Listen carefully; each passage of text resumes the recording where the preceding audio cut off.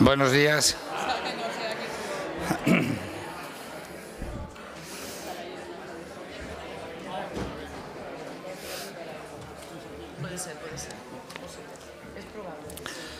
Reanudamos la sesión plenaria con las preguntas al presidente. Y, en primer lugar, pregunta número 123 sobre la dación de cuentas a los aragoneses en relación a la gestión del Gobierno de Aragón de los servicios públicos, formulada al presidente del Gobierno de Aragón por el Grupo Parlamentario Popular. Y, en su nombre, señora Vaquero, tiene la palabra. Gracias, señor presidente. Señor Lambán, tras casi 8 años de Gobierno, ¿va a reconocer ante los aragoneses la verdad sobre la gestión de los servicios públicos y el deterioro que han sufrido? Gracias, señora Vaquero. Señor presidente. Gracias, presidente. Señora Vaquero, me remito a la respuesta que le ha dado usted en las últimas 15 sesiones de control. Gracias, señor Lambán. Señora Vaquero. Por eso sigue siendo más necesario que nunca hacer esta pregunta. Mire, señor Lambán, se lo dije en el último debate del Estado de la Comunidad. La realidad es tozuda y por mucho que usted intente esforzarse en disimularla, no es posible. Usted, señor Lambán, ha llevado a los servicios públicos a una situación muy comprometida. Cada día se empeña en decirles a los aragoneses que no les pasa lo que les pasa. Y lo que les pasa es que cada vez pagan más y cada vez están peor y reciben casi nada. Y esto tiene un origen. El origen es el primer debate de investidura donde a usted ya le dijimos con sus planes de gobierno que acabaría perjudicando a Aragón y a los aragoneses. En el siguiente debate de investidura lo confirmamos. Usted estaba con su gestión perjudicando a Aragón y a los aragoneses. A casi 4 meses, señor Lambán, de que pierda las elecciones, el testimonio, el balance de su testamento político está lleno de engaños, de fracasos, de propaganda y de anuncios como los de ayer. Usted hace casi 8 años llegó al Gobierno y lo primero que hizo fue subir los impuestos. La excusa era que era necesario sostener los servicios públicos. También dijo que venía a recuperar derechos de los aragoneses.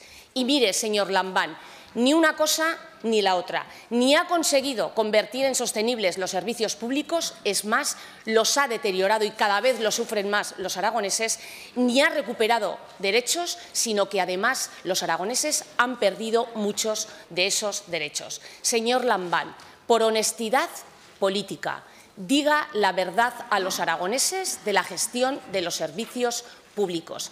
Diga la verdad de qué es lo que ha pasado con la dependencia, no lo que prometió, sino lo que realmente ha hecho. Diga la verdad de lo que ha pasado con las carreteras, las peores de España, no lo que dijo que iba a hacer, sino lo que ha hecho. Diga lo que ha pasado con la banda ancha, no lo que dijo hasta dónde iba a llegar, sino lo que de verdad ha hecho. Diga la verdad con la sanidad.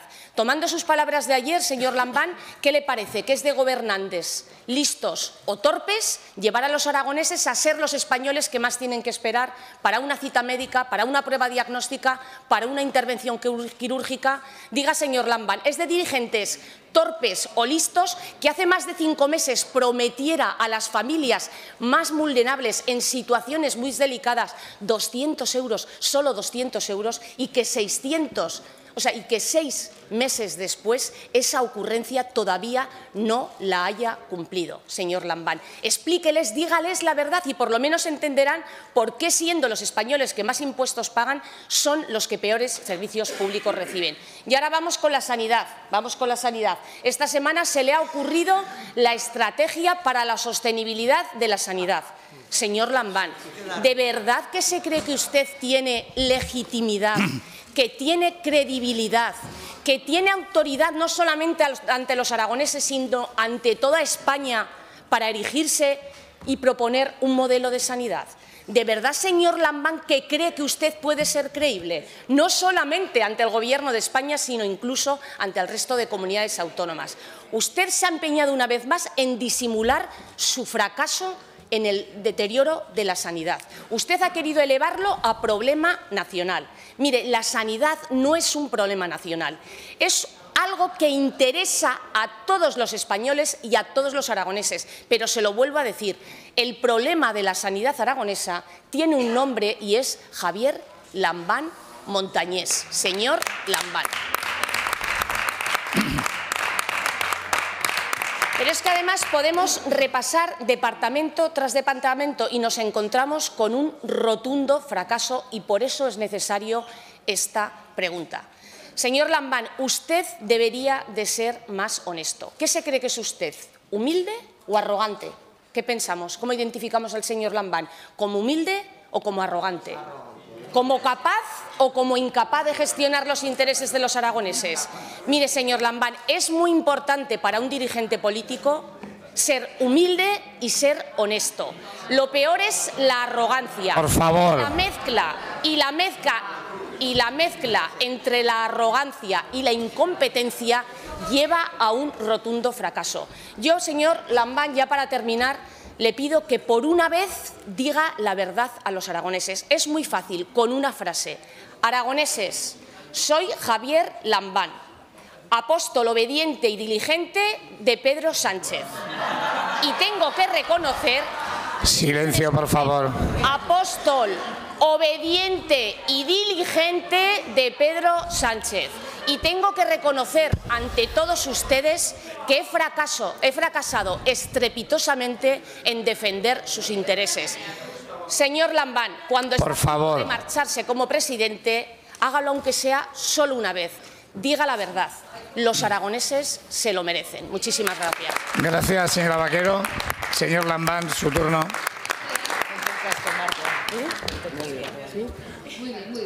Señora Vaquero, de la manera más sintética le voy a dar algunas cifras que sé que les entrarán por oído y les saldrán por otro, porque con ustedes debatir es hablar contra una pared.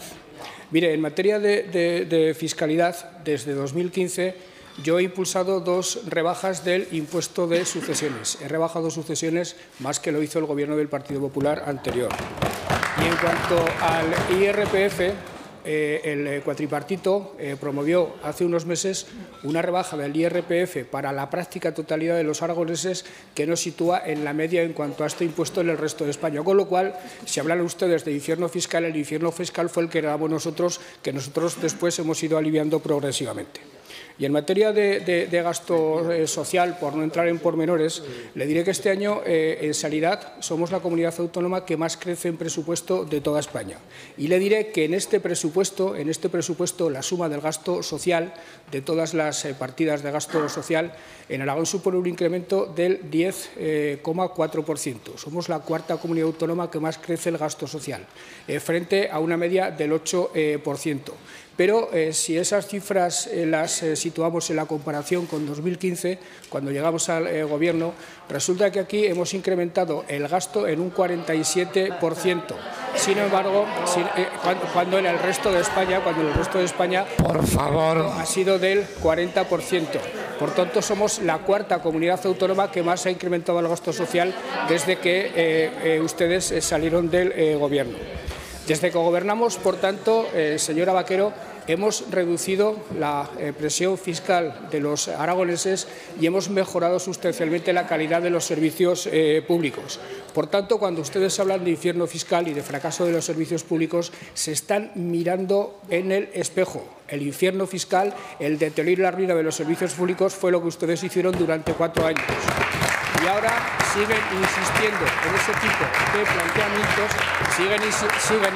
en ese tipo de planteamientos, porque además pretenden deteriorar los servicios públicos para proceder a su posterior privatización.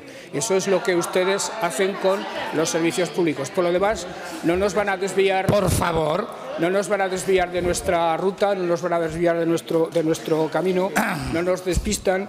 Somos una de las 3 regiones con mayor calidad de vida, con menor índice de paro, y nos vamos a dedicar a seguir impulsando el crecimiento, nos vamos a dedicar a seguir mejorando los servicios públicos, la sanidad, la educación, los servicios sociales, e incluso vamos a trabajar en mejorar la vivienda, sobre todo para los jóvenes.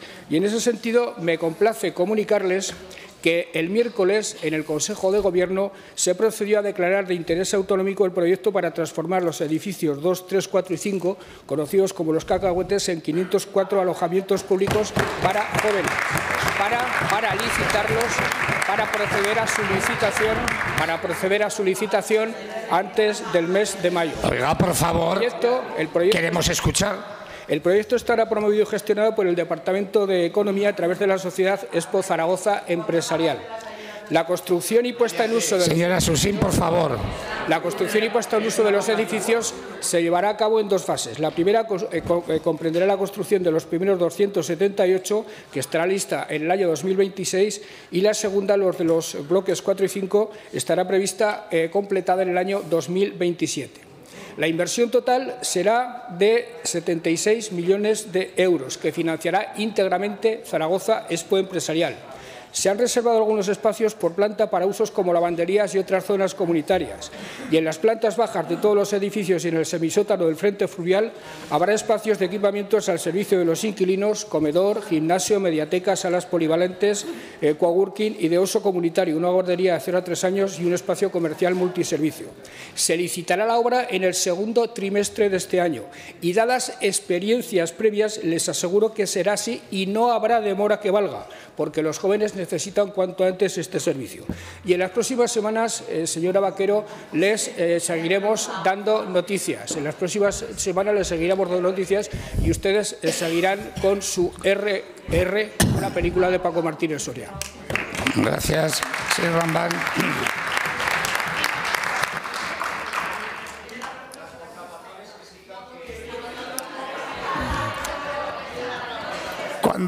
Cuando ustedes quieran, seguiremos con las preguntas. A ver, por favor, pregunta número 101-23 relativa a la gestión del saneamiento y depuración llevada a cabo en nuestra comunidad autónoma, formulada al presidente del Gobierno de Aragón por el Grupo Parlamentario Ciudadanos. Señor Pérez, en su nombre tiene la palabra. Gracias, señor Sada. Señor Lambán, ayer hablábamos en esta Cámara de energías renovables. Hoy me gustaría poner el foco en el medio ambiente, porque creo además que son vectores convergentes cuando encontramos un denominador común, que es el de la sostenibilidad para un sector económico tan importante como es el del turismo. En julio, creo que era, julio del año pasado, usted presentaba en Benasque un nuevo plan de saneamiento, de depuración de aguas residuales para el periodo 2022-2027. Veníamos de tiempos muy convulsos en una etapa anterior, con comisiones de investigación, denuncias en la Fiscalía Anticorrupción, de los que ahora son sus socios de Podemos, precisamente.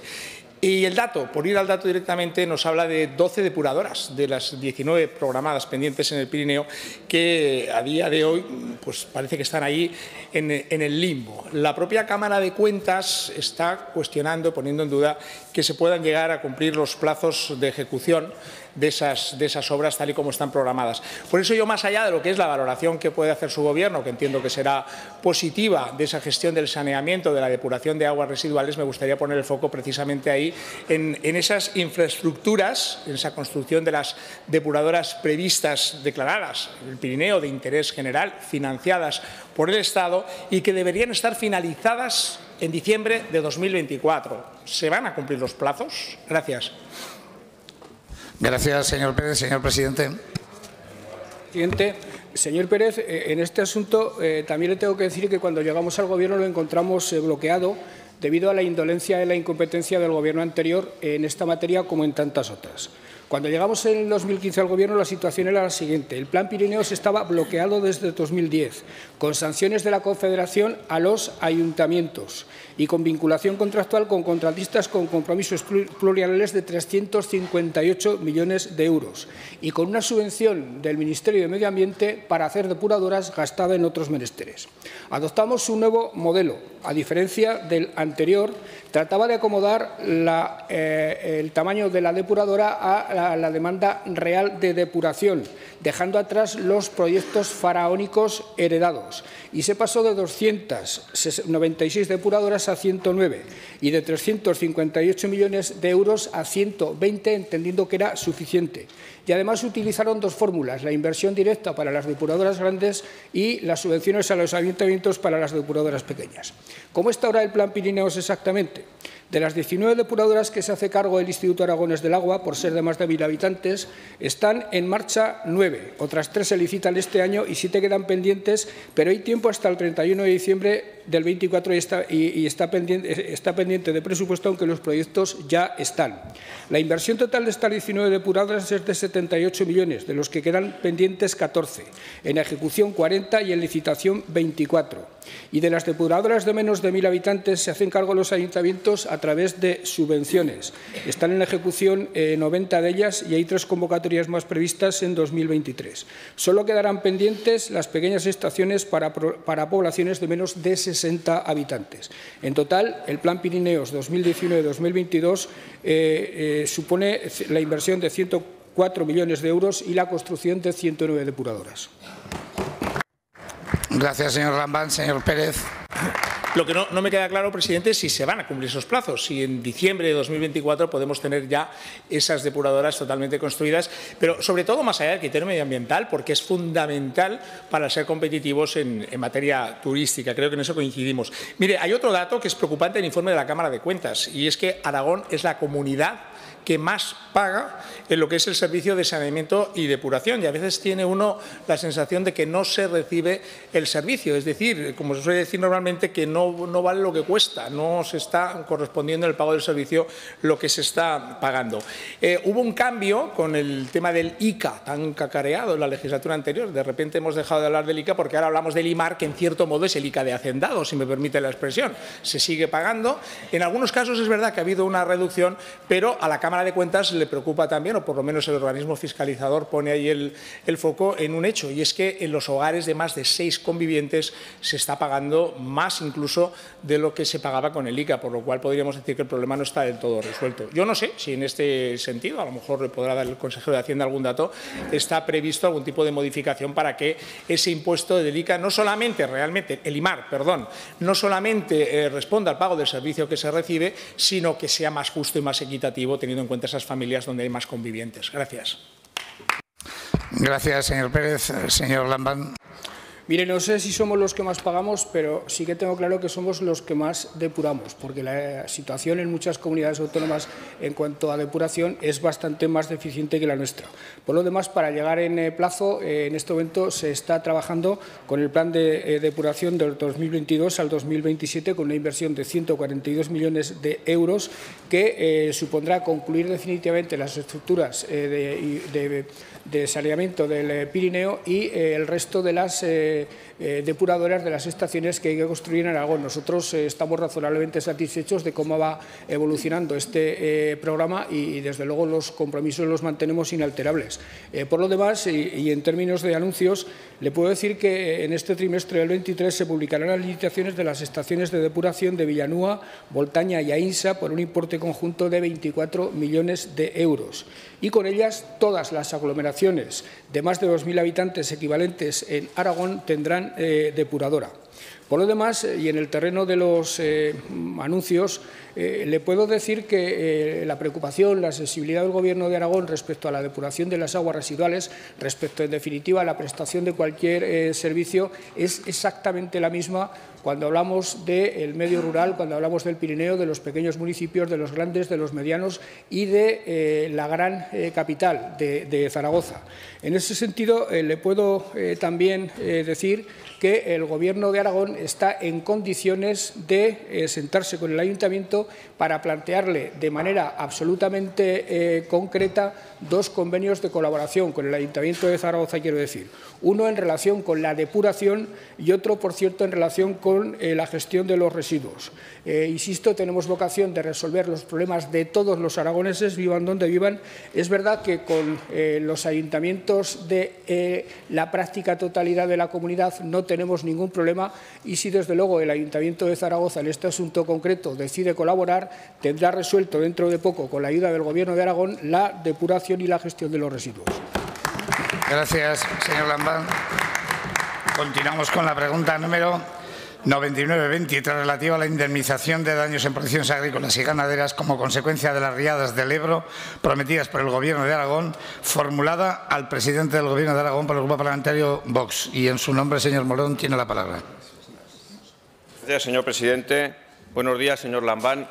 Como usted sabe, el Grupo Parlamentario Vox en Aragón le íbamos a preguntar por qué el Gobierno de Aragón no había indemnizado todavía a los afectados de las riadas del Ebro diciembre del 2021 y enero del 2022. La verdad que esta pregunta se registró, como todas las preguntas al presidente, este lunes pasado, el lunes 23 de enero, y antes de ayer tuvimos conocimiento, a través de los propios afectados de estas riadas, algunos de ellos hoy presentes aquí, como el presidente de ASAFRE y algunos otros miembros de ASAFRE, a los que aprovecho para saludarles. Tuvimos conocimiento, como digo, de que estas ayudas estaban empezando a llegar a algunos de los afectados. Por eso le vamos a reformular ligeramente la pregunta y nos gustaría que explicase por qué ha tardado el Gobierno de Aragón 13 meses en pagar a los afectados por las riadas ocurridas en diciembre de 2021 y en enero de 2022. Gracias. Gracias, señor Morón. Señor presidente. Demuestre usted, señor Morón, una gran honestidad intelectual, porque podía haber dicho que gracias a su pregunta se han empezado a pagar las ayudas y no lo ha dicho. Lo cierto es que justamente el día que usted planteaba la pregunta, la registraba, Tesorería había dado luz verde al pago de las ayudas y creo que desde el miércoles esas ayudas están empezando a llegar a los damnificados por la riada. Con lo cual, en fin, uno está razonablemente satisfecho, aunque desde luego nunca lo suficiente, porque todavía hemos sido incapaces, yo diría que en España, desde luego en Aragón, de que la Administración y seguramente las responsabilidades de los políticos funcione con tanta lentitud a la hora de gestionar este tipo de situaciones.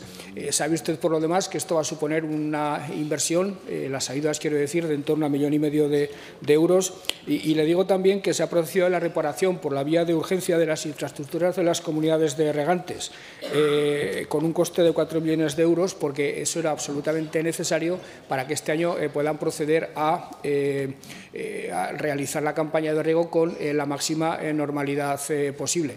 La razón del retraso, es decir, que lo lamento, comparto con usted ese lamento por el retraso, pero, insisto, esa es una asignatura pendiente que tiene la Administración.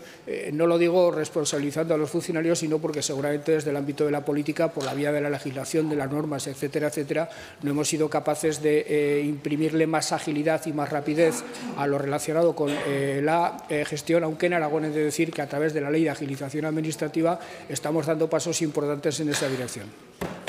Gracias, señor presidente. Señor Morón.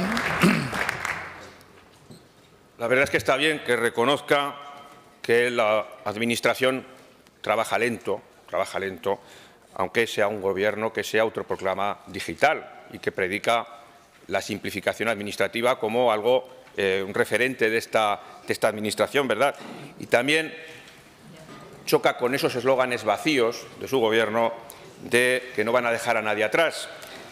Lo que es incomprensible es que, como he dicho, es que todavía, aunque se han empezado a pagar algunas de esas indemnizaciones, todavía hay muchas que están pendientes, muchas alegaciones están pendientes de resolución.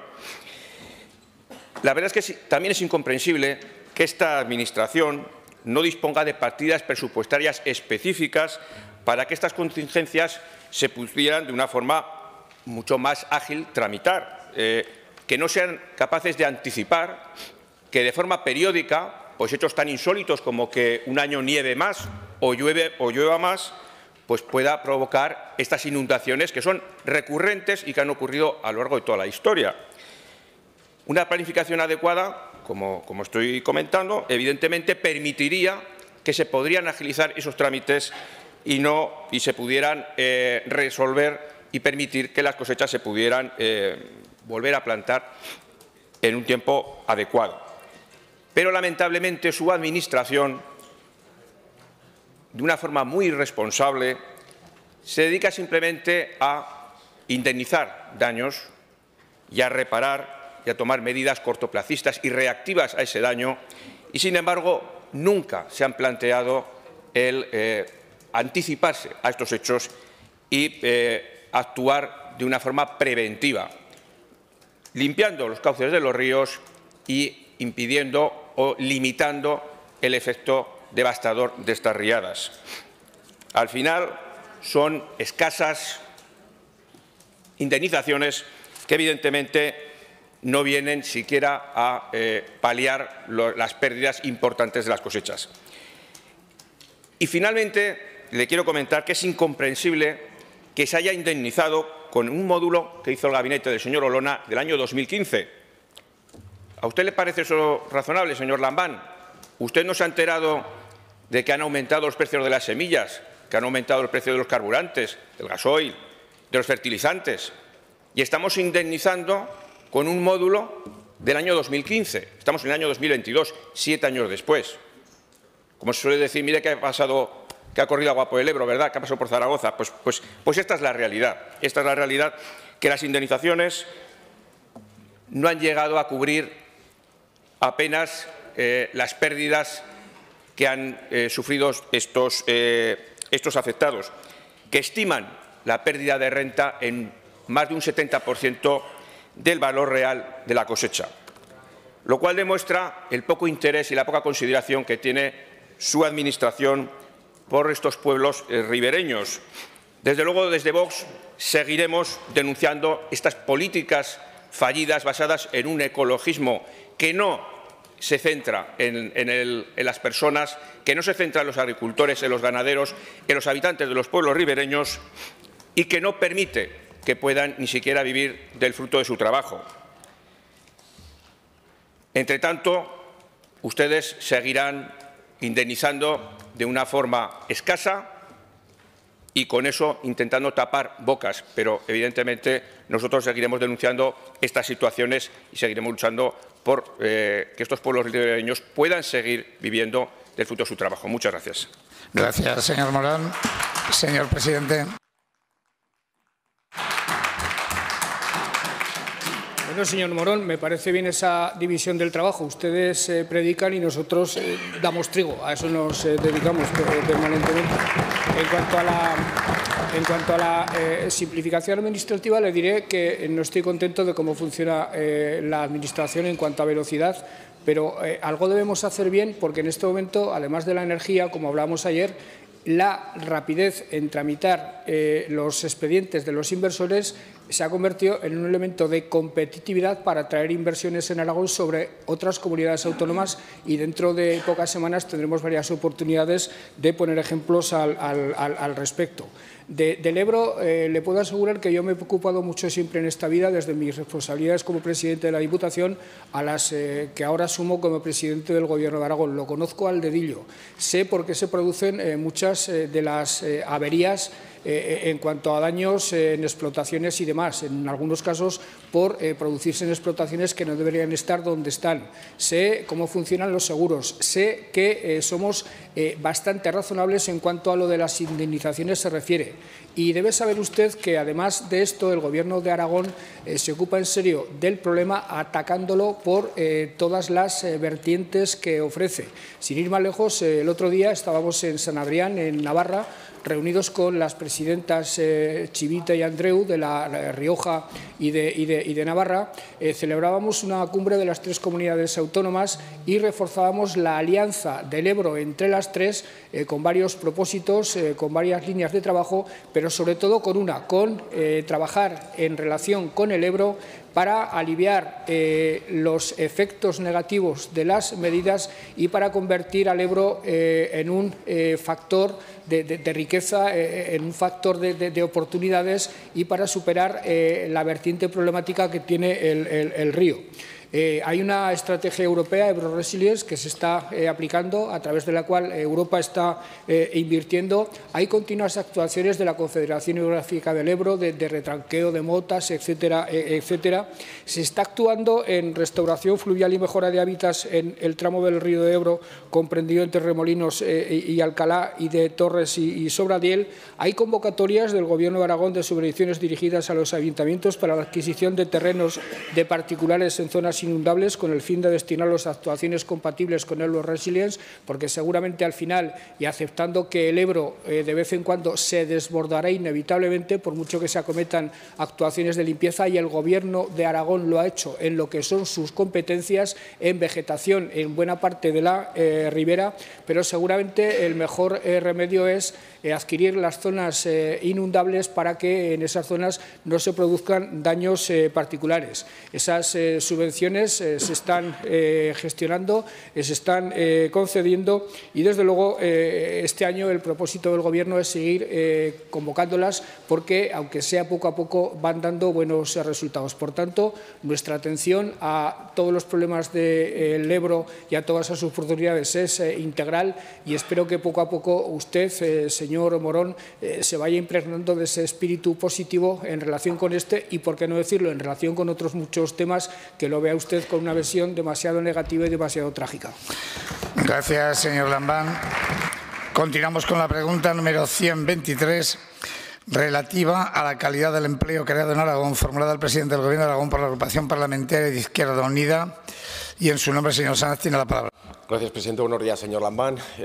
Hoy le quiero preguntar por su posición, por su opinión sobre la calidad en el empleo que se genera en Aragón, de los salarios que se pagan en Aragón. Ayer conocíamos los datos de la EPA. No son buenos datos, 5.000 empleos menos que en el trimestre anterior. Es cierto que estamos por debajo de la media nacional en la tasa de desempleo, 9,41%. Pero no es menos cierto que estamos en la tasa de desempleo en nuestro entorno geográfico. Por lo tanto, esto en primer lugar nos preocupa. Lo positivo, en cualquier caso, es la reducción clara y drástica de la temporalidad y la parcialidad, eso sí, y eso demuestra una cuestión fundamental, que intervenir, que actuar, que tomar partido en el ámbito de las relaciones laborales, como ha hecho en este caso concreto el Ministerio, pues funciona y mejora la vida de las personas, subiendo, por ejemplo, ese salario mínimo interprofesional a 1.000 euros, que desde luego han sido cuestiones imprescindibles. Fíjese, garantizar justicia, que es lo que a Izquierda Unida le preocupa, y garantizar que todos los esfuerzos públicos que se están dando para la recuperación económica llegan realmente a las personas, a los trabajadores y trabajadoras y, por lo tanto, a los salarios. Porque realmente lo que nos preocupa a nosotros y a nosotras es que eso no está sucediendo. Fíjese, el 2022 se saldaba con la mayor pérdida de poder adquisitivo de la clase trabajadora en los últimos 22 años. Apenas han subido un 2,8% los salarios, mientras la inflación en el periodo de cálculo era de en torno al 8,4%, y no así ha sucedido con los beneficios empresariales, como usted muy bien sabe, tal y como dice el Banco de España. Multiplican por 7 el incremento, los beneficios empresariales, de lo que han subido los salarios. Incluso Oxfam nos dice que esos beneficios empresariales son los culpables en el 90% del total del crecimiento de la inflación. Por lo tanto, yo siempre le he exigido que usted intervenga y tome partido en el ámbito de sus competencias, porque destinar un 12% de nuestro presupuesto a la subvención sin condicionalidad alguna en materia de garantía salarial o de mejora de las condiciones, pues no parece que sea la mejor de las formas. Y eso también es intervenir. Por lo tanto, no nos diga que no se puede. Ustedes intervienen, pero toman partido siempre de un lado. Esos datos que le he dicho en el ámbito estatal, en Aragón, son mucho peores. En Aragón han subido menos los salarios y la inflación fue mayor. Por lo tanto, Aragón está a la cola del incremento salarial y, por lo tanto, nuestros trabajadores cobran menos que los del resto del Estado. Y a mí esto sí que me preocupa y por eso le pregunto a usted, que se dice socialdemócrata, ¿qué le parece que nuestra comunidad sea de las peores en materia de redistribución de la riqueza cuando se genera? Y esa es la opinión que quiero conocer de usted. ¿Y qué le parece la calidad, por lo tanto, del empleo y los salarios que se generan en nuestra comunidad? Gracias, señor Sanz. Señor presidente. Gracias, presidente. Señor Sanz, creo que se lo decía en el pleno anterior, le reconozco que usted varía tanto las preguntas que a uno le hace trabajar. Así como en el caso del Partido Popular, siempre la misma pregunta y, por tanto, no hay que trabajar. Con usted hay que trabajar y estudiar mínimamente en la materia que plantea. He de decirle, se lo digo en un tono de afecto, que la calidad del empleo siempre me preocupará, como a cualquier persona normal, aunque desde que es ministra de Trabajo Yolanda Díaz estoy mucho menos preocupado porque veo que todo va infinitamente mejor. Nada que ver con lo que pasaba antes de que Yolanda Díaz llegara al ministerio. Por lo demás, señor Sanz, la redistribución de la riqueza en Aragón no debe ser tan preocupante como usted lo pinta, porque somos una de las comunidades autónomas que sobre arrojar el mayor nivel de vida de toda España, además de tener las mejores cifras de empleo, somos una de las comunidades autónomas más igualitarias, es decir, donde más y mejor se redistribuye la riqueza. Otra cosa es que evidentemente haya situaciones de desigualdad. Otra cosa es que la calidad del empleo no es la que a mí me gustaría y seguramente nunca se llegará a una calidad del empleo que satisfaga desde la buena intención y desde la buena voluntad a quien tenga un mínimo sentido de la solidaridad. Pero a partir de ahí le tengo que reconocer que, por mucho que usted trate de atribuirme poderes, en fin, taumatúrgicos o algo por el estilo, lo cierto es que nuestra capacidad de intervención en ese tipo de cuestiones es mínima. Lo que nosotros podemos hacer, le aseguro que lo hacemos, pero la cuestión a la que usted se refiere es una cuestión de negociación colectiva y a quien se debería dirigir fundamentalmente es a los sindicatos y también a los empresarios. Yo no veo el diálogo social desde un punto de vista de toma de partido exclusiva por la posición de los sindicatos, a los que desde luego defiendo. Para mí el diálogo social es una toma de partido por los sindicatos y por los empresarios, es decir, por el diálogo y por el acuerdo, y a eso me dedico cada vez que tengo la oportunidad de reunirme con ellos. Y por lo demás, he de decirle, señor Sanz, que todas las convocatorias que saca el INAEM van dirigidas al empleo de calidad, con subvenciones a la contratación indefinida. No se subvenciona nada que no esté en esa senda, pero el Gobierno de Aragón, en fin, no define los salarios. Y le voy a decir otra cosa.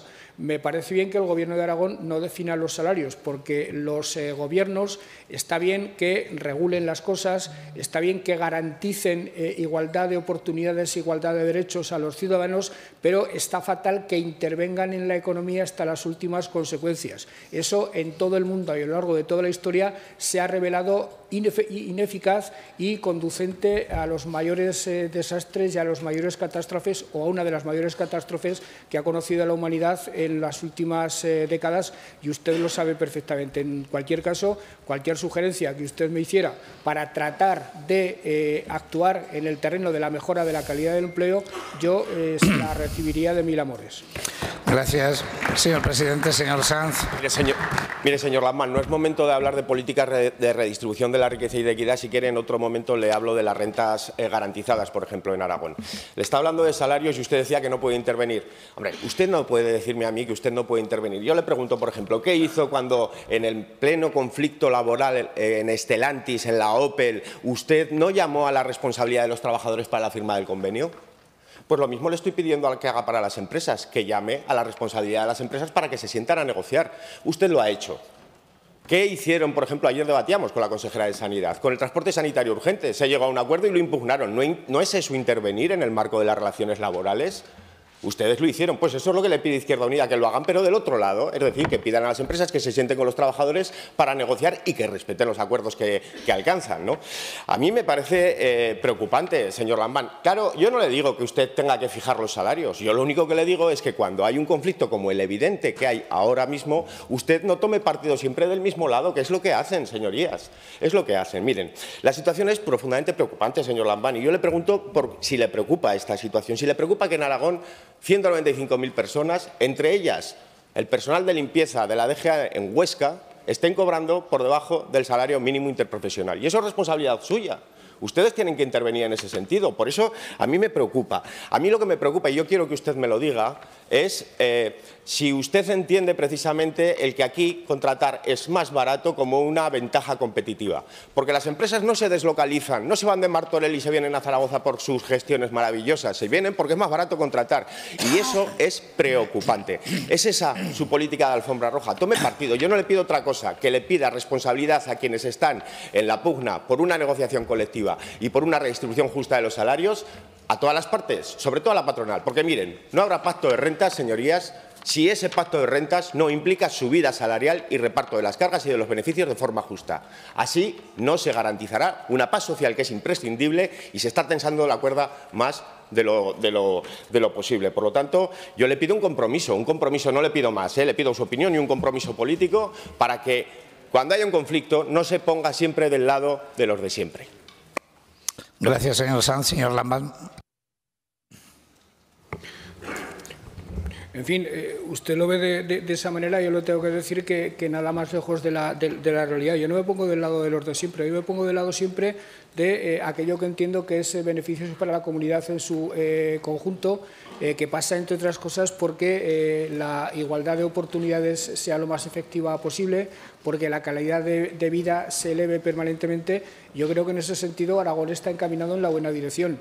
Yo no dejaré de reconocer que por razones históricas y por razones en fin, ideológicas incluso, yo me he sentido siempre muy cerca de un sindicato, concretamente de la Unión General de Trabajadores, pero que en mi vida política desde hace muchos años me ha hecho apreciar cada vez más lo que significa la empresa, lo que significa el inversor para que la economía funcione. Yo hace mucho tiempo que tengo claro que el empleo lo crean los empresarios y que hay que ayudarles a crear empleo, que hay que desembarazar el camino de obstáculos para que inviertan y crean empleo, aunque evidentemente luego ese empleo, lo que genera la inversión, ha de redistribuirse de la manera más justa posible. En el caso de Opel, al que usted se refiere, ante una situación gravísima que amenazaba con el cierre de la planta, yo me involucré con la empresa y con los trabajadores. Y desde luego no tengo ningún inconveniente, y conviértalo usted en una proclama solemne hecha en estas Cortes. Me dirijo a los empresarios y a los trabajadores aragoneses para que avancen en la negociación colectiva y para que consigan acuerdos lo más beneficiosos posibles para el conjunto de la economía aragonesa, que garantice la sostenibilidad de las empresas y que mejore la calidad de vida de los trabajadores, o al menos que no la reduzca en relación a lo que ocurría antes del brote de inflación que todavía estamos padeciendo, aunque cada vez en menor medida. Esa es la actitud de un gobernante que piensa en todos, que piensa en el interés general y que no entra en la política para tomar decisiones sectarias. Yo huyo del sectarismo como un gato del agua hirviendo, eso se lo puedo asegurar. Gracias, señor presidente. Antes de comenzar con las interpelaciones, le anuncio que la última pregunta, que va dirigida a la consejera de Ciencia, se sustanciará justo después de las interpelaciones como primera pregunta. Continuamos con la interpelación número 7722, relativa a la política general en materia de personal docente, formulada al consejero de Educación, Cultura y Deporte por la diputada señora Cortés, del Grupo Parlamentario Popular, para lo cual tiene la palabra, en cuanto se despeje un poco la cuestión.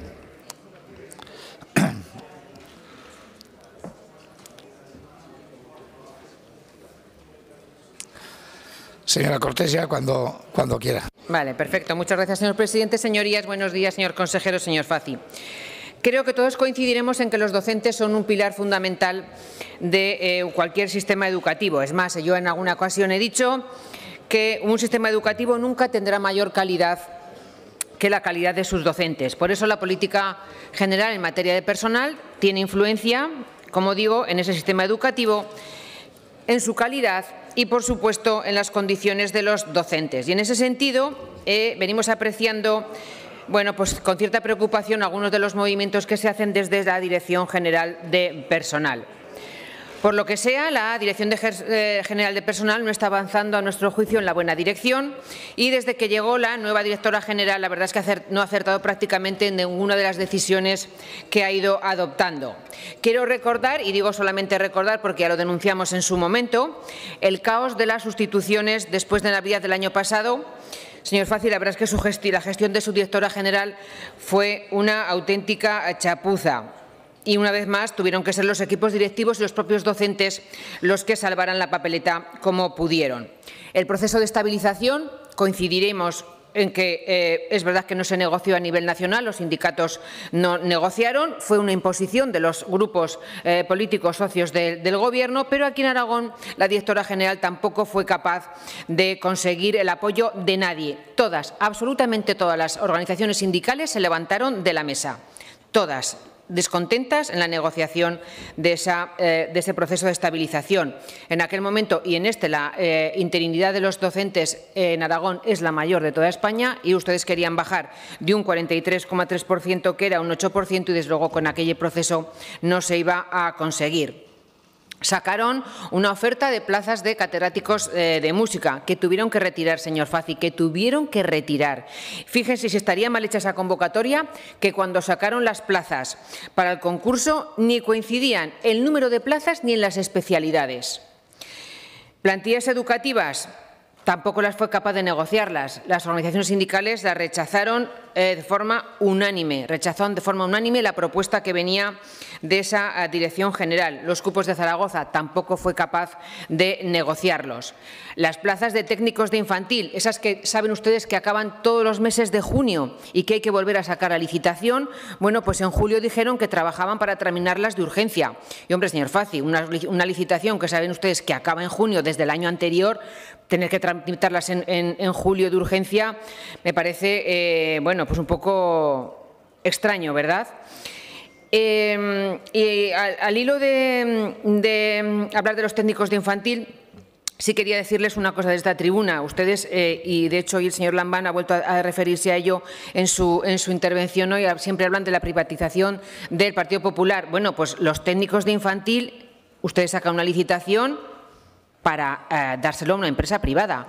Para ustedes eso seguramente es una licitación normal o una colaboración, pero si seguramente si le hiciésemos desde el Partido Popular se hablaría de privatización y eso no es más que una muestra de una gran hipocresía política, señor Fazi. Usted sabe que los docentes de Aragón son los peores tratados de toda España, no porque lo diga el Partido Popular, sino porque lo dicen las organizaciones sindicales en los estudios que hacen. Tienen la mayor tasa de interinidad, son los que menos cobran y son los que están en el grupo de los que más horas lectivas tienen. Y claro, como los sindicatos anunciaron movilizaciones para septiembre, usted les ofreció sentarse a negociar una reducción horaria. Un ofrecimiento como el que ya hizo el año pasado. El año pasado, en junio, 23 de junio en concreto de 2021, los titulares eran: la DGA plaza septiembre la negociación del horario lectivo entre críticas de los sindicatos. Hay una gran diferencia entre el año pasado y es que este año es un año electoral, con lo cual usted tenía que bueno, pues, mostrarse un poquito más amable. Sin embargo, deje que le diga una cosa: estas organizaciones sindicales no tienen ninguna confianza en lo que usted les ha ofrecido, porque saben que busca una foto y tras esa foto lo único que quedaba claro es que iban a hacer un estudio del impacto de esta reducción horaria. Y fíjese si es poco fiable, porque usted dijo que esa reducción estaría hecha en esta legislatura. Estamos en el último curso y, por supuesto, no está hecha. Lo que sí que es seguro es que usted no tenía ninguna intención de aplicar esa reducción para este curso en el que estamos y tampoco para el que viene, al menos en el primer trimestre, porque en el presupuesto no está contemplada esa subida. Y ahora están negociando las plantillas y hay formaciones sindicales que ya se han levantado de la mesa porque casualmente o curiosamente no están contemplando la rebaja de hora en ese cálculo. De manera que para esas formaciones sindicales, como digo, lo que tienen claro es que lo que usted hacía era buscar una foto y nada más. La misma foto que su directora general buscó el verano pasado, cuando anunció una rebaja horaria de una hora lectiva para los mayores de 55 años. ¿Y qué pasó en septiembre? Pues que los centros no tenían ninguna instrucción para aplicar esa rebaja. Desde el departamento no se les había enviado ninguna instrucción por escrito. Empezaron haciendo llamadas telefónicas en las que se les decía: ojo, que no vamos a aumentar el personal para cubrir la hora lectiva de los mayores de 55 años. Van a ser los centros con sus propios cupos los que tengan que cubrir esas horas, es decir, los compañeros los que van a tener que cubrir las horas de las rebajas de los mayores de 50 años en septiembre, con bueno, pues, el trastorno organizativo que eso supuso para los centros. Y de nuevo, equipos directivos, docentes, son los que tuvieron que salvar la papeleta.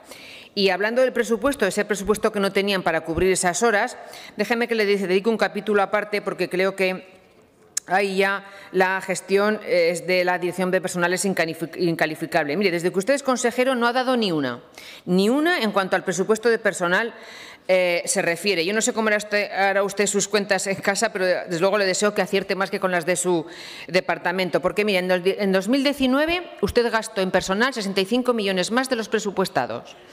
En 2020, 37 millones más. En el 21, el desequilibrio de los datos presupuestarios dicen que gastó 21, sin embargo, las modificaciones presupuestarias fueron de 27 millones.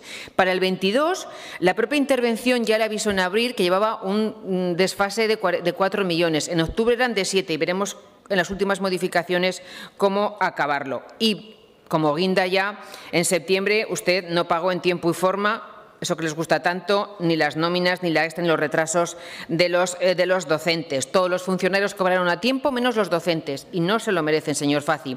Usted ha estado meses y meses sin pagarles complementos de jefatura de estudio, los complementos que reciben los equipos directivos de los centros públicos integrados, los trienios, los auxiliares de conversación tras meses de retraso. Parece que en enero ahora les van a pagar. No ha pagado tribunales, retrasos en las itinerancias.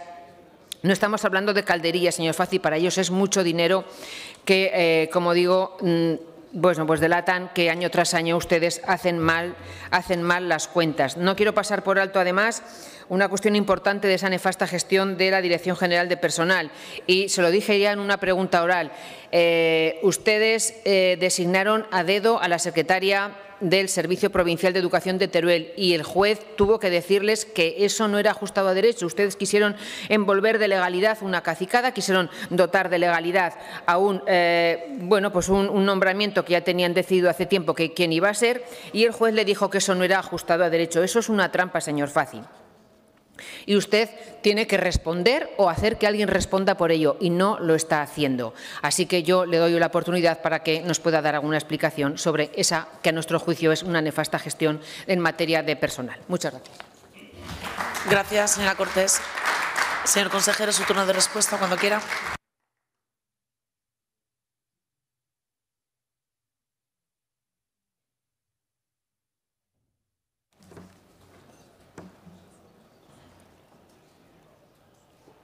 Gracias, señora presidenta.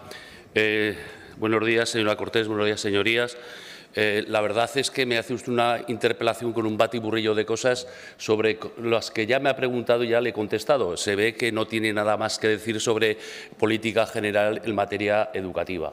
Y es cierto porque no dice ni hace nada nuevo.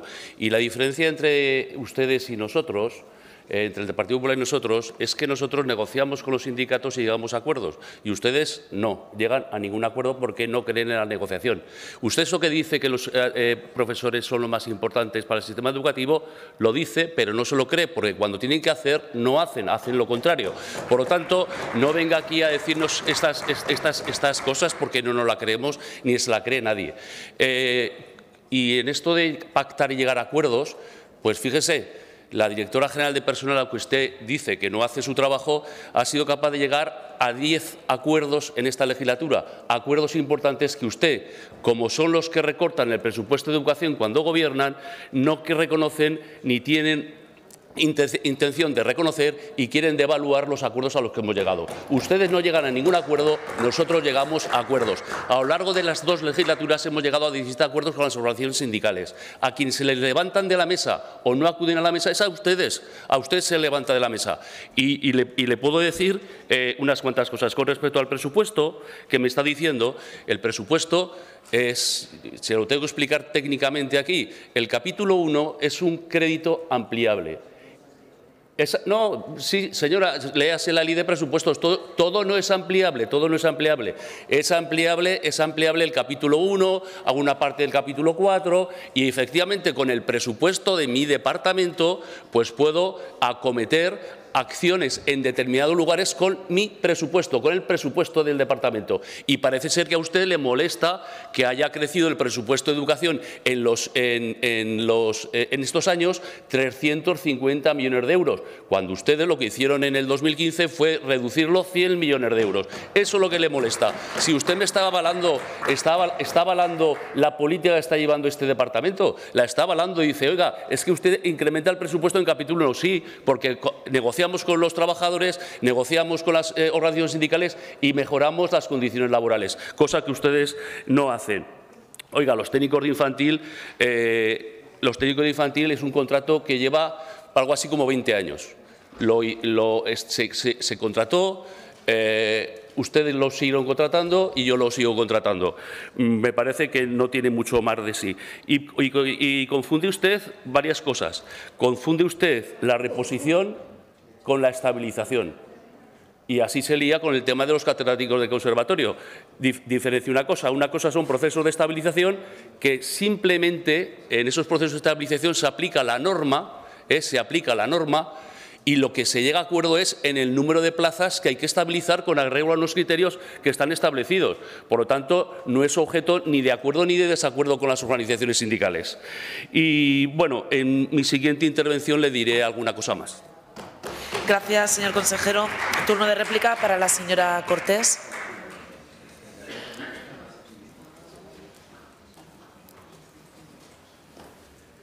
Señora Cortés, tiene 1 minuto 35. Tiene la palabra.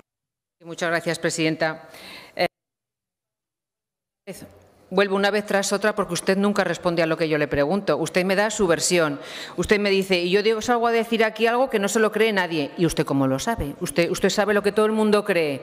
Pues casualmente hay gente que sí que se lo cree, porque yo no vengo aquí, lo que yo le digo a usted no me lo invento. Me lo dicen los propios docentes y los propios sindicatos. Yo no me lo invento. Yo no soy perfecta como son todos ustedes. Yo soy humana, me equivoco, igual de humana que ustedes, pero por lo menos lo reconozco que me puedo equivocar. Pero créame que lo que yo le digo a usted no es porque yo me lo haya inventado. Habla usted de acuerdos con los sindicatos. Los principales acuerdos ustedes no han sido capaces de llegar a hacerlo. Lo siento mucho. Su directora general ha conseguido que se levanten los sindicatos de la mesa. Que se levanten los sindicatos de la mesa y que no hayamos sido capaces de negociar ni plantillas, ni cupos, ni nada de nada. No han sido capaces y ahora tampoco se lo creen la rebaja horaria del año que viene. No se lo creen. Alguna formación ya se ha levantado de la mesa y se irán levantando porque se les ve el plumero enseguida, señor Fazi. Se les ve el plumero enseguida. En cuanto a los presupuestos, pues claro que es un crédito ampliable, pero usted año tras año que se queda corto podía rectificar un poco. Mire, yo le voy a decir una cosa. Usted es un técnico y, bueno, está usted en su derecho, es un técnico y es perfecto, pero lleva usted años y años aceptando puestos políticos, con lo cual tiene que saber que eso lleva aparejado una responsabilidad política. Y la responsabilidad política es como la materia, no desaparece, ni se crea ni desaparece, se transforma como la materia. Y la responsabilidad política ni prescribe ni desaparece. Si usted no la exige ni la asume, alguien tendrá que exigir que asumirla. Si usted a su directora general no le exige esa responsabilidad y ya no la asume, la tendrá que asumir usted. Y si usted no la asume ni la exige, la tendrá que asumir el señor Lambán y ya le habrá que exigírsela. Muchas gracias. Gracias, señora Cortés. Turno de dúplica para el señor consejero.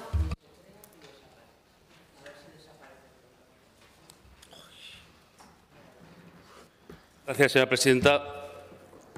Señora Cortés, yo vengo asumiendo responsabilidades políticas a lo largo de casi 20 años. Entonces, no me venga a mí a decir qué es asumir o qué no es asumir. Lo sé muy bien, y me alegro de que usted valore mi capacidad también de conocimiento de cómo funciona el sistema educativo, porque usted, cada vez que interviene aquí, muestra que desconoce totalmente cómo funciona el sistema educativo. Mire, las plantillas todavía no se han negociado. Si no hay mesa sectorial todavía de negociación. No, perdón, las plantillas no se han negociado todavía. No se han negociado todavía. Por lo tanto, no diga usted que se han levantado o se han dejado de levantar, porque no se han negociado. Señora Cortés, perdone, ha tenido su turno de intervención. Señor consejero, continúe. Continúo. Y por lo tanto, no me diga usted que están o se han levantado los sindicatos de la mesa. Ustedes no se les levanta porque no los convocan a las mesas sectoriales. Por tanto, usted no negocian absolutamente nada.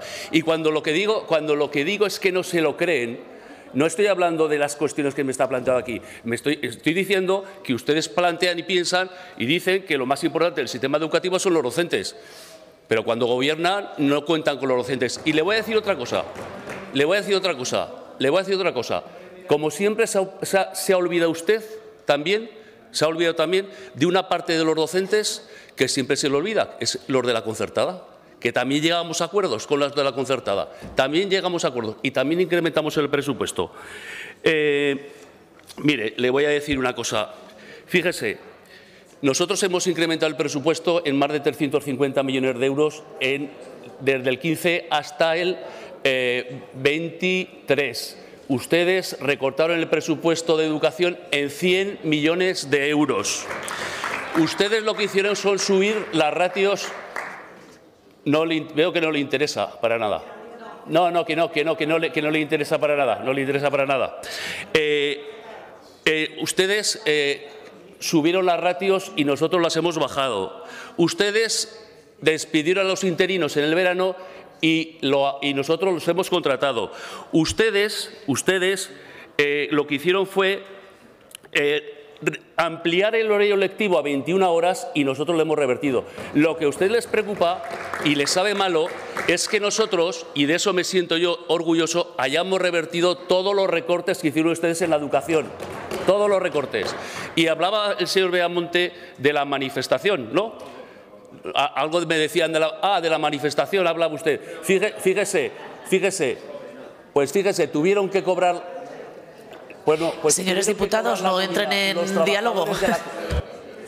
Continúe, señor consejero. Tuvieron que cobrar la nómina de la concertada la legislatura pasada los trabajadores de la concertada, los profesores, sin su apoyo.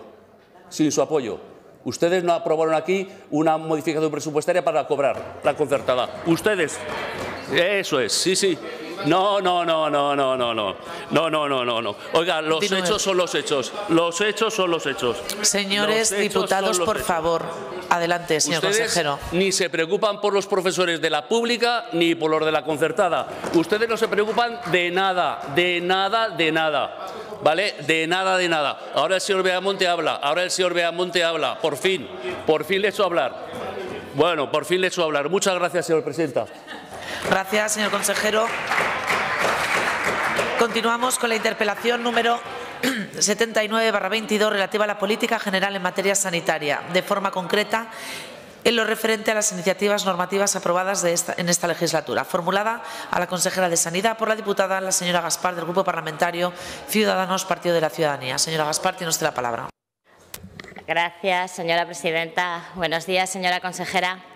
El plan normativo que anualmente aprueba el Gobierno de Aragón y el cual es evaluado anualmente es uno de los principales referentes que marca la política del Gobierno de Aragón, que establece la producción legislativa anual de cada uno de los departamentos que integran el Gobierno. Este plan normativo fija las prioridades del Gobierno, tanto de las iniciativas legislativas como reglamentarias de cada año, iniciativas que tienen afección directa en la vida de los aragoneses. Además de establecerse el plan de manera anual, con carácter anual, el mismo debe ser evaluado. El pasado 28 de diciembre, Día de los Inocentes, el Gobierno de Aragón hizo público el plan normativo para el año 2023. El Departamento de Sanidad tiene previsto aprobar dos proyectos de ley, 12 decretos y 11 órdenes. Hoy, con esta interpelación, nos gustaría poder evaluar no solo el grado de cumplimiento de los planes normativos del año 20, 21 y 22, sino también las previsiones fijadas para el año 2023. Por eso, señora consejera, nos gustaría conocer cuál es la política general de su departamento en lo referente a la producción legislativa durante esta legislatura y cuál es la valoración que hace de la misma. Gracias. Gracias, señora Gaspar. Turno de respuesta para la señora consejera. Señora consejera, cuando quiera tiene usted la palabra. Gracias, presidenta. Señora Gaspar, voy a comenzar por una confesión. Es que me ha sorprendido esta interpelación, tanto el asunto de la misma como, desde luego, el momento elegido. Le confieso que he tenido que leer en varias ocasiones la exposición de motivos para contextualizar, poder desentrañar el quid de la cuestión, la esencia, la importancia, incluso ver si había alguna trampa y desentrañar esta trampa. Convendrá conmigo que preguntar por la actividad normativa en sanidad es como poco curioso e inesperado, y en esto le reconozco la novedad. En mis casi 3 años de consejera, más allá de lo relacionado con la COVID, nunca me han preguntado por normas, órdenes o decretos. De hecho, para el Departamento de Sanidad, publicar una norma no es un fin en sí mismo, sino una herramienta para llevar a cabo una decisión, de tal forma que el interés público y político suele radicar en la decisión y no en la herramienta. Y de ahí también mi sorpresa por el momento elegido. Presento la iniciativa en julio del 22 y no ha habido ningún cambio sustancial desde entonces. Además, Así, de memoria, alrededor de un año de las últimas normas COVID. Y llama la atención que expresamente me interpele por las iniciativas normativas aprobadas durante esta legislatura. E inconscientemente he de pensar en toda la actividad normativa del periodo de gestión del COVID. Y hablar de eso ahora, pues me parece cuando menos pues extemporáneo. Y no piense que sea crítico, no es mi intención, estoy simplemente hablando en voz alta para ubicarme, aceptar el debate, y me sirve con que a usted le interese, y como a usted le interesa, pues yo pues le respondo. Le informo entonces que la labor normativa en materia de sanidad a lo largo de la presente legislatura necesariamente se ha tenido que centrar en la gestión de la pandemia del coronavirus, con más de un centenar de disposiciones con medidas de prevención y control de la pandemia, atendiendo a los datos de la evolución epidemiológica. Repito, más de 100 disposiciones en 22 meses. Junto a ello, nuestra producción normativa también ha regulado elementos configuradores del Sistema de Salud de Aragón, como el Mapa Sanitario de Aragón, la cartera de servicios, la incorporación de la prestación de ayuda para morir o muerte digna, impulsando la transformación digital del sistema de salud, actualizando el Consejo de Salud, el Banco de Sangre y Tejidos y el Instituto de Ciencias de la Salud. Y también elementos transversales de la política de salud, con la regulación de la Red Aragonesa de Empresas Saludables y la Red Aragonesa de Escuelas Promotoras de la Salud. Todo ello junto a un proceso continuado de revisión y adaptación de la normativa sectorial a la cambiante legislación básica del Estado o a las necesidades de gestión detectadas para buscar una mayor eficacia en el funcionamiento del sistema de salud. En mi segunda intervención concretaré otros aspectos. Gracias. Gracias, señora consejera. Señora Gaspar, su turno de réplica.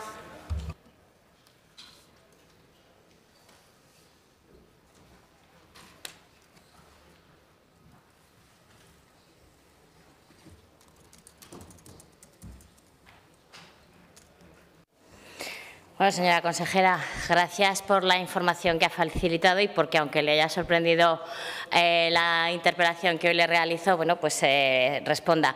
Mire, el momento que hemos elegido tiene que ver con que estamos a final de la legislatura, con que además a finales de diciembre ustedes aprobaron un plan normativo y, con independencia de la producción legislativa que ustedes han tenido a lo largo de esta legislatura, y yo le reconozco que ha sido abundante, creemos que cuando hacemos un seguimiento, un control de los grados de ejecución de las políticas del Gobierno, una de las herramientas que utilizamos es el plan normativo que ustedes aprueban anualmente. Y por eso creemos que es importante evaluarlo y, sobre todo, creemos que es importante que el mismo se ajuste a la realidad. Y le explico. Antes de entrar en materia, me va a permitir que comparta con usted una reflexión que ya usted misma ha hecho. El Departamento de Sanidad ha sido uno de los más afectados por la pandemia que hemos vivido. Efectivamente, durante el año 20 y parte del 21 tuvo que cambiar su modo de actuar y su planificación para hacer frente a las necesidades que iban surgiendo tal y como iba evolucionando la pandemia y tenía incidencia en nuestra comunidad. Por lo tanto, me va a permitir que no cuestione el grado de cumplimiento del plan normativo fijado para el año 2020, ya que entiendo que una vez que la pandemia llegó a nuestra vida, pues lo trastabilló todo, lo desestabilizó todo, y todas las previsiones de decretos, proyectos de ley u órdenes que ustedes habían reflejado en el plan normativo dejaron de tener vigencia o dejaron de ser una prioridad para centrarnos en lo que verdaderamente era urgente, que era hacer frente a la COVID. Y lo mismo más o menos pasó con el grado de cumplimiento o el plan normativo para el año 2021. De hecho, ustedes mismos, en la evaluación que del grado de cumplimiento hacen del plan normativo para este año, indican que muchos de los decretos, órdenes y leyes que había previsto que se aprobaran, pues no pudieron ser aprobados porque había entrado la COVID y teníamos que hacer frente a la urgencia y no a la prioridad que ustedes habían establecido.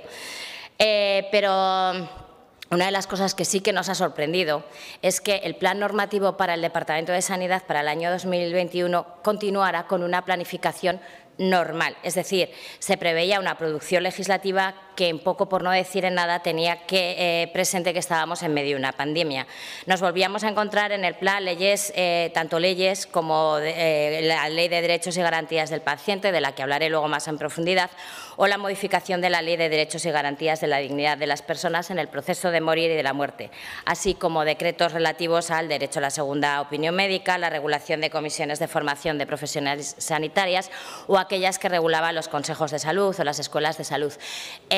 Poca previsión normativa había que hiciera referencia a la situación que estábamos viviendo en ese momento, más allá del decreto de vigilancia epidemiológica, decreto que, por cierto, no fue aprobado en el año 21 y que tampoco es una realidad para el año 22. Y, hombre, con la que estaba cayendo, igual hubiera sido más lógico ser menos ambiciosos y haber centrado el tiro en las verdaderas necesidades por las que en ese momento estábamos pasando en nuestra comunidad autónoma. En muchas ocasiones me ha oído decir que lo urgente no puede hacernos olvidar a lo importante, pero también es verdad que en momentos de urgencia hay que ser realistas y priorizar lo importante.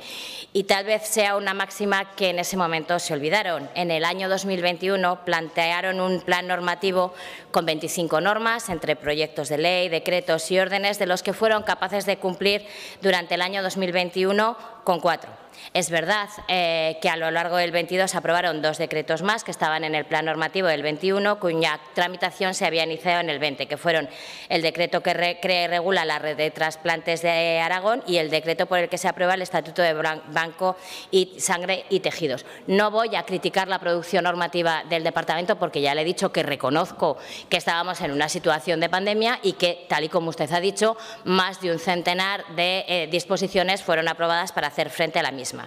Pero la conclusión a la que llegamos desde Ciudadanos, analizando el plan normativo que desde su departamento fijaron para el año 21, es que no fueron realistas, no ajustaron sus previsiones a la situación real que en esos momentos vivíamos en Aragón y que fueron incapaces de cumplir con lo que habían previsto, pero claro, por culpa de la COVID, totalmente de acuerdo. Y ahora me va a permitir que hablamos del plan normativo del año 2022, que todavía no conocemos el informe sobre su grado de cumplimiento. Ustedes en el año 22 planificaron que iban a aprobar 2 proyectos de ley, 15 decretos y 11 órdenes. Y nos hemos molestado en ir buscando una por una todas aquellas que han sido aprobadas a lo largo del 2022 y solo nos hemos encontrado con 8 de las disposiciones que estaban previstas en el plan normativo del 22 aprobadas. Convendrá conmigo que el grado de cumplimiento del plan normativo por su departamento en este año 2022 es bajo y que, hombre, que a lo mejor en el 22 ya no podemos seguir diciendo que fue por culpa de la COVID. Este es el análisis general que desde nuestro grupo parlamentario hacemos del grado de cumplimiento del plan normativo de su departamento. Pero más allá de las cifras y de los grados de cumplimiento, creo que debemos detenernos en algunas de las normas que ustedes habían previsto aprobar, que creemos que son fundamentales para los aragoneses y para el presente y el futuro del sistema sanitario de nuestra comunidad. Hablaré, por ejemplo, del proyecto de ley de decreto de derechos y garantías de los usuarios, que ha encabezado año tras año el plan normativo de su departamento. No solo eso, sino que la anterior consejera de Sanidad, la señora Ventura, en la primera intervención que tuvo en estas Cortes de Aragón en la 10ª legislatura, anunció que esta iba a ser una de las prioridades del departamento. Y al final, para nosotros, para Ciudadanos, es una ley que consideramos que es esencial para Aragón y para los usuarios del sistema. Usuarios que creemos que tenemos que tener garantizados nuestros derechos y nuestras garantías. Derechos y garantías que hayan sido consolidados o que deberían estar consolidados y que no podemos hacer que se pierdan. Va a terminar, señora consejera, esta legislatura y la Ley de Derechos y Garantías de los Usuarios seguirá durmiendo el sueño de los justos. Una ley de la que hicieron bandera al inicio de la legislatura y que va a terminar la misma casi como empezó, convirtiéndose, en todo caso, en una promesa electoral para la próxima legislatura. En marzo de 2021 se aprobó la Ley Orgánica de Derechos y Garantías de las Personas en el proceso de morir y de la muerte a nivel nacional. Aragón cuenta ya desde el año 2011 con una Ley de Derechos y Garantías de la dignidad de la persona en el proceso de morir y de la muerte. una ley que fue pionera en nuestro país y que regulaba el proceso de morir y de la muerte hasta los límites que la legislación estatal en esos momentos nos permitía. Ahora, una vez que en el año 2021 se aprueba la nueva ley estatal, era necesario o es necesario todavía adaptar la legislación autonómica a la realidad normativa vigente, sobre todo si en Aragón queremos seguir siendo pioneros. La modificación de esta ley aragonesa ya fue incluida en el Plan normativo del año 2021, ha continuado en el Plan normativo del año 2022 y vuelve a ser una de las promesas para el Plan normativo del año 2023. Y mucho nos tememos, señora consejera, de que se quedará como una promesa más para el próximo programa electoral de su partido. Me voy quedando sin tiempo para analizar muchas de las promesas que a lo largo de la legislatura han ido apareciendo en el plan normativo en forma de decretos u órdenes, como son las relativas a los consejos de salud de Aragón, a las modificaciones normativas necesarias para adaptar los accesos a la plataforma de Salud Informa, las acreditaciones de actividades de formación continuada o los derechos de los usuarios a solicitar una segunda opinión. Todos ellos siguen estando en el plan normativo del 23 porque no se han cumplido. Y no quiero dejar pasar la oportunidad que me da esta interpelación para hablar del futuro que ustedes dibujaron el 28 de diciembre de 2022, cuando publicaron el plan normativo para el año 2023. Un plan normativo que, como ya le he dicho, en el Departamento de Sanidad hablaba de 2 proyectos de ley, 12 decretos y 11 órdenes. Y yo, señora consejera, cuando vi el anuncio y me fijé en el pensé que era la inocentada que el Gobierno nos estaba haciendo a los aragoneses, pero resulta que no, que parece que es un plan no es una inocentada, enseguida, señora presidenta, sino una realidad. Así que yo le pregunto, señora consejera, ¿ustedes son conscientes de que apenas quedan 5 meses de legislatura? ¿De verdad piensan que en 5 meses van a aprobar todo lo que no han sido capaces de aprobar en estos últimos 3 años?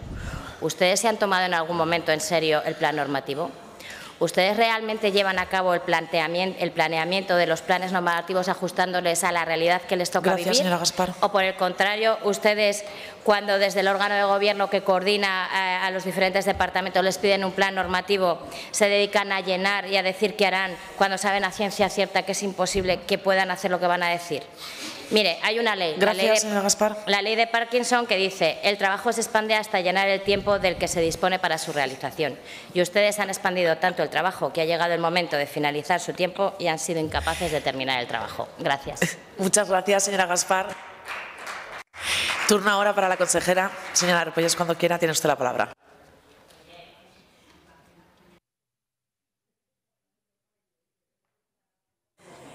Gracias, presidenta. En la segunda intervención hablaré del plan anual normativo que cita usted en la exposición de motivos.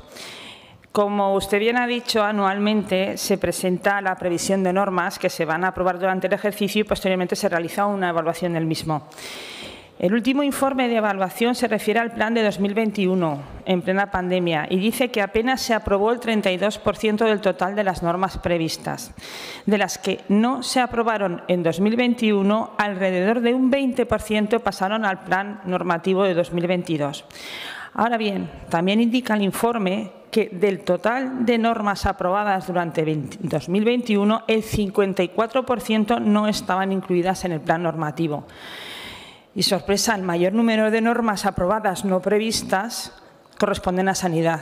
Repito, en 2021, escenario de sucesivas periódicas oleadas de COVID, como ya conocemos todos, que nos obligaban a trabajar sin descanso todos los días en la gestión emergente de la pandemia. A pesar de esta situación, seguimos aprobando normas y el departamento que más normas aprobó fuera del plan normativo fue el Departamento de Sanidad. A pesar de esta labor, el informe indica que las 2 normas con rango de ley previstas en 2021 no fueron aprobadas y se pasaron al plan normativo de 2022. Durante el año 2022 tampoco se han aprobado, como todos sabemos, y pasan al ejercicio de 2023. Efectivamente, en el Plan Anual Normativo de 2023 y en el ámbito sanitario aparecen estos 2 proyectos de ley y 23 iniciativas reglamentarias, 12 decretos y 10 órdenes. Entre las órdenes aprobadas quiero destacar por su trascendencia las que se refieren a la creación de nuevas categorías profesionales como enfermería del trabajo y técnico superior de electromedicina por su impacto en la salud pública, la orden para la modificación del calendario de vacunas, Les recuerdo que en el Consejo Interterritorial se aprobó la incorporación de nuevas vacunas y la ampliación de otras franjas de edad, y entre las novedades está la de meningitis B, que hasta ahora era de pago, que era el Bexsero, y se inoculará a bebés a los 2, 4 y 12 meses y también a los grupos de riesgo. La del herpes zóster para mayores de 65 años. La vacuna se administrará con 2 dosis y pasará a ser totalmente gratuita. Y además se amplía también la cobertura de otras vacunas, como es la gripe para niños entre 6 meses y 5 años y el virus del papiloma humano, administrada hasta el momento solo a chicas, pero a partir de 2023 también se integrará a los chicos de 12 años. Y desde aquí les confirmo que la ampliación del calendario se está trabajando y se llevará a cabo en las próximas semanas. Yo creo que esto es muy importante saber. Como he dicho anteriormente, que la gestión es lo realmente importante, las intenciones de la gestión, y sí que la publicación de la norma es lo deseable, pero en ocasiones esto no nos impide seguir con la gestión por los caminos con que debemos seguir. Siguiendo con el plan normativo del 23, los dos proyectos legislativos son, por un lado, el proyecto de ley de derechos y garantías de los usuarios del sistema de salud de Aragón, como usted bien ha nombrado, y actualmente se encuentra en la fase final de su tramitación. Durante el año 22 se ha retomado el anteproyecto, a la vez que se han introducido una serie de modificaciones concentradas en 4 bloques. La digitalización de los servicios sanitarios, como no puede ser de otra manera, incluida en alguna norma también y que se ha incorporado en el proyecto de ley. Etapas finales de la vida, esto para la inclusión de la Ley Orgánica 3/2021 de regulación de la eutanasia en la Ley de Derechos y Garantías de los Usuarios, los derechos de participación y la inclusión de una nueva disposición transitoria que regula el funcionamiento del Consejo de Salud del sector, que también está incluida en alguna de las normas. Quedan pendientes únicamente los trámites finales del informe preceptivo por la Secretaría General Técnica del Departamento y por la Dirección General de Servicios Jurídicos.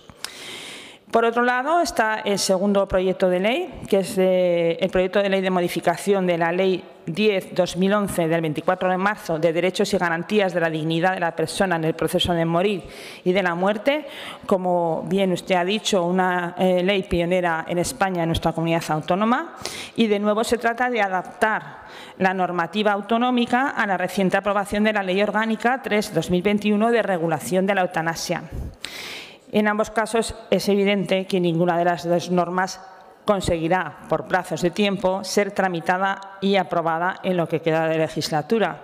Los plazos son los que son, no nos son favorables y es imposible que pensemos que puedan ser aprobadas de aquí a la convocatoria de las elecciones.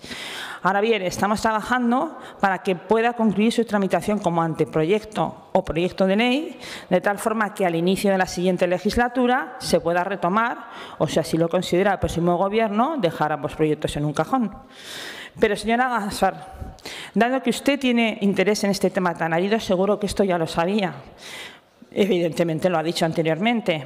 En la misma norma en la que se regula el plan anual normativo, se regula también la iniciativa legislativa del Gobierno.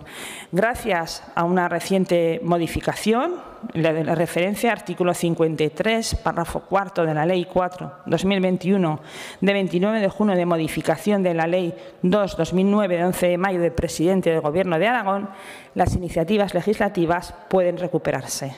Es decir, podemos continuar con los trámites pendientes, aprobar los anteproyectos como acuerdos del Consejo de Gobierno y, si bien estas Cortes no debatirán el texto, sí podrán hacerlo las resultantes a la vuelta del verano, como usted ya sabía. Gracias. Gracias, consejera. Continuamos con la interpelación número 123 relativa a la modernización de regadíos, formulada al consejero de Agricultura, Ganadería y Medio Ambiente por el diputado señor Domínguez, del Grupo Parlamentario de Ciudadanos, para lo cual, señor Domínguez, tiene la palabra.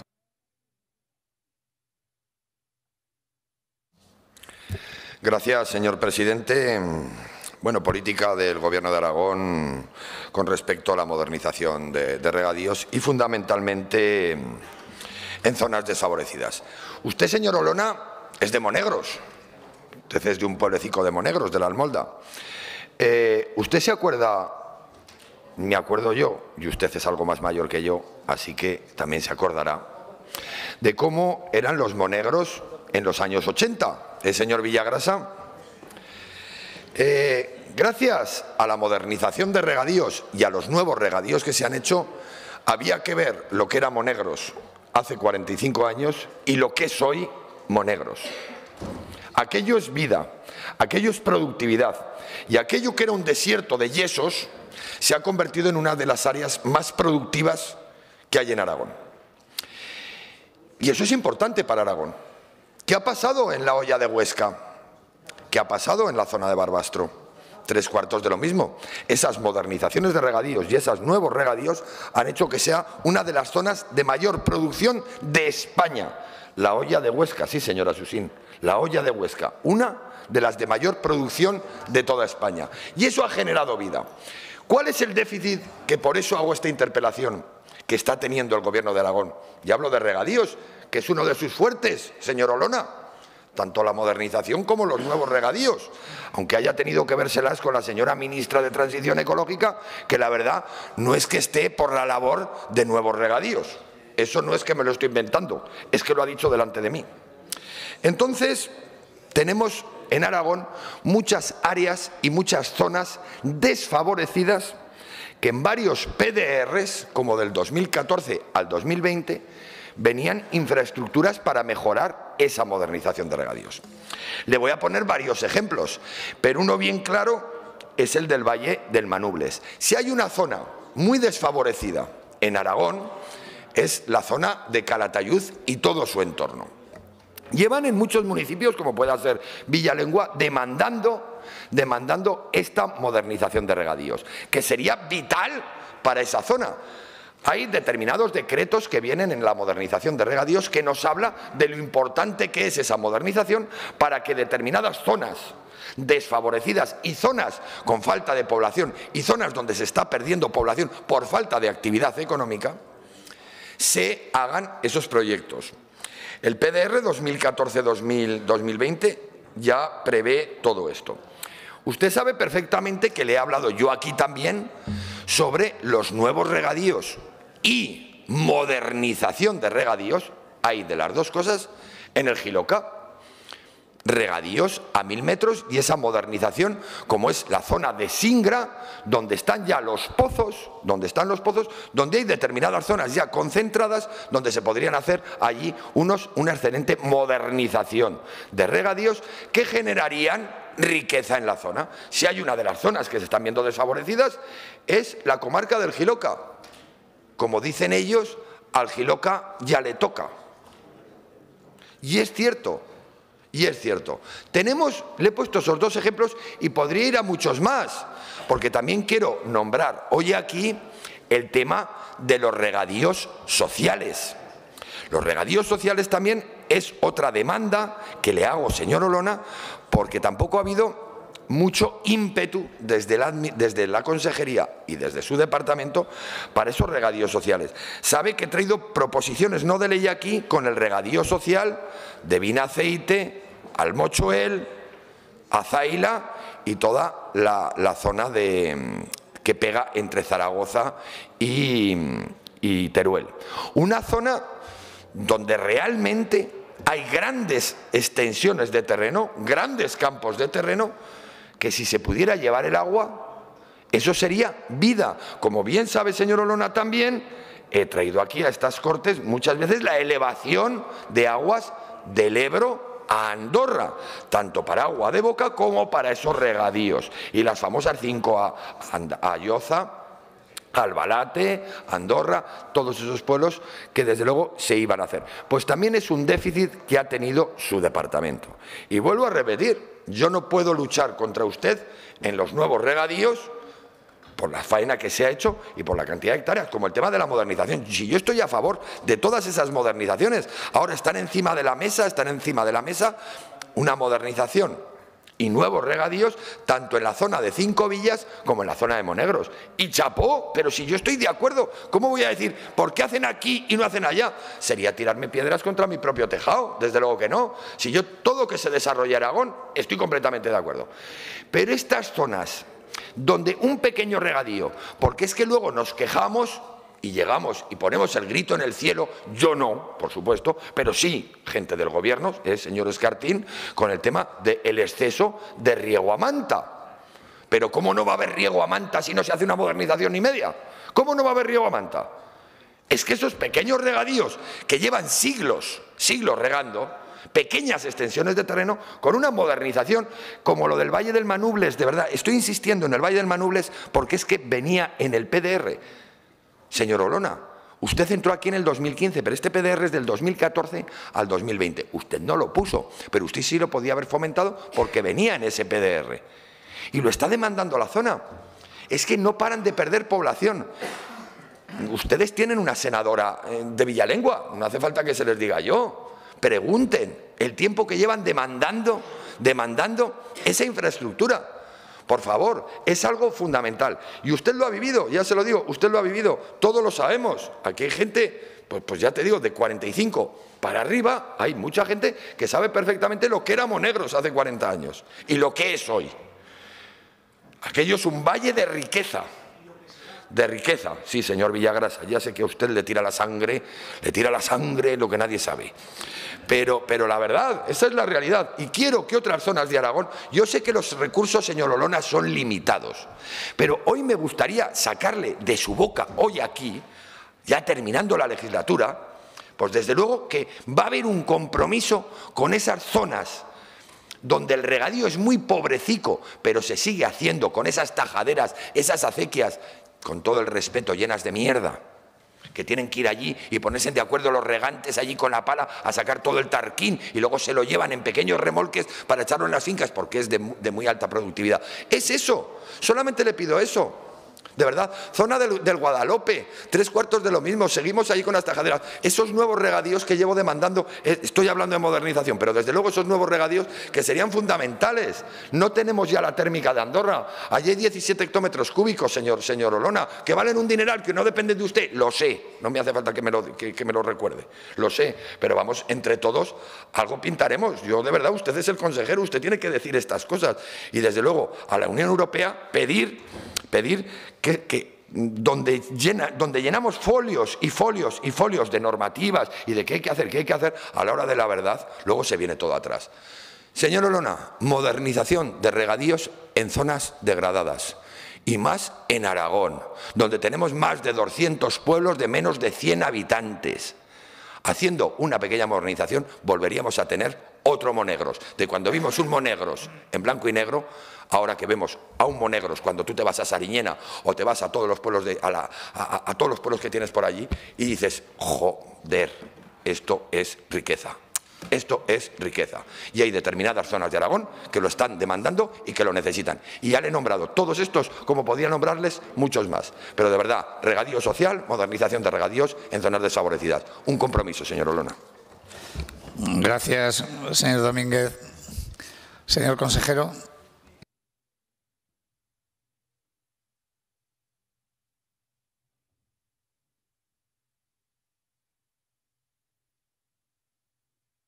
Señor presidente, buenos días, señorías. Señor Domínguez, hombre, pues yo la verdad es que le agradezco su generosidad de traer un tema en el que, bueno, yo creo que, bueno, usted mismo lo ha dicho y lo digo yo, ¿no? Creo que hemos hecho un esfuerzo enorme que usted no ha cuestionado y que, bueno, y también decía antes el presidente, no lo digo por su caso porque no es el enfoque, presente todo lo contrario, de que, bueno, algunos predican y el Gobierno damos trigo. Pero aquí, desde luego, creo que se puede aplicar al pie de la letra. Se lo voy a resumir desde el 2016 hasta el 2022, entre creación y modernización de regadío, hemos aprobado proyectos con una inversión total de 591 millones de euros y una subvención, una ayuda total de 274 millones de euros, que afecta a una superficie total de 66.529 hectáreas. A ver, estos son cifras muy relevantes, muchísimo, pero sobre todo, yo quiero poner el énfasis en la creación del regadío, porque la modernización, ya a principios del año 2000, como usted explica muy bien en los antecedentes, en la justificación de su interpelación, en el año 2000, desde el Ministerio de Agricultura, se inicia la era de la modernización de regadíos. Hasta entonces no había ocurrido. Bueno, por lo tanto, esa política, lo que hemos hecho desde los millones de euros. Por cierto, como usted ha concretado, y es mejor concretar, pues mire, precisamente en la última convocatoria aprobada hace escasas semanas, precisamente uno de los proyectos que se aprobó fue Vinaceite, la Comunidad de Regantes San Isidro. Un proyecto que llevaban pues 20 años, como usted sabe muy bien. Bueno, pues se les ha aprobado con una inversión de 20,9 millones de euros y una subvención de 12.390 hectáreas. Pero es que también se aprobó otro proyecto en el ámbito del Guadalope. Todos los proyectos que hemos aprobado en la última convocatoria, margen derecha del Ebro. ¿Por qué? Bueno, pues porque los criterios y las prioridades de la convocatoria ponían especial énfasis precisamente en lo que usted demanda, las zonas desfavorecidas. Estamos hablando de regímenes de subvención, de concurrencia competitiva, pero, claro, si sometemos a concurrencia competitiva y no tenemos cuidado con las zonas desfavorecidas, que está usted muy acertado en subrayarlas, pues claro, estarán siempre en inferioridad de condiciones. Luego, ya lo hemos hecho. Habrá que darle otra vuelta por lo que usted me dice, seguramente, y le agradezco que incida en ese sentido. Pero ya lo estamos haciendo. Cuando hay concurrencia competitiva, mire, y esto sirve para los regadíos y desde mi punto de vista sirve para todo, al menos en el ámbito agroalimentario. Hay que tener cuidado con la concurrencia competitiva, porque si ponemos a competir sin ninguna preferencia en favor de las zonas más desfavorecidas, pues nunca saldrán del pozo, porque las zonas más competitivas siempre compiten, por definición, mucho mejor. Por lo tanto, insisto, la última convocatoria de creación de regadíos, todos los proyectos han salido en la margen derecha precisamente porque la puntuación, porque favorecía, ¿verdad?, privilegiaba a la hora de puntuar los proyectos el estar en zona desfavorecida. Eso sí, tienen que ser viables. ¿Y cuál es el criterio de viabilidad? Mire, creo que esto está funcionando. La creación de regadíos, precisamente la pudimos sacar del pozo, bueno, pues porque son los regantes los que promueven los proyectos. Y una comunidad de regantes no promueve algo que sea inviable. Ese riesgo lo podemos tener nosotros. Y eso está funcionando así. Insisto, son los regantes los que toman la iniciativa. Usted ha hablado de regadíos en Teruel a 1000 metros. Mire, Sarrión, se está terminando el regadío de Sarrión. Llevaba más de 20 años también. Bueno, pues el regadío de Sarrión no solo se está terminando, es que ya se ha comprometido la segunda fase. Todo el mérito de los regantes, que son los que una cosa, el mérito de los regantes, con un 50% de subvención del Gobierno de Aragón. Un 50%, bueno, que no siempre sale exactamente el 50%. O sea, que creo que nos estamos comprometiendo y estamos haciendo un esfuerzo presupuestario enorme, enorme. Bien, Manubles. No es que estuviera, permítame, señor Domínguez, una pequeña corrección. No es que el Manubles estuviera en el PDR, es que con cargo a los proyectos de cooperación, que en términos coloquiales se han venido a llamar PDRs, el Manubles presentó una propuesta para estudiar la modernización de los regadíos, se aprobó y han tenido una ayuda para presentar, para hacer un estudio, un proyecto de modernización. Bueno, pues lo tendrán que impulsar, ¿verdad?, ellos mismos, pero como desgraciadamente ha habido un incendio, precisamente en la zona del Manubles, pues hemos destinado, la obra está ya ejecutada, ha habido que restaurar, fruto del desgraciado incendio, ha habido que restaurar el regadío, ¿verdad?, las conducciones que, en fin, poco menos que desaparecieron y ya están restauradas. Y también quiero reconocer el papel fundamental de la Comunidad de Regantes, porque lo han hecho con una subvención del 100%, pero han sido ellos los que han asumido el compromiso y la responsabilidad. Este es el camino que nos está permitiendo avanzar en los regadíos. Claro que me acuerdo de Monegros 2, que yo soy, y te agradezco que cite mi pueblo, pues me acuerdo perfectamente porque en el año 80 pues yo ya tenía, en fin, ya era mayor. Bueno, entonces, mire, me acuerdo y me ha hecho recordar una cosa. No solo, yo me acuerdo perfectamente cómo era Bujaraloz, que el señor Villagrasa no había nacido, cómo era Bujaraloz antes de que no hubiera ninguna hectárea, cómo era Peñalba, me acuerdo perfectamente. Mi pueblo sigue siendo bastante parecido porque hay muy poco regadío. Bien, pero mire, me ha hecho recordar una cosa. No solo hay que, en fin, ha habido un cambio, en fin, drástico. Es que en aquellos años hubo incluso un estudio del CSIC que vaticinaba la ruina. Aquello se iba a encharcar, las tierras se iban a salinizar, la vegetación iba a desaparecer, la fauna iba a perecer. Un informe del CSIC, con todo un movimiento en contra, que por cierto el gobierno de entonces del señor Marraco, que es quien lo impulsó, tuvo que hacer frente a todo eso. Mire, nada de eso se ha producido. No ha habido salinización, no ha habido encharcamientos.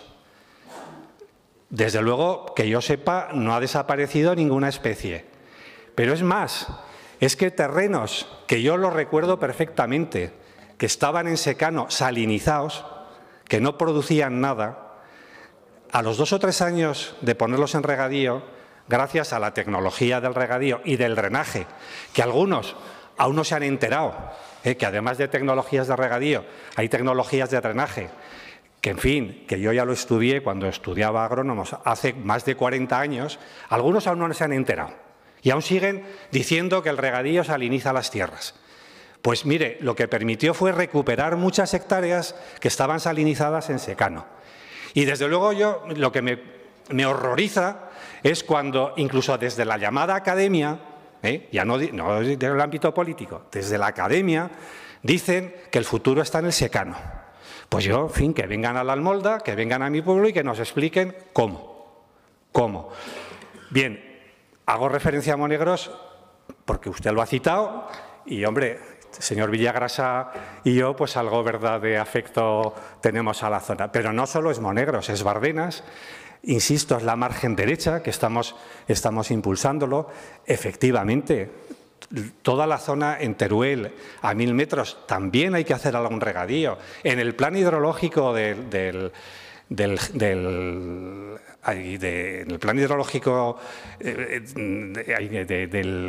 Júcar, perdón, que no me salía. En el plan hidrológico del Júcar, pues claro que hemos defendido la petición que había de la zona de que allí se tiene que poder hacer regadíos. Claro que sí, que es que el punto de partida, 0 regadíos. Bueno, pues todo esto lo estamos haciendo. Bueno, no me he dado cuenta porque, en fin, esto es muy apasionante y se me he comido ya el tiempo. Y entonces, bueno, pues mire, yo en atención a la generosidad de que usted ha traído un tema tan favorable para mí, pues ciérrelo usted. Gracias. No hay otro remedio más que lo cierre el señor Domínguez. Usted ha consumido su tiempo.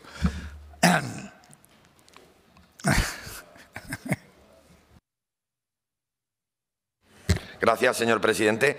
Pero si yo lo sabía, señor Olona, que venía a un tema donde es su fuerte el regadío, pero si yo no lo he negado en ningún momento. Pero dentro de su fuerte, el regadío en Aragón tiene que ser impulsado. Que sí, con esos regantes. Vamos a ver, ¿a qué traigo yo esto? ¿Usted qué se cree? ¿Que yo lo hago por ciencia infusa o qué? Conozco muy bien Aragón, porque me lo conozco muy bien. Pero desde luego que hablo con regantes, claro que hablo con regantes. Y estas zonas desfavorecidas, es el siguiente impulso.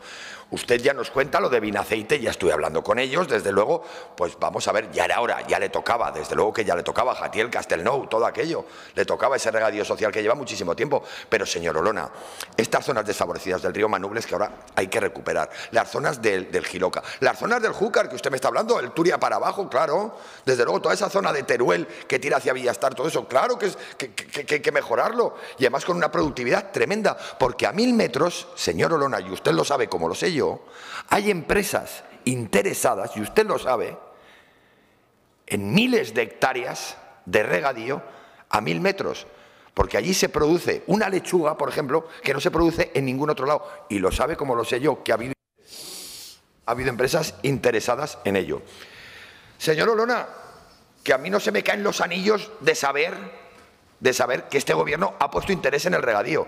Pero el regadío en Aragón también son las zonas desfavorecidas. Y a día de hoy son las que necesitan su impulso. Y para eso he traído esta PNL, para que usted impulse esas zonas desfavorecidas. Muchas gracias. Gracias, señor Domínguez.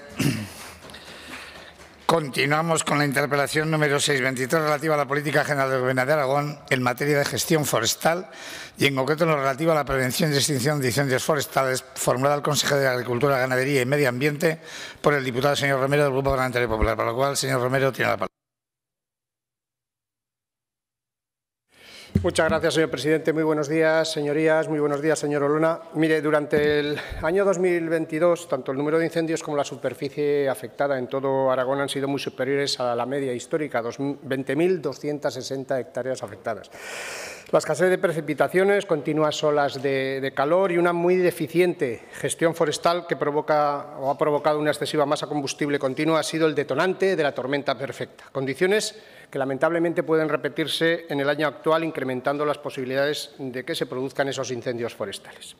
La lucha contra los incendios forestales no solo es extinción, señor Olona, sino que también es muy importante el estado de los montes, las infraestructuras de los mismos y la realización de una adecuada gestión forestal, incorporando la prevención mediante la ordenación del material combustible. Se trata de incrementar tratamientos silvícolas, claras financiadas con una inversión pública, desbroces para la mejora de pastizales como apoyo a la ganadería extensiva, aprovechamientos de madera o aprovechamientos de pastos y otras labores propias de la gestión del monte, contribuyendo así a la prevención de los incendios forestales y mitigando los daños que se puedan producir al medio natural en caso de que estén esos incendios y a los municipios como hemos vivido, del entorno como hemos vivido este año, ¿no? Mire, señor Olona, ¿cuánto dinero tiene previsto destinar para abordar una selvicultura real de prevención que prevenga esos incendios forestales, valga la redundancia?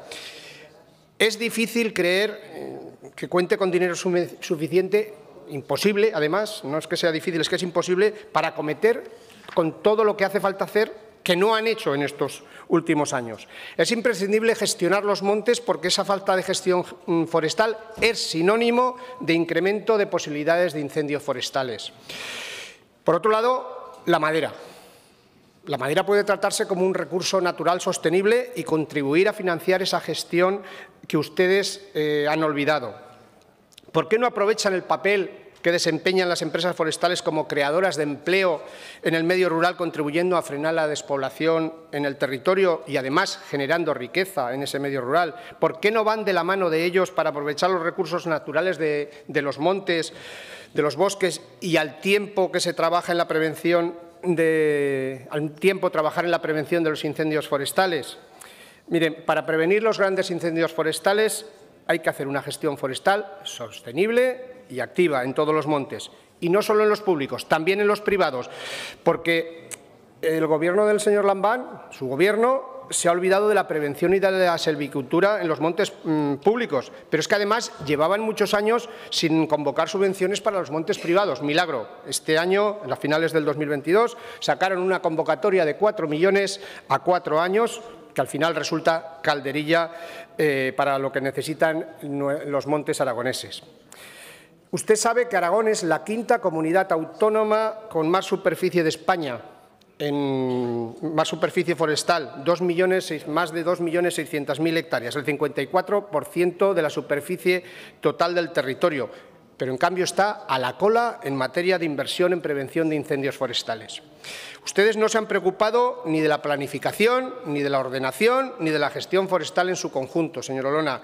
Cada año dedican más al operativo de extinción a través de la empresa pública Sarga, pero realizan menos labores de prevención y silvicultura. Cada año aumentan su presupuesto, pero disminuyen el número de hectáreas sobre las que actúan. Desde los datos que usted me pasó, hay una disminución desde el 2017 a las que se están haciendo ahora mismo, casi de la mitad. Y es cierto, y se lo reconozco, y usted lo reconoció también aquí mismo, que las hectáreas sobre las que se actúan, si las comparamos con el total de esos más de 2.600.000 hectáreas, son como a las exigencias de Sarga y a las negociaciones sindicales. Y eso es muy reciente, señor Olona.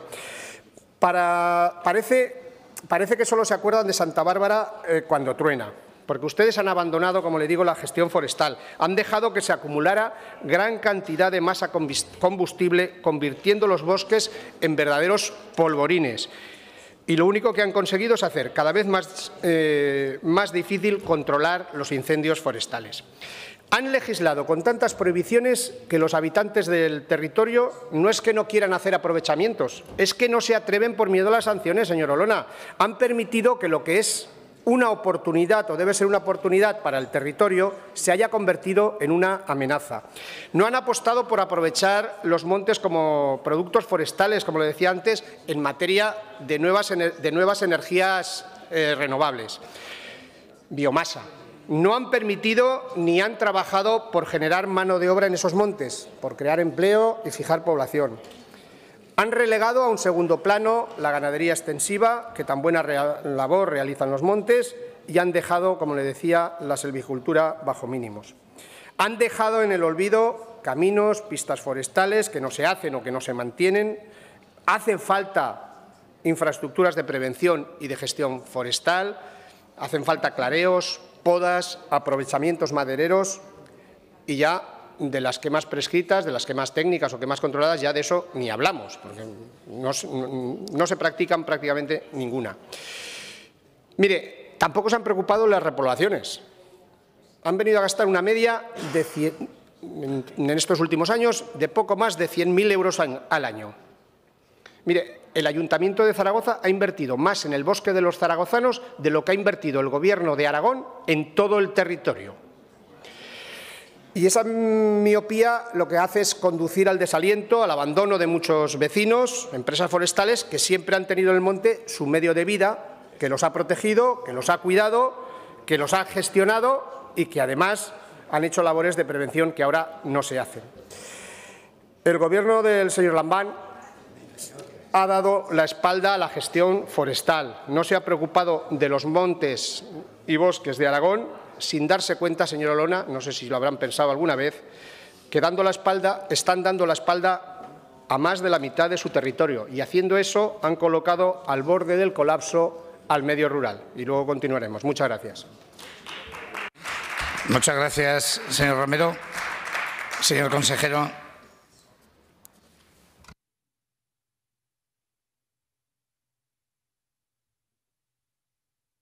Gracias, señor presidente, señorías, señor Romero. Mire, le voy a pasar a contestar a un par de preguntas concretas que ha hecho usted. ¿Cuánto dinero tiene para silvicultura? Bueno, me ha llamado la atención que ha dicho productiva, pero después se ha arrepentido. Mire, una de las conclusiones del foro que usted estuvo, una de las conclusiones, no hay ninguna administración, tiene dinero ni va a tener para hacer lo que los expertos nos están recomendando. Mire, señorías, aquí podemos jugar al debate político, pero cuando nos están al debate político, en fin, y más en las fechas que ya estamos, yo les pediría que reflexionen. Cuando se nos está advirtiendo que ya estamos en la era, y no me pongo trascendente, usted lo escuchó, y muchos de ustedes que asistieron. Estamos ya en la era de los incendios que no se pueden apagar. Hemos hecho en este foro como un viaje al futuro de lo que todavía no ha ocurrido en Aragón, pero va a ocurrir, porque ya está ocurriendo en otros sitios. Vieron ustedes imágenes. Señor Romero, señores diputados, señores del PP, seamos responsables. Se nos está advirtiendo que vamos a tener incendios que no vamos a apagar, que no vamos a poder apagar, que vale ya de seguir metiendo dinero y dinero y dinero en extinción, que vamos al abismo, que ustedes cuando nos están cuestionando lo de las cifras y poniendo comparativos, nos están empujando al abismo. Estamos confundiendo a la sociedad. Hemos ya convencido a la opinión pública de que no hay que tocar los montes. Hubo un experto que fue muy gráfico. Dijo, vale ya de buscar el unicornio. Esos bosques prístinos, naturales, no existen. pero el problema es que hemos convencido a la opinión pública de que los montes son intocables. ¿Y cuál es el problema? Mire, gestión forestal. No ha habido nunca. En España no ha habido nunca gestión forestal. Lo que hubo es una política de repoblación seguida de una política de extinción.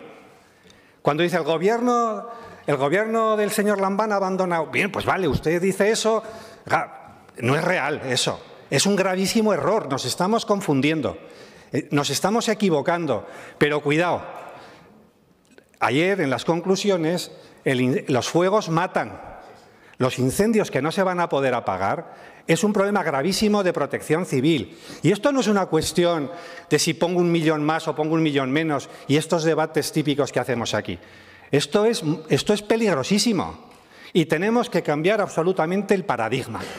Mire, este foro lo ha impulsado el presidente Lambán precisamente para poner sobre el tapete que estamos equivocados, que estamos apostando por unas políticas equivocadas. Ustedes también. Ustedes también. No va a haber jamás dinero. Nos lo están diciendo. No se puede hacer eso. Sea usted valiente, señor Romero. No hable de silvicultura sostenible. Como ha dicho, haga lo que yo. Productiva. Mire, la silvicultura está secuestrada por la ideología. Por la ideología conservacionista. Pero hay otras ideologías, hasta también hay un despotismo ilustrado, que ha habido reflexiones muy interesantes antes de ayer por la tarde y ayer por la mañana. Incluso insignes ingenieros forestales con muchísima experiencia que han reconocido que lo que ellos estudiaban en la Escuela de Montes ya no vale. Gente ya, en fin, que ha tenido incluso responsabilidades políticas, que está reconociendo que estamos equivocados, que tenemos que cambiar el paradigma. Pero mire, si nos dedicamos a tirarnos los trastos políticamente y a jugar con las cifras, estamos cometiendo una gravísima irresponsabilidad. Porque lo que tenemos que hacer,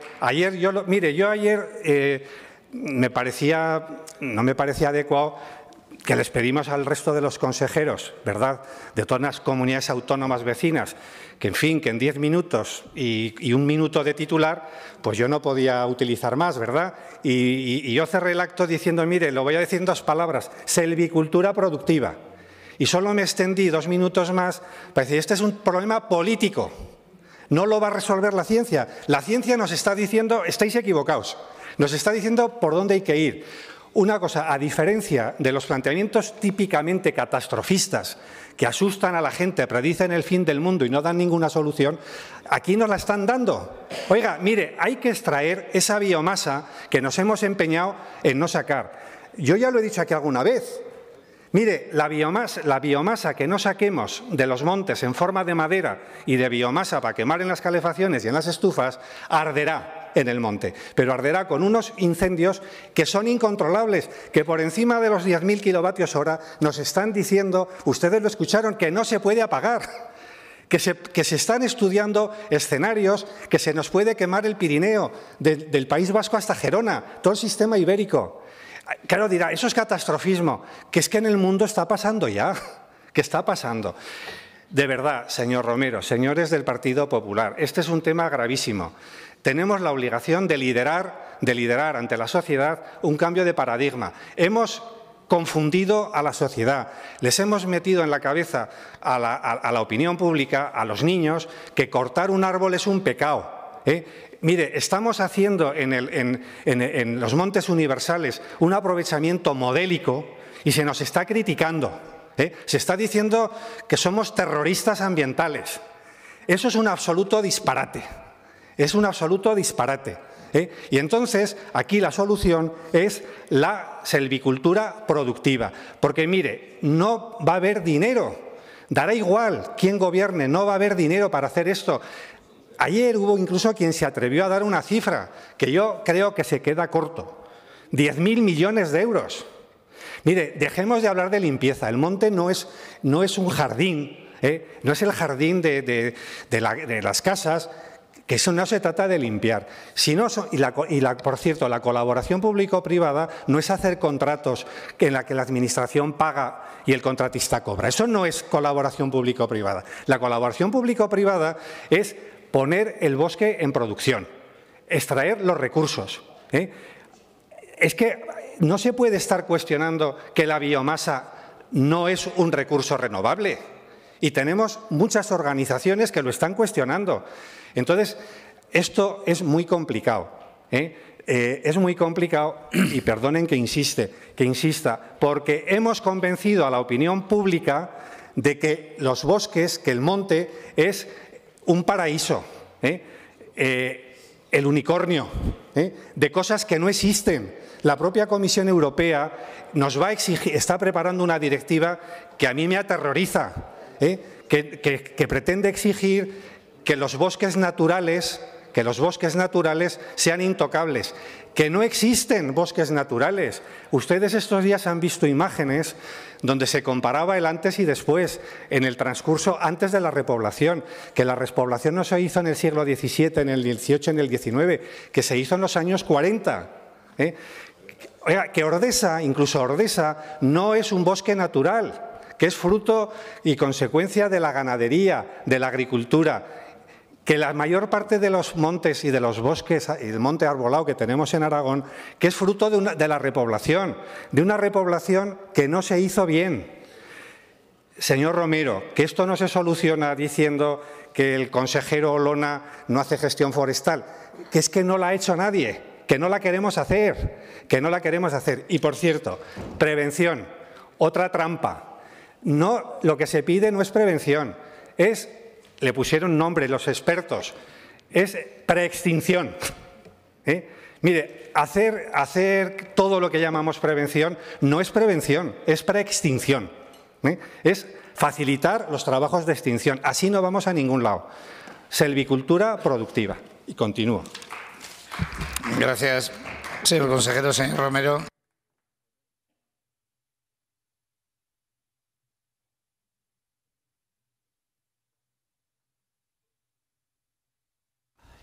Señor Olona, le he hablado de selvicultura productiva, le he hablado de selvicultura activa y no me arrepiento y es por lo que apostamos. Pero si lo habrá dicho de otra manera, o lo habremos dicho de otra manera, pero es que coincidimos. Le he hablado de biomasa, le he hablado de cuestiones que usted ha incidido y parece que hasta me las ha echado en cara como si yo no las hubiera denominado. Le he hablado de la madera.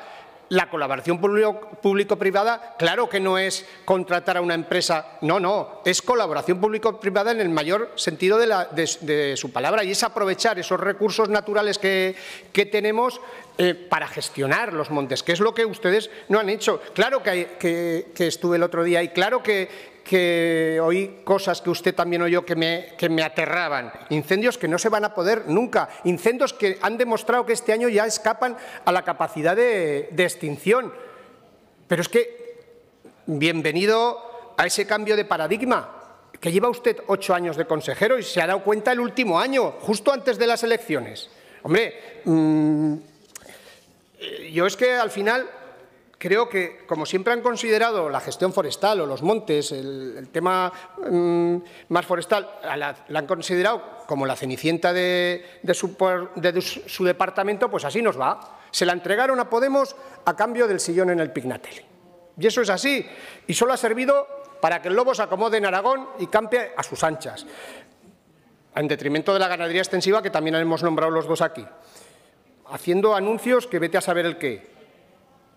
Y lo peor de todo, para intentar acomodarse, y espero que no prospere la idea, parece que está más parado, acomodarse un operativo de prevención y extinción de incendios, al que usted ya sabe lo que opinamos y coincidimos, que en definitiva es gastar más para hacer cada vez menos.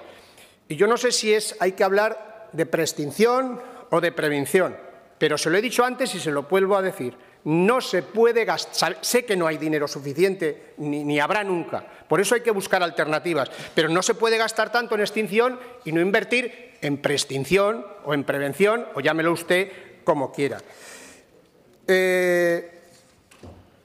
Hablaba usted de la prevención, pero es que el auto de la juez de Calatayud, no he sido yo, ha sido un auto de una juez ha declarado el Gobierno de Aragón responsable civil subsidiario por el incendio de Ateca por las insuficientes medidas adoptadas, viniendo a decir más o menos pues lo que venimos reivindicando nosotros y venimos achacando nosotros, y es que el Gobierno de Aragón tiene abandonado el medio rural, y usted podrá decir lo que quiere. Y mire, y dice que tenemos que cambiar y que tenemos que apostar, y yo apuesto por eso que hemos estado hablando, por la biomasa, por proteger nuestros montes.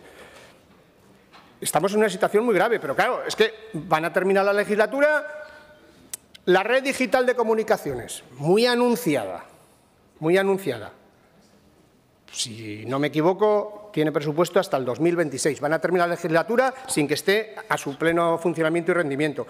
Han hecho un simulacro de renovación de una envejecida flota de vehículos. Han tardado 7 años en darse cuenta que había que renovar la flota. Han renovado este último año 59 vehículos de los más de 300 que son necesarios. No salen ni a 10 vehículos por año. No han acondicionado las bases del operativo, no han adquirido las 6 autobombas de una licitación que quedó desierta. El puesto de mando avanzado, lo mismo, y siguen sin acondicionar los puntos de agua. De acuerdo que esto no es el sumum y que no es la solución de todo, pero, hombre, si queremos hacer esa gestión o esa preextinción a la que usted hacía referencia, no digo yo que con más medios se solucione todo, pero por lo menos los medios que tenemos tendremos que tenerlos en condiciones. Lo que no se puede permitir es que un agente forestal, un agente de protección de la naturaleza, tenga que trasladarse a un incendio con un vehículo de su propiedad porque no está en condiciones el vehículo que tiene en el departamento. Y todas esas cosas, al final, hacen un montón. Concluya, por favor. Que es como la masa combustible en el monte. Masa combustible continua. Pues en caso de incendio, pues el incendio adquiere condiciones tan dantescas que se escapan siempre a la capacidad de extinción de cualquier tipo de operativo, por muy grande que fuera. Muchas gracias. Gracias, señor Romero. Señor consejero.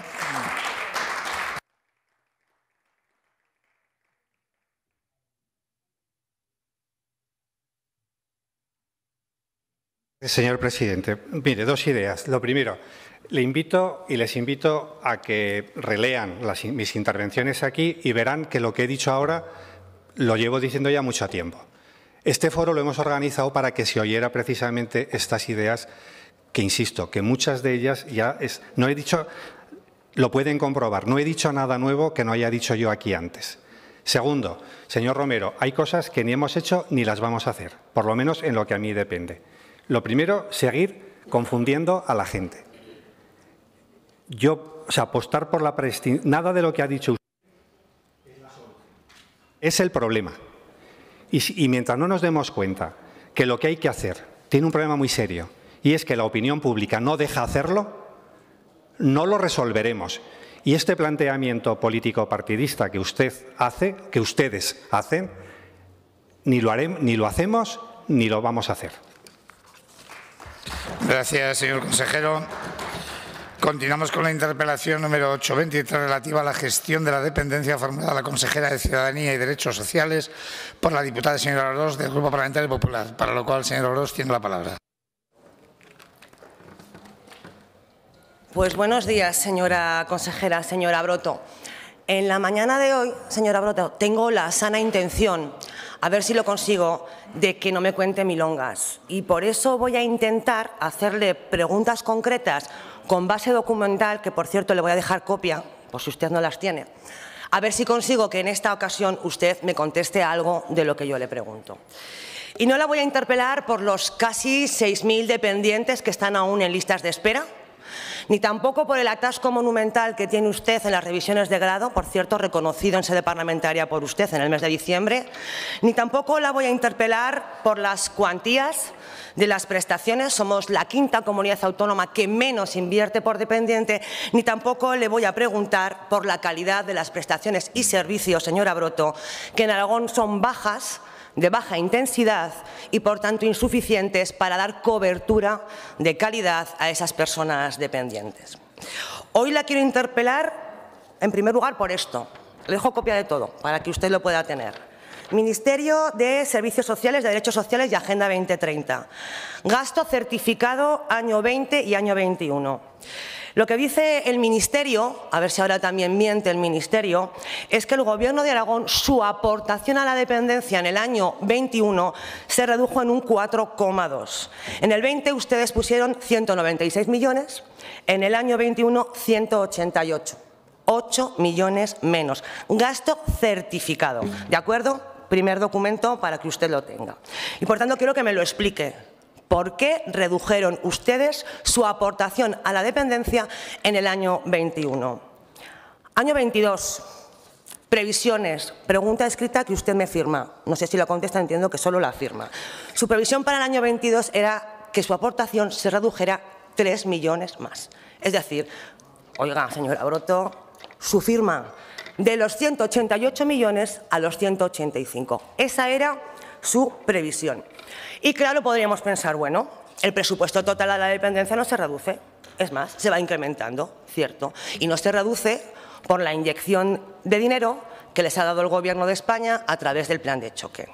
Y podríamos pensar, bueno, como el presupuesto no se reduce de manera global, como el Gobierno de Aragón está inyectando dinero, bueno, pues el Gobierno de Aragón puede recortar su aportación, ¿verdad? Y entonces diríamos, pues todo estupendo. Y sería lógico, señora Broto, si en Aragón no hubieran listas de espera y si en Aragón las prestaciones y los servicios fueran de calidad y fueran de intensidad adecuada.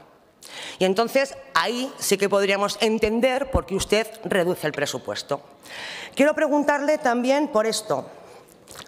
Departamento de Hacienda, modificaciones de crédito del mes de noviembre. Quiero preguntarle, porque usted tiene un agujero de 15 millones de euros, un agujero de 15 millones de euros para las prestaciones económicas de la dependencia. 15 millones de euros. Y quiero preguntarle por qué ese agujero se ha tapado, al menos la mitad, con lo que tiene que ver con la pobreza. ¿Por qué a usted le sobra dinero de la prestación aragonesa complementaria? Claro, los 200 euros aquellos que prometieron en septiembre y que no han pagado, ¿verdad? 3,5 millones de la prestación aragonesa complementaria y 3 millones de las ayudas a la integración familiar. Usted está tapando el agujero de la dependencia, casi 15 millones de euros, y la mitad de ese agujero la está tapando con las prestaciones para la gente pobre. Me lo explique. Y al hilo de esto, le querría preguntar otra cosa. Si usted tiene un agujero de 15 millones de euros para el año 22, ¿de acuerdo? ¿Cómo va a soportar el año 23? Porque si usted se fija en los presupuestos, ¿de acuerdo? Usted solamente ha incrementado la partida para las prestaciones económicas en 12 millones. Ya solo para cubrir el agujero del 22 le faltan 3. Y por tanto me gustaría que me explicara cómo va a sostener las prestaciones económicas del año 23 si tiene usted menos presupuesto. Continúo. Enero ha revalorizado las plazas concertadas en un 1,5. ¿De acuerdo? Mes de enero, revalorizadas las plazas un 1,5. ¿Cómo las va a pagar si el presupuesto para la concertación en el año 23 ha bajado 3 millones de euros, de 21 a 19? ¿Me lo puede explicar? ¿O es que usted ha presupuestado solo hasta algún mes del año? Y cuando me cuente todo esto, cuando ya sepamos de dónde va a sacar el dinero, cuando usted reduce para la dependencia, cuando usted tiene agujeros que tapar de la dependencia porque financió mal o presupuestó mal, cuando el 23 parece, al menos en presupuestos, insuficiente, por mucho que las partidas sean ampliables, que luego vamos jugando con las cifras para intentar tapar todos esos agujeros. Después de todo esto, quiero que me cuente el anuncio de Lambán. En el mes de diciembre el señor Lambán anunció, lo anunciarán en diciembre, en enero, en febrero y en marzo. En abril yo creo que ya se empezarán a cortar, ¿verdad? Porque estaremos ya en periodo electoral y entonces espero que se corten. Bueno, anunció más ayudas a la dependencia, con un incremento en las cuantías, con un incremento en la intensidad y con un incremento en la compatibilidad. Como antes de que llegue esto usted me va a explicar cómo va a pagar todo lo que tiene infradotado, quiero que me cuente esa orden, este borrador de orden que va pululando por ahí, ¿verdad?, a 5 meses de las elecciones, que en teoría no saben ustedes, porque no hay nada concreto, decía el señor Lambán, que dependía del presupuesto que fueran a tener, que según el que tengan, que seguramente será para el primer trimestre del año, vamos, que no tenían ni idea, pero ya anunciaron más prestaciones, más cantidad y compatibilidad. Borrador de orden. De este borrador de orden, que también se lo dejo por si no se lo ha leído, quiero que me explique cuándo, quiero que me explique a quién, quiero que me explique cómo lo va a gestionar y, lo más importante, con cuánto dinero va a contar y cómo lo va a pagar. Muchas gracias, señor presidente. Gracias, señora Orós. Turno ahora de respuesta para la señora consejera.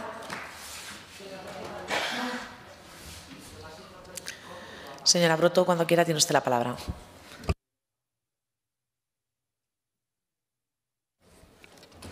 Señora Orós, ¿cuánto ha hablado usted de la dependencia? ¿Cuántas intervenciones sobre este tema?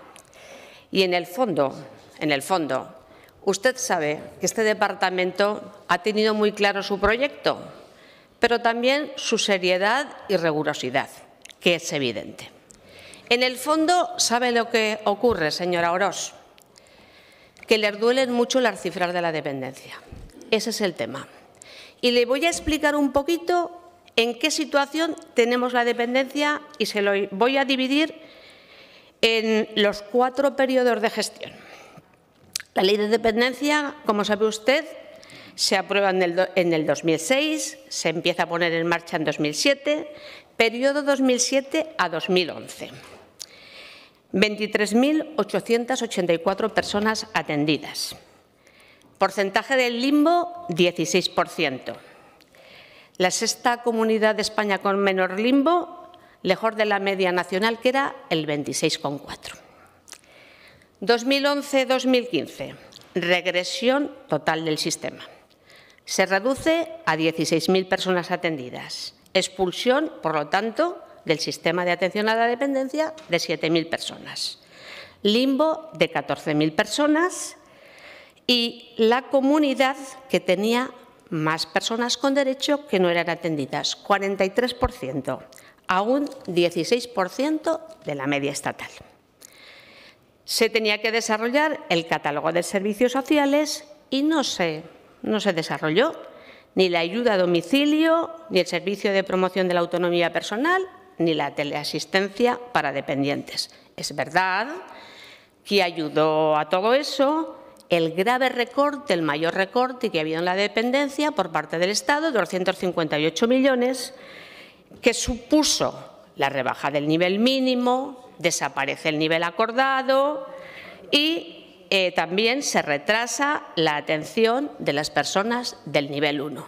Esa es la situación que nosotros nos encontramos, que esta consejera se encontró en el 2015. ¿Qué nos pusimos a hacer en el 2015? Recuperar el sistema. Recuperar el sistema con una gestión que usted sabe, y lo sabe la ciudadanía, que ha sido un reconocimiento de los derechos de las personas, porque aquí estamos hablando de una ley y derechos que tienen las personas para ser atendidas. ¿Qué se hace? Se hace un refuerzo importante de las plantillas en las 3 provincias, porque hay que recordar también que en el 2012 una de las cosas que se hizo también es recortar el número de valoradores, que ya había pocos, pero había menos cuando acabó la legislatura. ¿Qué se hizo? Se pone en marcha el servicio de promoción de la autonomía personal. El servicio de ayuda a domicilio, fíjese, un servicio de ayuda a domicilio que en el 2019 supone un servicio, una gestión de 879.000 horas. 879.000 horas que las personas que trabajan en esta ayuda a domicilio pues, dan en el territorio. Fíjese si fue importante, si es importante. 2.600 trabajadoras en la ayuda a domicilio. También se puso en marcha el servicio de teleasistencia. Datos. 31.000 personas atendidas, 14.247 más que al inicio del periodo. Reducción del limbo en 6.000 personas, con un descenso del 58%. Y en clave nacional, Aragón se sitúa entre las 3-4 comunidades con mejor evolución en diferentes datos. Por lo tanto, como ve usted, cuando nosotros empezamos y comenzamos esta legislatura en el 2019, creo que teníamos un aval un aval de lo que fueron nuestros 4 años. ¿Y qué ha supuesto? Pues ha supuesto el que 2 de cada 3 nuevas prestaciones hayan sido servicios, que se han incrementado las plazas de centro de día en un 37%, 428 plazas más, y un incremento de plazas residenciales en un 17%, 588 plazas más. ¿Qué se ha hecho además? Paralelo a esto, una simplificación administrativa, una flexibilización de las posibilidades de intervención de las profesionales, tramitación íntegra de forma telemática, reducir la aportación en la documentación y una nueva aplicación informática. ¿Qué le quiero decir con esto, señora Orós? Y lo sabe perfectamente. Hemos dado la vuelta al sistema de atención a la dependencia y lo hemos hecho con rigor y lo hemos hecho con una apuesta a todos los niveles. Y en este sentido decirle que los datos que tenemos en este momento así lo avalan. 51.170 solicitudes. Recuérdelo usted, cuando estaban en el Gobierno ni solicitaban la dependencia porque no confiaban en ella. Personas atendidas, 37.547. El menor limbo de la historia, 1.565 personas. Por lo tanto, seguiremos, como lo hemos hecho hasta ahora, apostando por una ley que ya puede usted jugar con los datos para arriba y para abajo. La apuesta es clara y evidente. Gracias, señora Broto. Señora Orós.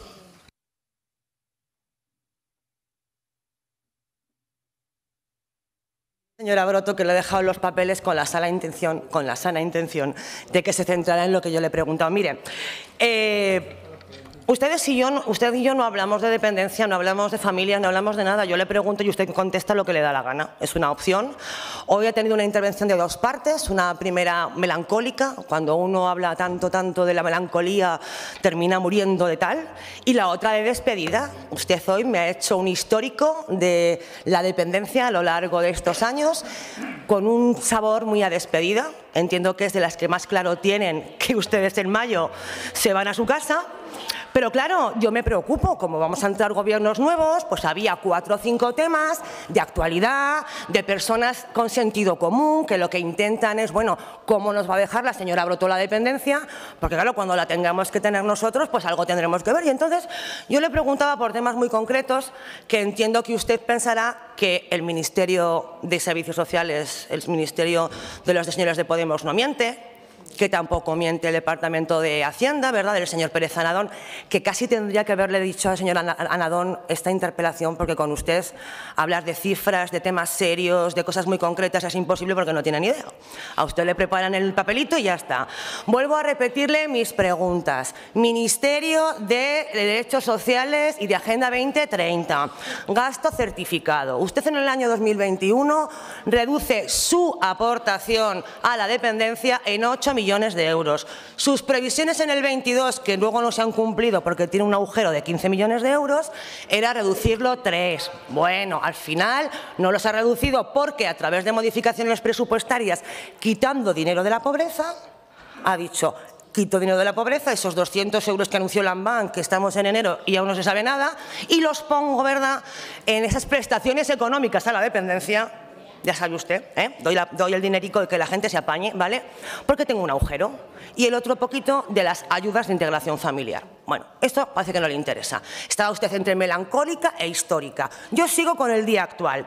Además de eso, ese agujerito de 15 millones de euros, usted lo tapa en el 22, pero lo infradota en el 23. Y, por tanto, mi pregunta es, si los presupuestos para las prestaciones económicas a la dependencia del año 23 están infradotados, porque el agujero que usted tiene en el 22 ya es importante, ¿cómo lo va a sostener?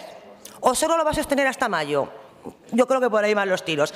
Y sigo. Revalorización de las plazas. Temas actuales, dinero actual, problemas de hoy. Ni melancolía ni historia.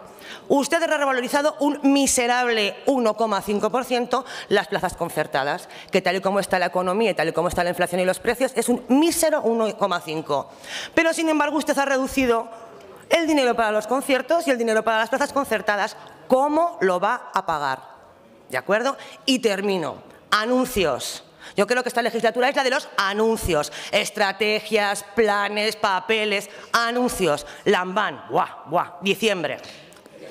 Vamos a incrementar las prestaciones a la dependencia tanto en cantidad como en calidad y además las vamos a compatibilizar. ¡Ole!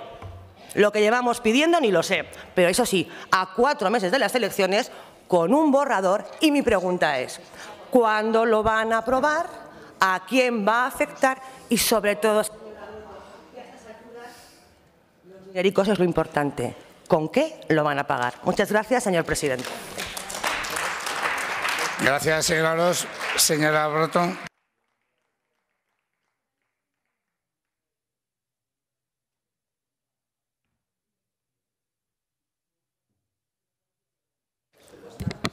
Señora Orós, fundamentalmente, si en algo creo, aparte de los derechos de las personas, es en la democracia.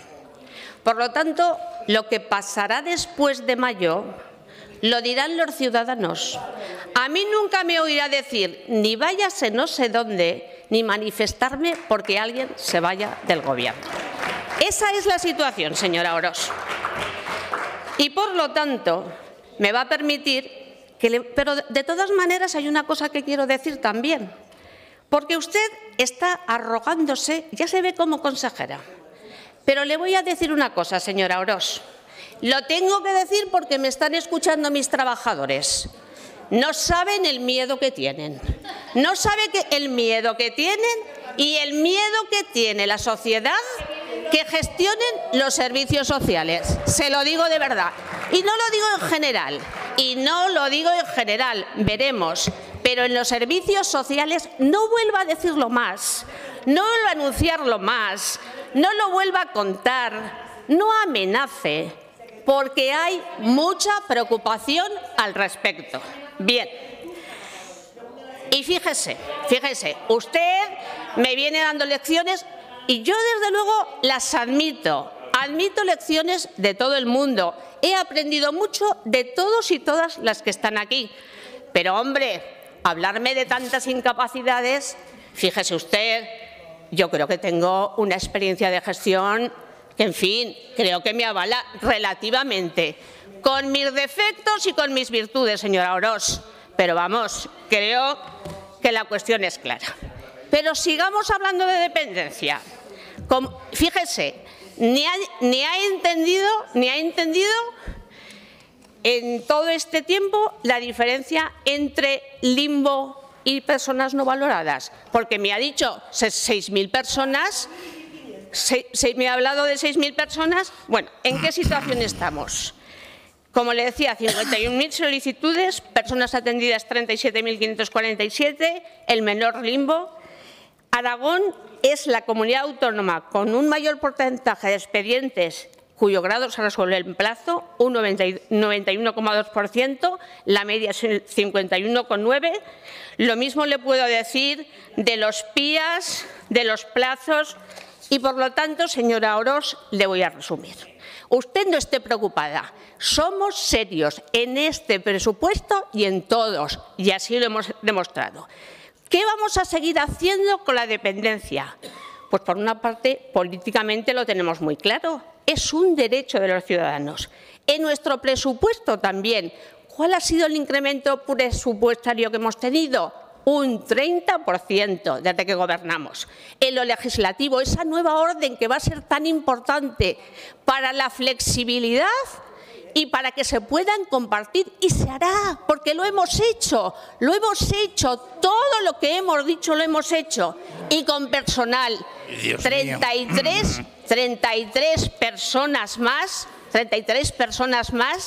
que están trabajando en el sistema. Por lo tanto, señora Orós, de la dependencia, usted puede jugar con lo que quiera.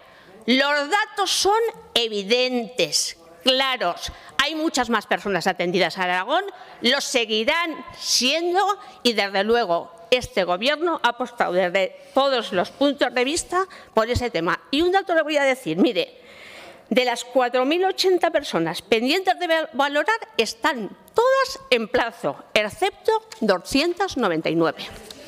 Gracias, señora Broto. Pregunta tal como se ha anunciado, pregunta número 9223 relativa al programa RETEC, formulada a la consejera de Ciencia, Universidad y Sociedad del Conocimiento por la diputada señora Acín, del Grupo Parlamentario de Ciudadanos. Señora Acín, tiene la palabra. Gracias, señor presidente. Señora Díaz, buenos días. ¿Qué proyectos han sido seleccionados de los presentados por la Comunidad Autónoma de Aragón al programa RETEC enmarcado en la Agenda España Digital 2026? Gracias, señora Acín. Señora consejera. Gracias, presidente. Buenos días, señora Acín. Para explicar al resto de sus señorías que nos oyen qué es esto de la iniciativa RETEC, es una red territorial de especialización tecnológica, algo así como una especie de planes complementarios que se han puesto en marcha en el área tecnológica. Lo que nos han hecho es pedirnos a las comunidades autónomas que colaboráramos y presentáramos proyectos conjuntos entre distintas comunidades autónomas que tuvieran transformación y especialización digital en torno a dos ejes o dos objetivos de España Digital 2026, que fueron transición digital inclusiva y sostenible y digitalización en sectores económicos clave. Tenía dos fases el RETEC. Efectivamente, la primera acabó el 14 de diciembre, que fue la fase de selección. De los 16 presentados se aprobaron 11 y de esos 11 el Gobierno de Aragón participaba en 2, que son los que paso a enumerarle. Eran el Spain Living Lab, que es un proyecto coordinado por las Islas Canarias, en los que participamos con otras 6 comunidades autónomas y con un presupuesto de 44 millones de euros. Y otro de los proyectos es TechFab Lab, que está coordinado en este caso por La Rioja, con otras 5 comunidades autónomas y con 40 millones de presupuesto. Y si luego me queda un ratito, le explicaré un poco cuáles son los objetivos de cada uno de estos dos proyectos. Gracias, señora Díaz. Señora Acín. Gracias, señor presidente. Entiendo que fueron 2 los proyectos y se han seleccionado esos 2, ¿verdad? Spain Living Lab, proyecto relacionado con el turismo y liderado por Canarias, que surge de la tesis doctoral de 2009 de Edu William, profesor de la Universidad de Las Palmas de Gran Canaria. Ese proyecto está financiado con 44 millones de euros, de los cuales 29 van para Canarias. Y nos gustaría saber, teniendo en cuenta que participan Andalucía, Baleares, Asturias, Castilla-La Mancha y Navarra, además de las otras 2 comunidades de la nuestra y Canarias, qué cantidad es la asignada para el proyecto en Aragón. Proyecto en el que se haga una inteligencia artificial, realidad virtual y metaverso para revolucionar y optimizar la competitividad del turismo. Más de 300 hoteles y 450 agencias de viajes de toda España que se convertirán en laboratorios de datos para la mejora predictiva de la demanda, del precio del producto y de la experiencia. Habría que preguntarle al señor Aliaga cuál cree que será la repercusión en nuestra comunidad al respecto, porque al fin y al cabo los 2 proyectos seleccionados atañen a su consejería. Los primeros resultados se podrán ver en este año y querríamos saber también si nos podía avanzar, si será antes de que termine la legislatura. Hemos intentado conocer algo más de lo que se está trabajando desde el ITA en este proyecto, pero no hemos encontrado información al respecto. Si es tan amable de decirnos dónde localizar avances, se lo agradeceríamos. Y en lo que respecta al otro proyecto que ha comentado, el TechFab Lab, para tejer una red de emprendimiento digital entre regiones, está liderado por La Rioja. Sin ir más lejos, este martes el señor Lambán también lo ha comentado. En su intervención estuvo en la localidad navarra de San Adrián en la cumbre trilateral entre La Rioja, Navarra y Aragón. Proyecto que se desarrolla desde el Instituto Aragonés de Fomento, a través del ITA también, y otros agentes del ecosistema de emprendimiento y tecnológico. Si nos puede informar también un poco más, se lo agradeceríamos, porque nos consta que entre las actuaciones hay un programa de aceleración especializado Agrotech y queríamos saber si va a colaborar el CITA también en dicho proyecto. La señora Calviño anunció a mediados de diciembre que el lanzamiento de la segunda fase del programa se produciría en las próximas semanas, pero tampoco nos consta que se haya anunciado, y también nos gustaría saber si desde Aragón se han presentado nuevos proyectos. Gracias, señor presidente. Gracias, señora Acín. Señora consejera. Gracias, presidente. Cuando dijo la señora Calviño que era la segunda fase, no es una nueva convocatoria de proyecto RETEC, sino que entramos dentro de la segunda fase, que es el traslado de los fondos a cada comunidad autónoma. Entonces, en esa fase es en la que entramos ahora, si bien es cierto que lo que se nos ha dicho es que la primera llegada de fondos será a principios del segundo trimestre, o sea que calculo que en torno a finales de marzo, primeros de abril, y por eso por fechas nos vamos a ir muy cercanos a las elecciones para poder hacer avances. En el caso del primero, en Spain Living Lab, que me ha preguntado la cuantía económica, autonómica, como tienen un formato de planes complementarios, son fondos que hay que complementar con fondos del Gobierno de Aragón. Es lo mismo que ha pasado con los planes complementarios de ciencia. En este caso concreto, el presupuesto que propuso el Gobierno de Aragón para Aragón era 1,2 millones de euros, de los cuales en torno a 1 millón son los que se han solicitado al Gobierno de España y compensamos con unos 200.000. Trabajan de forma coordinada, en este caso, en este proyecto, el ITA, la Dirección General de Investigación, y Turismo de Aragón. Y en esta primera fase el trabajo es más bien de mapeo y de recogida de datos, más que desarrollo de software de las propuestas de metaverso, de inteligencia artificial o de realidad virtual. Por eso la primera fase no la va a liderar tanto ITA Innova como el trabajo con Turismo de Aragón para hacer esa recogida de datos de calidad, que es con la que podremos trabajar en esa búsqueda de predicción, bueno, pues en este caso de predicción de precio, de producto, de deseo de cliente. Es cierto que ya se había hecho un trabajo por parte de ITA Innova en este sentido, que se hizo la legislatura pasada en coordinación también con Turismo de Aragón, y hay desarrollado ya un tipo de software que podría funcionar para hacerlo, también incluido, bueno, pues con inteligencia artificial. Por lo tanto, hay mucho avanzado en el proyecto y eso nos ha permitido no tener que invertir mucho más porque ya había mucho hecho. Y por último, respecto a Tech Fund Lab, en este caso, de los 40 millones que se dan, nosotros hemos solicitado 3 millones de euros. En este sí que hay una apuesta decidida, porque le puedo decir que el ITA lo que vamos a hacer es poner en un nuevo espacio físico que se va a llamar Digital Imagination Center, que es donde desarrollaremos los procesos de aceleración, que son el de Agrotech, en salud y en Industria 5.0. Gracias, señora consejera. Pregunta número 9823, relativa a la puesta en marcha de la Orquesta Sinfónica de Aragón, formada al consejero de Educación, Cultura y Deporte por el diputado señor Arranz, del Grupo Parlamentario Vox, para lo cual, señor Arranz, tiene la palabra. Muchas gracias, señor presidente. Buenos días, señor consejero, señor Fazi. Dentro de la actividad de oposición y de impulso desde el Grupo Parlamentario Vox en Aragón, quisiéramos preguntarle sobre la puesta en marcha de la Orquesta Sinfónica de Aragón. Supongo que le constará que no hay ninguna capital española de más de 200.000 habitantes que no cuente con ningún proyecto sinfónico apoyado públicamente.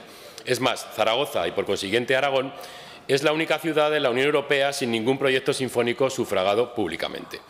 Una orquesta sinfónica genera contenido cultural, profesional y de calidad para las principales ciudades de Aragón, haciendo también con ello territorio. Establece sinergias profesionales en otras compañías del sector cultural, la danza, la ópera, zarzuela, industria del cine, etc.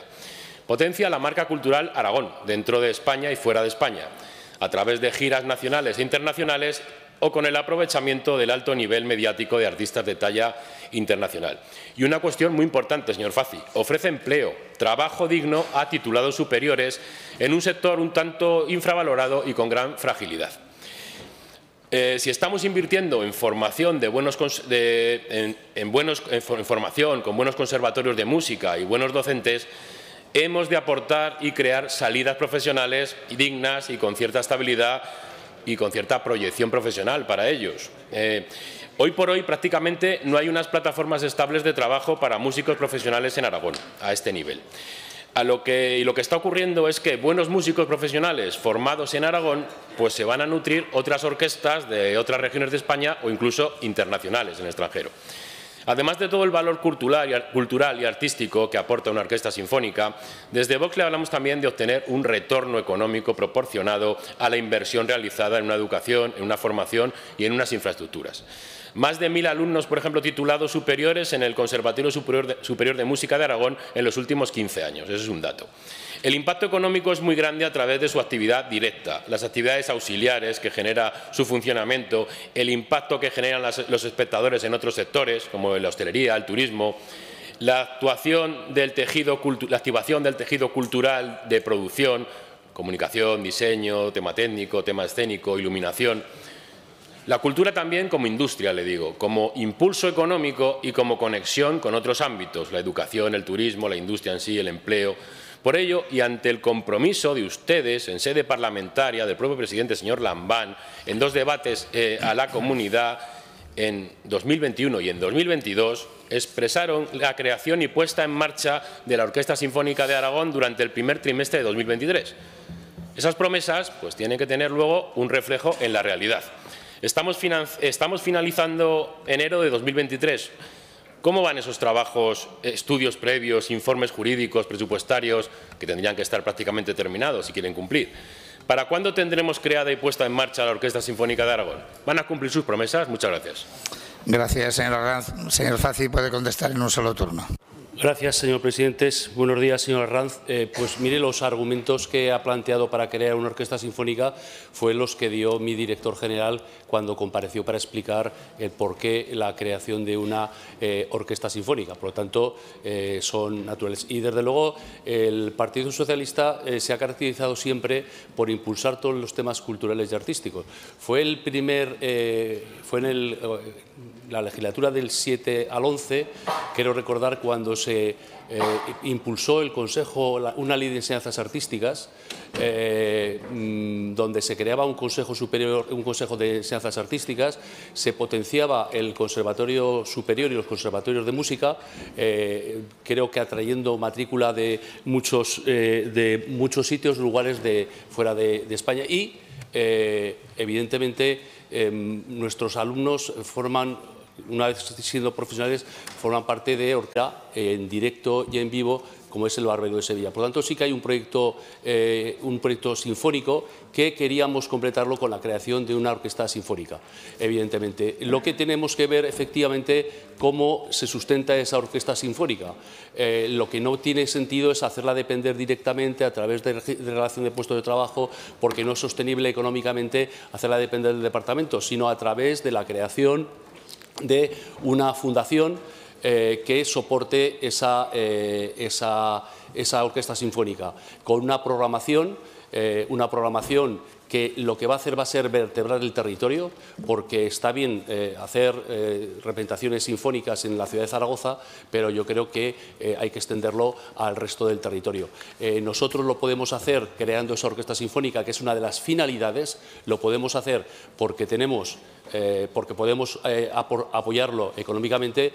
Una orquesta privada no puede permitirse el ir a representaciones en municipios pequeños. Por lo tanto, ese es uno de los objetivos por lo cual se crea una orquesta sinfónica. Sí que hay un proyecto sinfónico que queremos que descanse esto. Estamos en la creación de la fundación, hemos realizado todos los pasos junto con el protectorado y espero que se pueda cumplir, que en este trimestre se ponga en marcha esa fundación. Muchas gracias. Gracias, señor Fací. Pregunta número 4223, relativa a los motivos concretos por los que el Departamento de Sanidad no ha publicado la lista de espera de consultas externas desde el mes de mayo de 2022, formulada la consejera de Sanidad por la diputada señora Marín del Grupo Parlamentario Popular. Para su formulación, señora Marín, tiene la palabra. Muchísimas gracias, señor presidente. Señora consejera, en uno de los últimos plenos que usted y yo tuvimos, y a raíz de interpelarle sobre las listas de espera, le pregunté lo mismo que hoy, es decir, ¿por qué no se ha publicado desde mayo, el Departamento de Sanidad no ha publicado desde mayo las listas de espera de consultas externas? Y usted me contestó una cosa muy extraña y de muy nula credibilidad, algo así como: en estos momentos no estamos publicando los datos de la lista de espera diagnóstica porque no reflejan la realidad. Con lo cual, como a mí esta contestación, sinceramente, pues me chirriaba un poco, volví a hacer la pregunta y esta vez se la hice por escrito. Y usted, en esta cuestión, en esta contestación, sí que se ajustó un poco más a la realidad y alegó una depuración de los datos y un ajuste de los sistemas informáticos. Esto era en noviembre. Estamos prácticamente en febrero. Entonces, claro, yo la primera pregunta que le tendría que hacer es si todavía siguen ustedes ajustando los datos informáticos. Lo hago porque yo tengo que reconocer que la situación del servicio informático del Departamento de Sanidad pues nos preocupa de forma grave, porque, en fin, en el siglo XXI llevan ustedes como 4 meses ajustando unos datos informáticos que, en fin, que se están alargando más de lo normal. Sea como fuere. Yo espero que hoy me dé usted una explicación más razonable sobre por qué desde mayo de 2022 ustedes no están publicando las listas de espera diagnósticas, y también espero que me dé usted los datos de esas listas de espera, en qué cifras están esas listas de espera, porque a todos los aragoneses creo que nos interesa saberlas. Gracias, presidente. Gracias, señora Marín. Señora Repollés. Efectivamente, señora Marín, los motivos ya los conoce, porque a finales del 22 me interpeló, me preguntó por esto mismo y leo lo siguiente. Usted no lo entendió, pero yo creo que se entiende bastante bien. En 2022 se está comenzando el proceso de implantación de una nueva aplicación para la gestión de las citaciones de pacientes en consultas externas y pruebas diagnósticas. De forma previa se está procediendo a un análisis de la información depositada en las bases de datos de citaciones de los diferentes centros, detectándose la existencia de errores en las mismas, fundamentalmente duplicados o citas no activas. Mientras ese proceso está en marcha, los datos obtenidos tienen un alto grado de inconsistencia, por lo que se ha considerado preferible no publicarlos para que no generen confusión. Creo que se entiende perfectamente. Gracias, señora consejera. Señora Marín.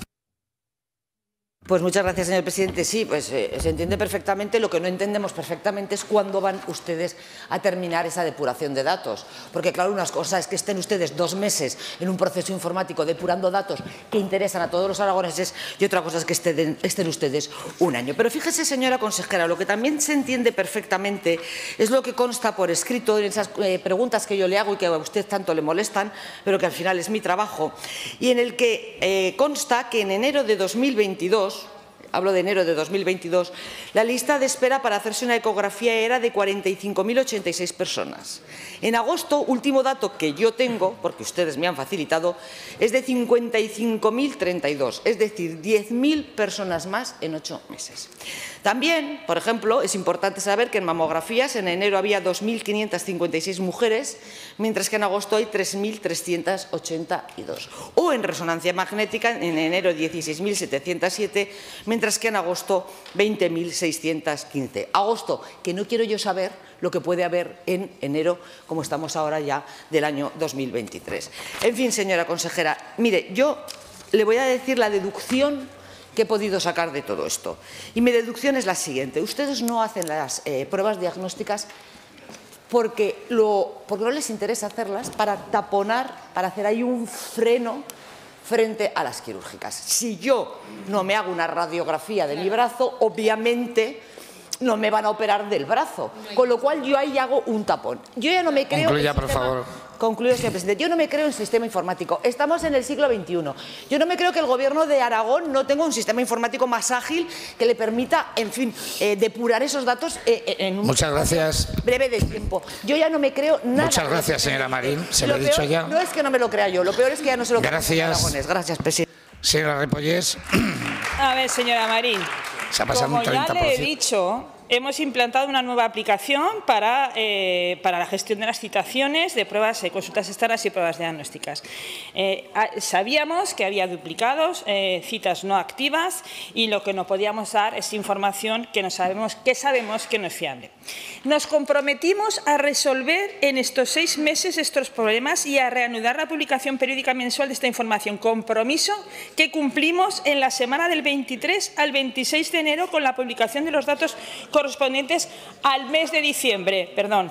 Hay que tener cuajo, el Partido Popular. Recordamos que en el periodo del Gobierno del PP la publicación y la transparencia en la información sobre demoras, tanto de consultas externas como quirúrgicas, brilló por su ausencia, sin que en ese momento se dieran explicaciones de ningún tipo sobre el motivo. Tras 9 meses de no figurar en ningún sitio las listas de espera de demoras quirúrgicas y diagnósticas, no dieron ningún tipo de explicación, y cuando las publicaron, y lo he repetido sensiblemente en varias ocasiones, las publicaron de forma sesgada con aquellos datos que solamente a ustedes les interesaban y les beneficiaban. Una vez dicho esto, le diré que el no haber publicado los datos no ha significado que no hayamos estado trabajando en depurar y en mejorar la gestión de las demoras de las listas de espera. De hecho, el programa ARCOF para las consultas de oftalmología, que arrastraban gran demora, ha conseguido en menos de 1 año reducir al 50% las demoras en acto único por ser consultas de alta resolución. Y aún le diré más. En esta mañana, en septiembre de 2022, en septiembre de 2022, se ha conseguido que reduzcamos más de 80% los pacientes vistos y resueltos en consultas de acto único. Y aún le voy a decir otra cuestión muchísimo más importante. Mienten deliberadamente con la intención de producir una desafección corrección en el sistema público por parte de las personas. El decir que hay 2.000 personas esperando hacerse una mamografía, si hacemos 2.000 mamografías diarias, significaría que habría un día de demora. Esos son los datos que ustedes dan y que ustedes falsean. Y los datos reales son que la espera media de los pacientes que se ven en las consultas externas de los hospitales es de 84,3 días. Esta cifra es casi la mitad de la que había en diciembre de 2021. Y el porcentaje de pacientes que esperan más de 60 días es de 48,2%, por debajo sensiblemente de la cifra media del Sistema Nacional de Salud en diciembre de 2021, que es 52,2. Gracias. Gracias, señora consejera. Pregunta número 8023, relativa al servicio de urgencias pediátricas en el Hospital Rollo Villanueva de Zaragoza, formulada a la consejera de Sanidad por la diputada señora Gaspar, del Grupo Parlamentario de Ciudadanos, para lo cual, señora Gaspar, tiene la palabra. Gracias, señora consejera. Antes de entrar en cuestión, me gustaría indicarle que, tal y como aparece aquí, lista de consultas externas, mayo 2022, es la actualización, así que si la han actualizado, por favor, procedan a actualizarla de verdad también en la aplicación informática. La pregunta que le hago de las urgencias del Hospital pediátricas del Hospital Rollo Villanueva. Señora consejera, es muy concreta y merece una respuesta concreta. ¿Tiene previsto el Departamento de Sanidad del Gobierno de Aragón volver a abrir, restaurar el servicio de urgencias pediátricas en el Hospital Rollo Villanueva? Si la respuesta es un sí, agradecería que nos indique cuándo o más o menos fecha aproximada, y si es un no, que nos explique el porqué. Gracias. Gracias, señora Gaspar. Señora consejera. Señora Gaspar, una vez analizados los indicadores asistenciales, en el momento actual no tenemos pensado restaurar el servicio de pediatría en el Hospital Rollo Villanueva. Gracias, señora consejera. Señora Gaspar, su turno. Bueno, lo primero de todo, agradecerle la concreción y que diga ya claramente que no tienen intención. Pero para nosotros, bueno, pues nos parece un error y además un agravio comparativo para los usuarios del sector 1 que el servicio de urgencias pediátricas del Hospital Rollo Villanueva siga cerrado. Somos conscientes de que el hospital de referencia de la población infantil, no solo de Aragón, sino de comunidades limítrofes, es el Hospital Materno-Infantil de Zaragoza, pero convendrá conmigo que la situación que viven a día de hoy los usuarios del sector 1 implica una pérdida de servicios, de unos servicios que ya estaban consolidados y de los que los usuarios hacían usos. Y en marzo de 2020, con la excusa con motivo de la pandemia, se cierra el servicio. Se cierra el servicio por dos motivos principalmente: por reducir el riesgo de contagio de la población infantil y por ampliar el espacio asistencial destinado a la atención urgente de la población adulta. Mire, los aragoneses en general y los usuarios del mencionado hospital fuimos absolutamente responsables en marzo de 2020 y asumimos todas y cada una de las decisiones que se tomaban por parte del Gobierno de Aragón, entendiendo que eran las más adecuadas e idóneas las que se necesitaban en esos momentos para hacer frente a la situación de pandemia que vivía en Aragón.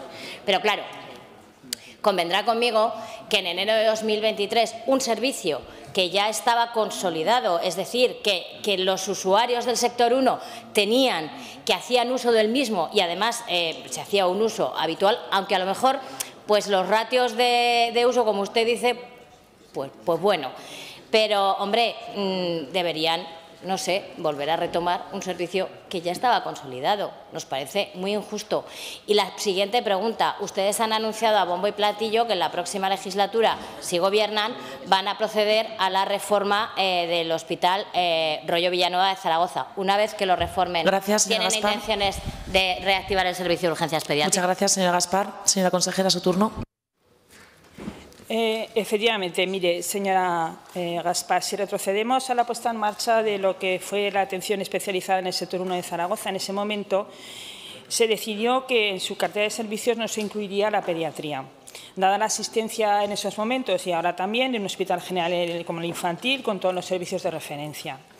En su momento se pusieron en marcha unas urgencias pediátricas en el Hospital Rollo Villanueva que nunca funcionaron como una urgencia hospitalaria real, dada la falta de servicio de pediatría en el hospital. Es decir, habitualmente los servicios hospitalarios de urgencias de pediatría se realizan en los hospitales en los cuales es posible ingresar a aquellos pacientes que necesitan o bien ingreso o necesitan de realizar pruebas más complejas. Esto no ha sido así nunca, ya que en cuanto teníamos la necesidad de a estos pacientes vistos en el Rollo Villanueva, en las urgencias del hospital, teníamos que ingresarlos a realizarles pruebas complejas, teníamos que derivarlos al hospital infantil, como usted bien sabe. En el momento actual, y por eso he hablado antes de datos de frecuentación, la frecuentación del hospital infantil en 2022 es de 155 urgencias diarias y en 2021 era de 139. Hay que recordar que en el periodo 2017-2019, cuando las urgencias pediátricas del rollo Villanova estaban en funcionamiento, las cifras en el hospital infantil eran de 137. Esto indica que con las cifras actuales la frecuentación diga que no hay problemas de saturación en el hospital infantil, salvo circunstancias puntuales y específicas, como sucede en todos los servicios de urgencias, y que la amplitud de cartera de servicios ofertada en el hospital infantil es muy superior a la del rollo Villanova. Con lo cual, consideramos que la calidad de la atención prestada en las urgencias pediátricas del hospital infantil es muy alta y que dicho hospital tiene capacidad en el momento actual para atender en el momento las urgencias pediátricas de los sectores 1 y 2 de Zaragoza. Y respecto a la accesibilidad, y dado que el Ayuntamiento de Zaragoza no ha mejorado los accesos al rollo Villanova, es dudoso que para los ciudadanos del sector 1 sea más accesible el rollo que el hospital infantil. Gracias. Gracias, señora consejera. Pasamos a la siguiente pregunta, número 93/23, relativa a la compensación de las horas extra del personal de enfermería del Hospital Universitario Miguel Servet de Zaragoza, formulada a la consejera de Sanidad por el diputado el señor Morón, del Grupo Parlamentario Vox en Aragón. Señor Morón, tiene usted la palabra. Gracias, señora presidenta. Señora consejera, el personal de enfermería del Hospital Universitario Miguel Servet hizo público su malestar hace aproximadamente un par de semanas porque tras ser informadas, bueno, de una forma poco oficial, fundamentalmente a través de las supervisoras de los distintos servicios, de la posibilidad de poder beneficiarse del pago de las horas a débito del año 2022 de manera voluntaria, con el fin de compensar el no disfrute de esas horas, desconocían, hace 2 semanas, desconocían qué solución se les iba a ofrecer desde la gerencia. Le preguntamos, ¿qué solución se va a dar al personal de enfermería del Hospital Universitario Miguel Servet respecto a las horas extras que han generado y que no han disfrutado? Muchas gracias. Gracias, señor Morón. Señora consejera. Señor Morón, se han valorado todas las alternativas posibles y las planteadas son, en primer lugar, en el caso debido a la falta de profesionales para cubrir los turnos de trabajo, autorizar las prolongaciones de jornada y, en segundo lugar, autorizar también el pago del importe de los excesos de jornada como alternativa a la compensación horaria. Me consta que estos 2 escenarios se han planteado y se han compartido con la Dirección de Enfermería y las supervisoras y los representantes sindicales para que se transmita a las enfermeras afectadas de esta situación. Gracias. Gracias, señora consejera. Señor Morón, su turno. Gracias, señora presidenta. Bien, nos gustaría que en su segunda intervención pudiera también ampliar información y decir si esos posibles acuerdos afectarán a todas las enfermeras, también a las que el año pasado estaban en un contrato de forma temporal. También afectará a las que están en contrato temporal. Pero mire, queremos hacer una pequeña reflexión respecto a esta situación, ¿no? La verdad es que es muy triste que al final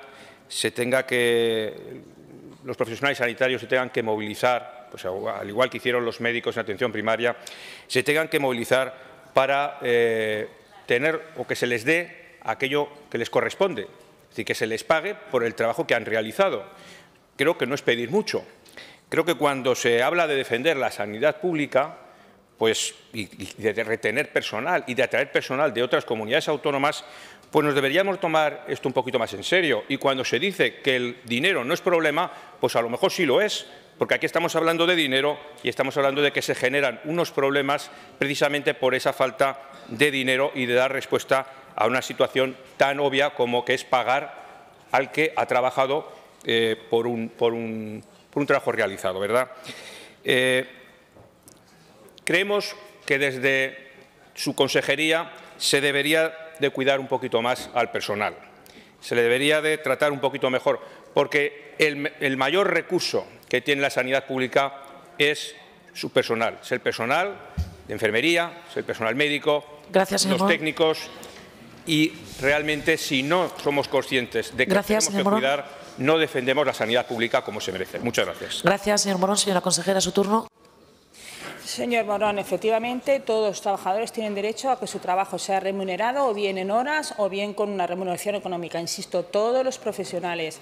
Y de eso somos conscientes en la sanidad pública y no se nos podrá achacar en ninguno de los momentos que no tengamos en cuenta todas las jornadas y todos los excesos de trabajo que realizan todos los profesionales y que no tengamos en cuenta todas esas reivindicaciones para ponerlas en marcha. Y no esperamos a que sean reivindicaciones asamblearias, sino que simplemente hablamos con ellos, les explicamos la situación y habitualmente la reconocen, la conocen y la admiten.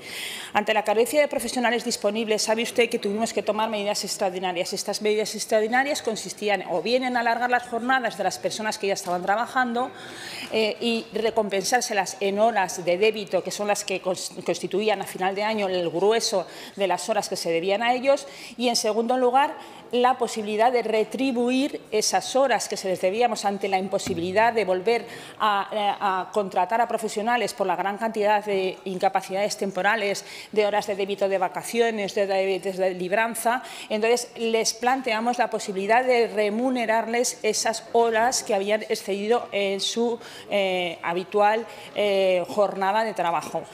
Insisto, a todas las profesionales que se les debitaban, tanto fueran contratos temporales como fueran contratos más estables.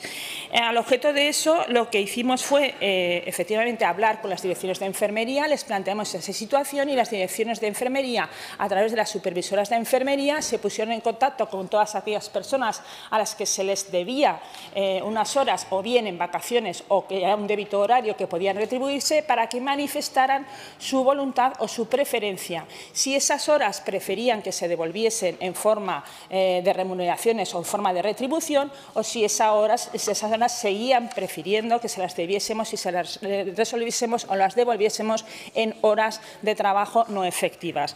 Gracias, esta información, desde luego, en la nómina del presente mes de enero ya se va a acometer el primer pago. Ya me imagino que hoy o mañana, el primer pago de los importes que corresponden al primer grupo de profesionales que decidió que prefería que se remunerasen sus horas de débito de forma de retribución. Gracias, señora consejera. Finalice, por favor. Y en las próximas nóminas de los próximos meses procederemos a las retribuciones del resto de profesionales que así lo soliciten. Muchas gracias, señora consejera. Pasamos a la siguiente pregunta, número 28/23, relativa al incumplimiento del plazo de pago a proveedores por parte de la Administración de la Comunidad Autónoma de Aragón, formulada al consejero de Hacienda y Administración Pública por la diputada la señora Susín, del Grupo Parlamentario Popular. Señora Susín, tiene usted la palabra. Gracias, presidenta. Señor consejero, ¿cuál es el motivo por el que el Gobierno de Aragón incumple reiteradamente el plazo de pago a proveedores y ha convertido a Aragón en la comunidad autónoma más incumplidora de España, teniendo en cuenta que los datos son suyos, no sea que considere que también mentimos, como la consejera de Sanidad? Gracias, señora Susín. Señor consejero, cuando quiera. Sí, me alegro que me haga usted esta pregunta, no sé si va a ser usted o la señora Saiz, para decirle que lo he dicho ya claramente, lo he explicado aquí varias veces. Como he explicado y hemos reconocido, es un problema estrictamente de gestión y lo estamos atajando. Y le diré una cosa, ya que es usted, aprovecho para decirle con total solemnidad que ayer mintieron. Ayer mintieron cuando dijeron que el periodo medio de pago de proveedores se estaba yendo porque nosotros estamos usando ese dinero para otros fines y para tapar otros agujeros. Mintieron, como dice el catecismo, decir lo contrario que se piensa con intención de engañar. Eso lo dijo usted ayer y hoy se lo desmiento. Gracias, señor consejero. Señora Susín, cuando quiera su turno. Ahora vamos a hablar de quién miente. Mire, señor Pérez Anadón, esta pregunta es de perogrullo, porque esta es una cuestión, pero es una cuestión ya muy preocupante. El Gobierno de Javier Lambán lleva desde noviembre del 19 sin cumplir con el plazo de pago a proveedores, salvo 5 meses, que han cumplido por los pelos. ¿También miento? Son sus datos. ¿Quién miente aquí? Porque están publicados en su página web y en la del Ministerio de Hacienda. Hoy, según la fórmula de cálculo, doblamos a todas las comunidades autónomas de España y tienen suerte con la fórmula de cálculo, señor Pérez Anadón, porque si hablamos con los proveedores individuales, algunos llevan 2 años sin cobrar. Y estoy hablando de proveedores del Servicio Aragonés de Salud, pequeños empresarios aragoneses al borde de la quiebra, a los que esa risa suya que acaba de hacer no le hacen ninguna gracia, porque ya no pueden sostener más la deuda del Gobierno de Aragón. Los proveedores aragoneses están endosando la deuda a los bancos a costa de comisiones porque no pueden sostener más la deuda que ustedes tienen. Pero es que, señor Pérez Anadón, mire, cuando una ve, a ver si miento, que tienen que recurrir a un ICO para pagar el incremento salarial de 37,5 millones de euros de los funcionarios, cómo están utilizando dinero de los fondos europeos para la recuperación en pagar nóminas, ya no nos extraña que tampoco puedan pagar a los proveedores. Y más con un remanente negativo de tesorería, ya veremos el informe de la Cámara de Cuentas, que vista la tensión de liquidez que tienen, hoy supera los 1.200 millones de euros. El día 28, a ver si miento también, porque está colgado en la web del Ministerio de Hacienda, la ministra le escribió una carta advirtiéndole de las consecuencias de no pagar. Y esas consecuencias son la intervención por parte del Ministerio. El problema es que no les intervendrán a ustedes. El problema es que intervendrán al siguiente Gobierno y les veremos salir a ustedes, a alguno de ustedes, a esa tribuna a hacer aspavientos. Exactamente igual que hicieron en el año 2012. Gracias, señora Susín. Acabo un momento, señora Finalice, presidenta. por favor. Cuando se fueron dejando 411 millones de euros en los cajones sin contabilizar. Finalice, señora Susín, Usted, por favor. señor consejero, utilizó el dinero del COVID y esta mañana me he molestado en contarla. Gracias, señora Susín. Porque no me quiere dar la información. Me he molestado en contarla.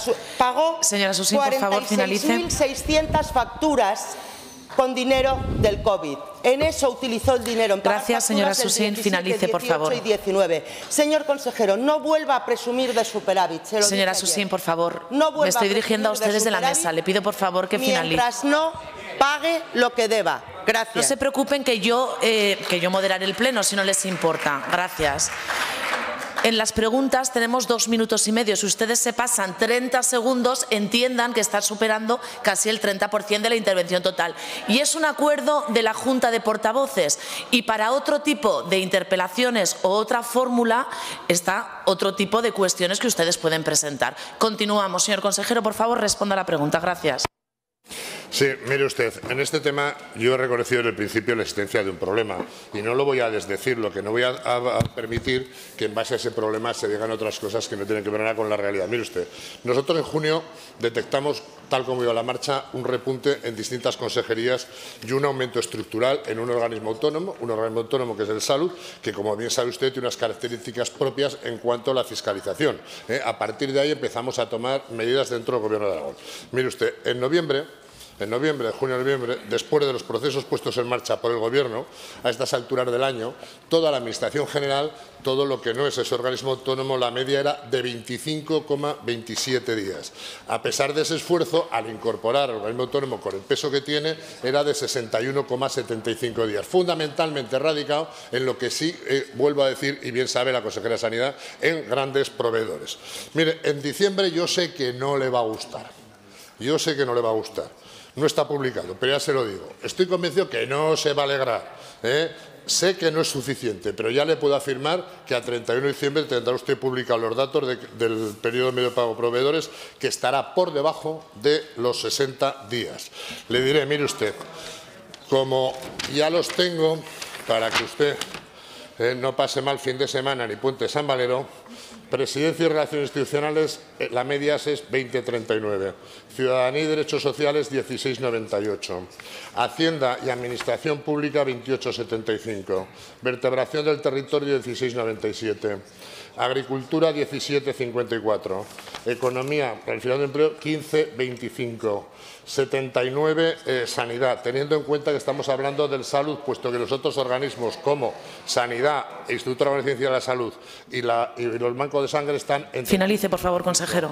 22 y 34. En total, 58,50. Le voy a decir, estamos en total coordinación con el Ministerio. El Ministerio nos ha planteado en esa carta que usted conoce que tenemos que meter por lo menos 175 millones y le diré, en diciembre metimos 246 millones en pago a proveedores. Gracias. Y le aseguro que no nos ha hecho mal. Simplemente terminaré de una manera. Mire usted, cuando se ponga a comparar, ¿sabe qué tiene que hacer? Le voy a hacer un pequeño acertijo. No le digo de comunidad autónoma es, pero mire a ver qué comunidad autónoma pagaba en marzo a un día el PMP sanitario Muchas y ahora gracias. lo paga a 65. ¿Qué día pagaba el general y ahora lo paga el 75. Muchas gracias. Y mire usted a los que han tenido que cesar. Muchas gracias, señor consejero. Los datos que ha dado esa comunidad. Muchas gracias, señor consejero. Que es una comunidad suya. El PMP. Pregunta número 8923 relativa a la relación de contratos rendidos por la Dirección General de Contratación a la Cámara de Cuentas de Aragón, formulada al consejero de Hacienda y Administraciones Públicas por la diputada señora Sainz del Grupo Parlamentario Popular. Señora Sainz, tiene la palabra. Gracias, presidente. Buenos días, consejero. Desde el Partido Popular le preguntamos cuáles son los motivos por los que 809 contratos recogidos en la plataforma de contratos del sector público y formalizados en el ejercicio 2021 por un importe de 172 millones no constan en la relación rendida por la Dirección General de Contratación a la Cámara de Cuentas de Aragón. Gracias. Gracias, señora Sainz. Señor consejero. Sí. Su afirmación, señora Sainz, no es correcta. En ningún momento, por favor, que acaba de empezar. En ningún momento la Cámara de Cuentas nos ha manifestado la existencia de un incumplimiento en nuestra obligación de rendir cuentas, sencillamente porque no ha existido ese incumplimiento. Abusan en exceso de las interpretaciones torticeras de los informes de la Cámara de Cuentas. Gracias, señor consejero. Señora Sainz, ahora sí que tiene la oportunidad de responder, que no necesita apuntadores. Señora Sainz. Señor consejero, 172 millones de contratos públicos no rendidos a la Cámara de Cuentas. ¿Por qué? ¿Qué tienen que ocultar? Lo dice el informe de la Cámara de Cuentas. Incumplen la ley de contratos del sector público. Y esta situación es insólita y única. Este es un claro ejemplo de su forma de gestionar, de la falta de transparencia y la opacidad de este Gobierno. El Gobierno de Aragón no ha permitido a la Cámara de Cuentas ver cómo se ha manejado el dinero de todos los aragoneses. En estas Cortes a este grupo parlamentario se le ha llamado antisistema inmoral, pero mire, señor consejero, antisistema inmoral es no cumplir la ley. Antisistema inmoral es no rendir contratos a la Cámara de Cuentas de Aragón. Y antisistema inmoral es ocultar y no facilitar información a la Cámara de Cuentas sobre contratos públicos, limitando el ejercicio de sus funciones. La ley obliga al Gobierno de Aragón a facilitar la información de estos contratos al órgano fiscalizador y ustedes lo han incumplido. Lea la página 59 del informe de la Cámara de Cuentas de la Cuenta General del 21. Le leo textualmente.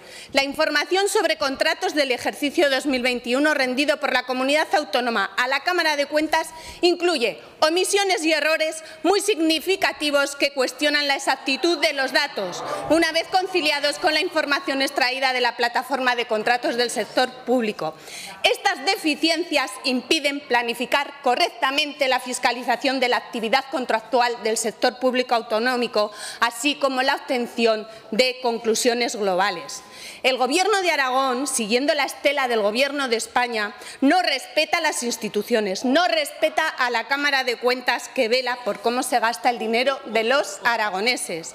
La falta de cumplimiento de la ley, artículo 335 de la Ley de Contratos del Sector Público, léasela. La falta de cumplimiento de la ley es la antesala del clientelismo y de la corrupción. Y el señor Lambán está obligado a colaborar y está obligado a no impedir o dificultar el ejercicio de las funciones a la Cámara de Cuentas. El señor Lambán debería cumplir la ley y facilitar inmediatamente a la Cámara de Cuentas todos estos contratos. Desde el Partido Popular esperamos que desde la Cámara de Cuentas exija con contundencia el cumplimiento de la ley. Concluya, por favor. Gracias. Señor consejero. No es contestarme y pedirme qué más, pero es que... Mire usted, señora Sainz, qué alto le están poniendo el listón. ¿Cuántas burradas tiene que decir? Tan difícil va a seguir estar en la lista siguiente, ¿eh? Señora Sainz, piano, bájele, que dicen en México. Mire usted, la Cámara de Cuentas lo que dice es que existe una... Señora Sainz, ha tenido... No. Me parece encantador que tengan aplausos. Ha tenido su tiempo. Señor consejero, continúe que le descontaré el tiempo. Mire usted, la Cámara de Cuentas lo que dice textualmente textualmente que existe una distorsión en la información debido a que se emplean codificaciones distintas, que no tiene que ver nada con la corrupción. Dice que la Dirección General de Contratación presenta la documentación agrupada por adjudicatarios, mientras que en la plataforma de contrato del sector público la información aparece desagregada, que no tiene que ver nada con la corrupción. Por lo tanto, el Gobierno de Aragón lo que ha hecho, y lo dice, es cumplir la obligación de rendir a la Cámara de Cuentas sobre toda actividad contractual realizada. Mire usted, además de la relación de contratos comunicada a la Cámara de Cuentas, toda la información sobre los contratos adjudicados está publicada en el portal de transparencia y en la plataforma de contratos del sector público. Y han sido 3 las fuentes de información que ha podido utilizar la Cámara de Cuentas. Por lo tanto, no estamos hablando de incumplimientos, sino de discrepancias debidas a carencias técnicas y a falta de herramientas informáticas, que por cierto la estamos solucionando nosotros, que ustedes no hicieron nada, no puede ser mejor, ¿no? Son conscientes de que hay público. Son conscientes de que hay público. Son conscientes de que hay público. Continúe, por favor. No obstante, le diré, y tal como recoge el informe de la Oficina Independiente de Regulación y Supervisión de la Contratación España, yo hablo de informes oficiales, no como usted, no lance insultos, uno de los grandes hándicaps es la ausencia de homogeneización de la información de las plataformas del conjunto del sector público en todas las comunidades autónomas.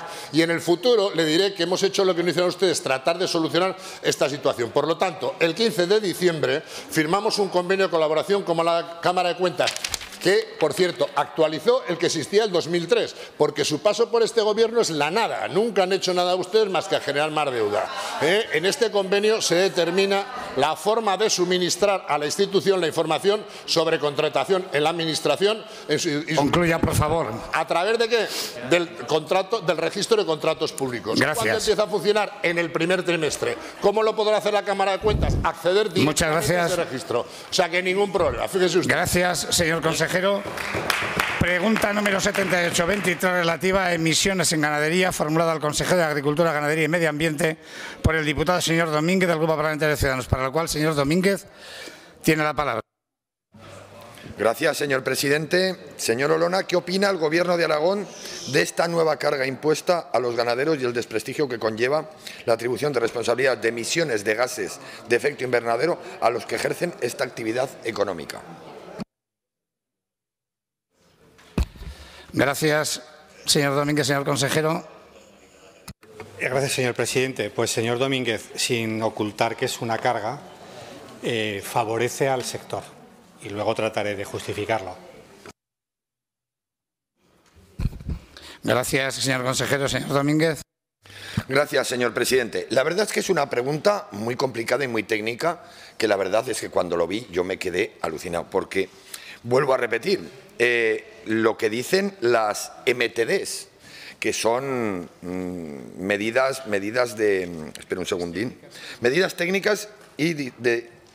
técnicas disponibles en explotaciones.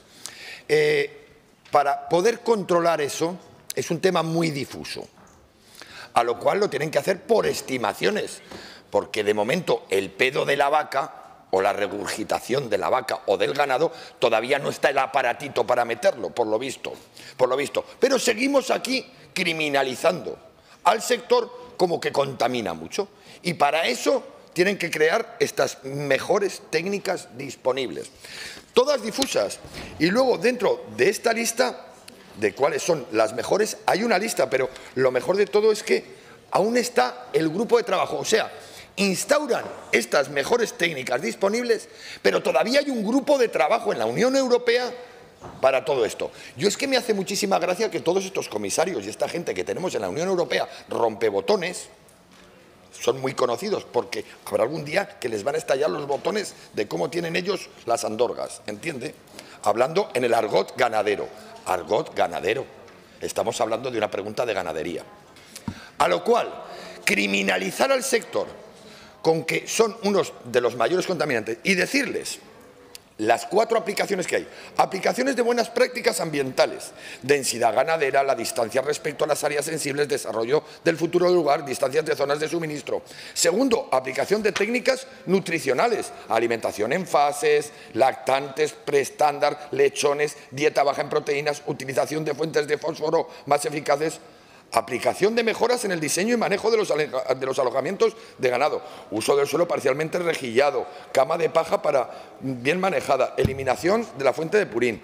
Por favor, todas estas normativas. ¿Te parece poco la burocracia que lleva todo esto con el tema de la PAC, con el tema de los lechones, con el tema de los controles que hay? Que yo no digo que no. Que ahora todavía más y encima achacarles como que son los principales causantes del efecto invernadero, como dice uno de los informes.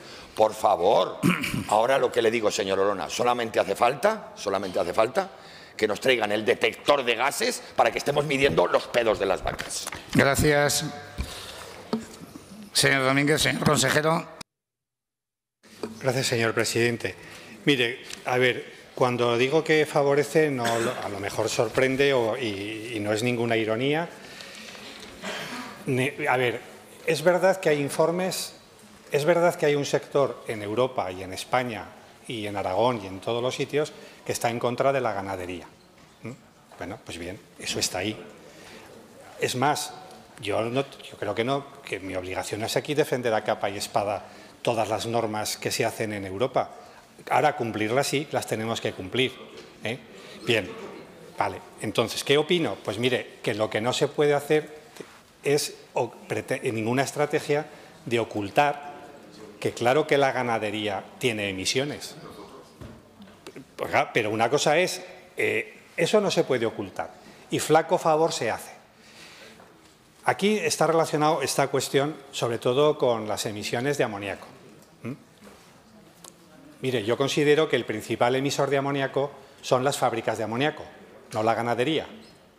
Pero dicho esto, ¿la ganadería produce amoníaco? Sí. ¿Hay que reducir las emisiones de amoníaco? Sí. Entonces, lo que no tiene ningún sentido es quejarse porque nos exijan que controlemos las emisiones de amoníaco. Bueno, otra cuestión. Yo, en ningún momento, en los años que llevo de consejero, he hablado de simplificar ni de eliminar la burocracia en la agricultura, porque eso no va a ocurrir, ni en la ganadería. Eso no va a ocurrir. Bueno, sí, pero es que yo no me he comprometido a quitar ninguna burocracia. Yo eso jamás lo he planteado. Luego tendrán que plantearse los que lo prometen, pues que den cuenta. Yo no tengo que dar cuenta de eso porque yo en ningún momento he planteado eso, porque es irreal. Otra cosa es que las normas sean más lógicas o no. Que, por cierto, en España tenemos la costumbre de ir a protestar a la Comisión Europea y al Parlamento Europeo cuando ya se ha aprobado todo. Bueno, pues a lo mejor tenemos que aprender a estar antes, Bueno, ¿por qué digo que, en ningún caso desprestigia al sector? Otra cosa es que algunos lo aprovechen. ¿Por qué digo y se me acaba el tiempo? Mire, porque en vez de hacer estimaciones a bulto, todo lo que sea hacer estimaciones con mayor precisión ya se está demostrando. Resulta que las emisiones son menores y eso favorece a la ganadería, no le perjudica. Gracias. Señor Olona, pregunta número 8223 relativa a la exclusión de la apicultura de las bonificaciones de carburante formulada al consejero de Agricultura, Ganadería y Medio Ambiente por el diputado señor Domínguez del Grupo Parlamentario de Ciudadanos, para lo cual, señor Domínguez, tiene la palabra. Gracias, señor presidente. Señor Olona, ¿qué opinión le merece al Gobierno de Aragón la exclusión del sector apícola de la ayuda extraordinaria para sufragar el precio del gasóleo consumido por los productores agrarios en el año 2023? Gracias, señor Domínguez. Señor consejero. Gracias, señor presidente. Bueno, pues oiga, pues creo que el Real Decreto que regula esto a lo mejor debería haber sido un poco más cuidadoso a la hora de tener en cuenta la apicultura, que bueno, que según usted, y es verdad, ha quedado excluida. No sé si estamos a tiempo de que se pueda corregir, pero pues ¿qué quiere que le diga? Pues no debería haberse excluido, porque forma parte del sector agrario, del sector ganadero, es una forma de ganadería. Gracias, señor consejero. Señor Domínguez. Pues sí se ha excluido, señor Olona, sí se ha excluido del Real Decreto y, desde luego, claro que estamos a tiempo. Yo espero, desde luego, hay muchísima presión en toda España, sobre todo en la comunidad autónoma de Extremadura, gobernada por el Partido Socialista, el señor Vara, y es donde más presión está habiendo. Hasta el señor Vara se ha manifestado que no ve lógica esa decisión. ¿Que en algún lado tienen que cortar? Desde luego, sí, yo entiendo que en algún lado tienen que cortar, pero cortar en la apicultura, en el peor año que ha tenido la apicultura en más de 20 años, con la situación que están viviendo los apicultores y que desde luego hoy el profesional de la apicultura o hace transhumancia o en su pueblecito 100 colmenas le van a dar como una ayuda, pero no va a vivir de ello, no va a vivir de ello. Y luego lo peor de todo es que, como usted bien dice, es un sector productivo del sector primario.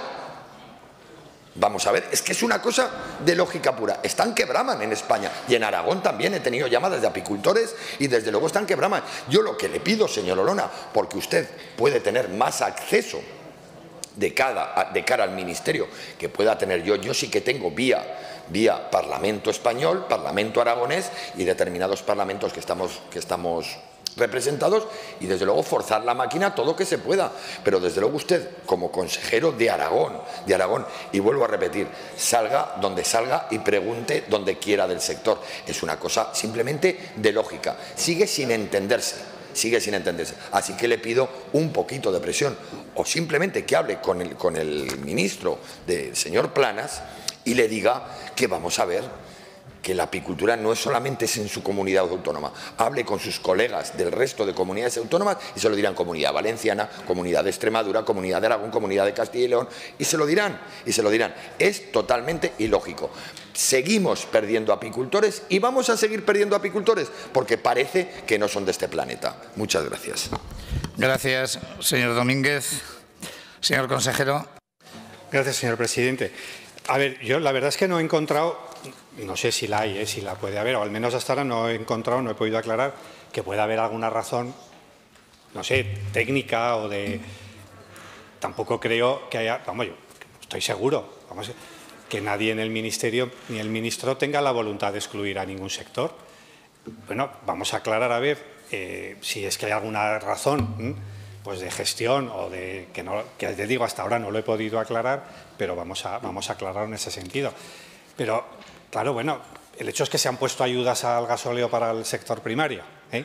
Es decir, bien, de acuerdo, vale, pero le insisto, pendiente de aclarar si hay algún motivo que podría haberlo de carácter operativo, pues que de momento no lo hay, pues yo efectivamente me comprometo a trasladar lo que porque es verdad, o sea, no hay ninguna razón para que un subsector concreto como es la apicultura pues quede excluido de la ayuda, salvo que haya una razón que yo ahora mismo no le puedo explicar porque tampoco la veo, ¿verdad? Pero insisto, estoy seguro que no ha habido ninguna, que en fin, que es que lo estoy, que no tendría ningún sentido de excluir, o habrá sido un olvido, no sé, pero en fin, lo aclararemos y defenderemos esta postura.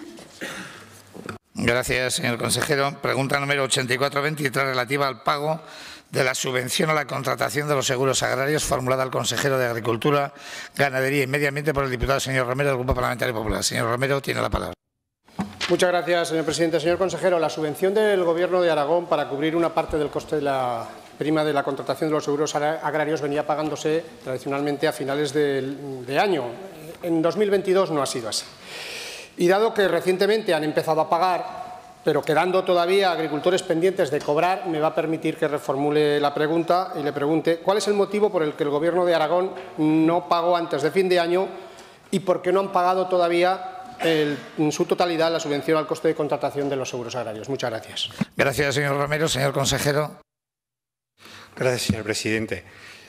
Le podría decir lo mismo que le ha dicho el señor Lambán al señor Morón, ¿verdad? Que motivo de esta pregunta parece que no se ha accionado. Bueno, no es así porque es un procedimiento administrativo.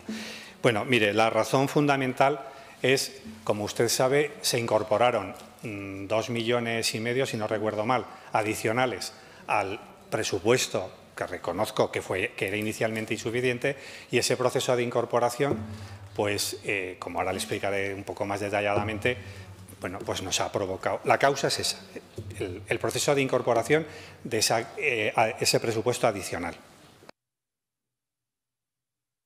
Gracias. Señor consejero, señor Romero. Bueno, señor Olona, si hubieran pagado con motivo de la realización de esta pregunta, tampoco me hubiera sorprendido. Quiero decir, al final el Gobierno de Aragón solamente acierta cuando rectifica y hace lo que le dice el Partido Popular. Pero mire, y de paso le voy a recordar Una cuestión. Tampoco la ayuda directa a superficies de explotaciones de fruta dulce motivada por la guerra, para compensar las dificultades económicas motivadas por la guerra de Ucrania, tampoco la han hecho efectiva, ya que reconoce una realidad, mire si se acelera y las hacen efectivas. Los agricultores y ganaderos llevan unos años en los que las adversidades climatológicas, y usted lo conoce bien, están haciendo mella en sus explotaciones. A eso este año se ha unido el fuerte incremento de los costes de producción. Para la nueva campaña y según los primeros presupuestos que se están realizando en este momento, sobre todo en el sector de la fruta, pero en todos en general, además de no permitirles asegurar los kilos por hectárea que tienen reales en las explotaciones, a mí lo que me están comentando es que el coste va a suponer del orden del 25 o el 30% superior al año pasado. Señora Olona, ¿por qué no se permiten asegurar los kilos reales que se producen? Y, en segundo lugar, están obligando a los agricultores y ganaderos a adelantar un dinero que, correspondiéndoles, tardan más de un año o un año, en el mejor de los casos, en abonárselo. ¿Por qué no descuentan la parte de la subvención que le corresponde pagar al Gobierno de Aragón en el momento de contratar la póliza? Medios telemáticos, informáticos, hay para hacer cruces, porque eso además lo están haciendo en otras comunidades autónomas. Si no me equivoco, Castilla y León lo está haciendo. Y, señora Olona, los seguros agrarios, y lo hemos hablado alguna vez, son una herramienta imprescindible para mantener la renta de los agricultores en caso de siniestro, pero para ello necesitan que los seguros agrarios sean eficaces, atractivos e incentivadores. Y con estas medidas que se están adoptando ni son eficaces, ni son atractivos, ni son incentivadores.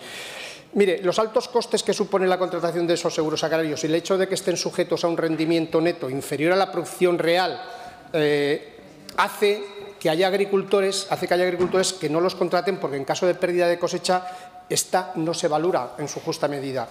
Y eso, como le decía antes, desincentiva su contratación. Y esa sí que yo sé que no es responsabilidad en su totalidad de usted, pero esa es una labor de mediación que debe usted hacer con Agroseguro como consejero. Y además le pido por favor que la saque adelante y se lo agradecerá a los agradecidos. Gracias, señor Romero. Gracias. Señor consejero. Gracias, señor presidente. Es que me plantea cuestiones que me parecen muy sustanciales, por lo tanto voy a obviar más explicaciones o causas que se abundar en una cuestión administrativa. Me refiero al retraso del pago del seguro, que la razón creo que es suficiente y usted creo que todos me han entendido, pues ya lo he explicado. El origen, la causa era la incorporación de ese presupuesto adicional. Mire, también reconozco que está habiendo retrasos en los pagos, pero mire, este es un año en el que, fruto de todos los problemas que ha habido, yo también en este caso abro una lanza en favor del esfuerzo administrativo que ha habido que abordar para tramitar miles y miles y miles de expedientes, muchos de ellos con procedimientos que hay que hacer ad hoc y que esto, pues mire, no es complicado, es muy complicado. A todos nos gustaría que se pudiera pagar inmediatamente, pero hay una tramitación administrativa que hay que hacer, una seguridad jurídica que hay que cumplir y esto, en fin, ¿lo pueden tomar una excusa? Reconozco que hay unos retrasos, pero oiga, este es un retraso causado por una situación también excepcional de carga administrativa, no de carga burocrática, de carga administrativa para hacer frente pues, a un montón que ahora mismo no sería capaz de enumerar de memoria las líneas o las líneas de ayuda que hemos tenido que establecer, ya le digo, muchas de ellas ad hoc. Sí que me parece muy relevante la cuestión que plantea en relación con el seguro. Con el tema de los rendimientos, esto es una discusión que mantenemos usted y yo y no está tan claro porque a veces se quiere... A ver, el agricultor puede asegurar el rendimiento que quiera, pero claro, el problema es que después no se lo van a cubrir. Sobre esto no siempre es cierto que los rendimientos que se pretenden asegurar sean reales, pero en fin, algún problema hay. Lo que sí le tomo la palabra y lo tomo como un deber y me comprometo, es mi obligación, mediar con Agroseguro. Y no mediar, es que parte del seguro lo pagamos el Gobierno de Aragón. Entonces, claro, si subimos las primas de ayuda, la ayuda y Agroseguro nos sube las primas, pues al final no conseguimos el propósito. Luego acepto. Gracias. Vale. Gracias, señor consejero. Pregunta número 3823 relativa a la implantación de puntos de encuentro familiar especializados en violencia de género, formulada a la consejera de Ciudadanía y Derechos Sociales por la diputada señora García del Grupo Parlamentario de Ciudadanos. Señora García, tiene la palabra. Gracias, señor presidente. Buenos días, señora consejera. Vamos a hablar de puntos de encuentro y, como usted sabrá, los puntos de encuentro cumplen varias funciones. En el caso de rupturas familiares que han sido complicadas, bien sirven para hacer las entregas de los menores sin más, y en otros casos para hacer unas visitas tuteladas. Eso es así. Pero aparte de las rupturas que pueden ser familiares, que pueden ser controvertidas o contenciosas o que tienen algún tipo de conflictividad, existen rupturas familiares donde media un tema de violencia de género por en medio. Efectivamente, el tema es delicado. Los niños recuperan de alguna forma las visitas con su progenitor, en este caso autor de un supuesto delito de violencia de género, la hacen de una forma tutelada y estamos convencidos de que realmente esas visitas que se producen no son unas visitas ordinarias como pueden ser las de cualquier otro niño que sus padres están en un conflicto familiar. El Pacto de Estado contra la Violencia de Género habla de promover puntos de encuentro especializados en materia de violencia de género. La pregunta es si desde su departamento se tiene previsto implantar algún punto de encuentro de esas características. Muchas gracias. Gracias, señora García. Señora Broto. Muchas gracias, presidente. Señora García, como usted sabe, creo que lo sabe perfectamente, que los puntos de encuentro son una parte más del sistema público de servicios sociales. Son un lugar neutral de intervención familiar y creo que en esta comunidad autónoma el servicio se está haciendo con mucha eficacia. En su reglamento de funcionamiento, como usted sabe, en su artículo 20 habla de la atención específica para los casos de violencia de género. Y yo creo que se está trabajando muy bien en ese sentido. ¿Qué tenemos? Pues por una parte el equipo técnico que se exige a la gestión de estos puntos de encuentro para dar seguridad a la víctima. Sabe usted que en algunos casos incluso se puede producir la suspensión de esas visitas si no cumple con los requisitos, porque lógicamente la orden judicial, porque lógicamente este servicio se utiliza siempre por orden judicial, lo que exige es esa atención psicosocial y la prevención de la violencia y la garantía de seguridad. Por lo tanto, eso es lo que estamos haciendo. Pero además de esto, usted sabe que desde 2017 se redactó un protocolo con las fuerzas y cuerpos de seguridad del Estado que se actualiza para precisamente la ayuda en los casos de violencia de género. Por lo tanto, yo creo que este sistema funciona. Le diré mi opinión sobre el tema, pero en este momento no pensamos en ningún punto de encuentro específico para violencia de género. Gracias, señora consejera. Señora García. Bien, muchas gracias por su respuesta. Efectivamente, todo lo que ha dicho es así. Sí que es cierto que estos puntos de encuentro de violencia, estos puntos de encuentro cuando los clientes, por decirlo de alguna forma, son menores que han sufrido de la violencia de género, bien directamente o bien de forma indirecta, tienen que ser especialmente cuidadosos porque no solamente se tutelan las visitas, sino que realmente se hacen una serie de informes, que esos informes son los que determinan o decantan que esos niños puedan seguir viendo a su padre o puedan dejar de verlo. Lo cual me parece un tema lo suficientemente importante para que usted me dice que no se va a implantar ningún punto de encuentro especializado en materia de violencia de género, pero le doy la vuelta a su argumento y le sigo comentando lo que dice el Pacto de Estado contra la violencia de género. Ahí se habla de que se intentará promover la existencia de puntos de encuentro especializados en materia de violencia de género y, si no en su caso, se instaurarán protocolos específicos para atender a los niños víctimas de violencia de género. No me vale el protocolo al que usted ha hecho referencia de la policía, porque eso es un protocolo genérico para actuar en materia de violencia de género. Yo lo que le pregunto ahora es, ¿existe o hay posibilidad de que exista ese protocolo específico que sirva de base para las personas que están asistiendo a estos niños víctimas de violencia de género en los puntos de encuentro? Muchas gracias. Gracias, señora García. Señora consejera. Señora García, cuando le hablaba de ese protocolo, realmente es un protocolo específicamente que se firmó en Aragón para los casos de la atención en los puntos de encuentro. No es algo genérico, es algo específico para la atención en Aragón. Pero usted, como jurista, sabe mejor que yo una cuestión que me parece importante y que yo he reivindicado siempre, lo sabe usted también, que la Ley Orgánica de Protección Integral en la Infancia y la Adolescencia y la consecuente reforma de los artículos 94, 96 y 156 del Código Civil se incluye la suspensión de las visitas. ¿En qué casos? Cuando se dicte una orden de protección con medidas de contenido penal y existieran indicios fundados de que los hijos e hijas menores de edad hubieran presenciado, sufrido o convivido con la violencia de género.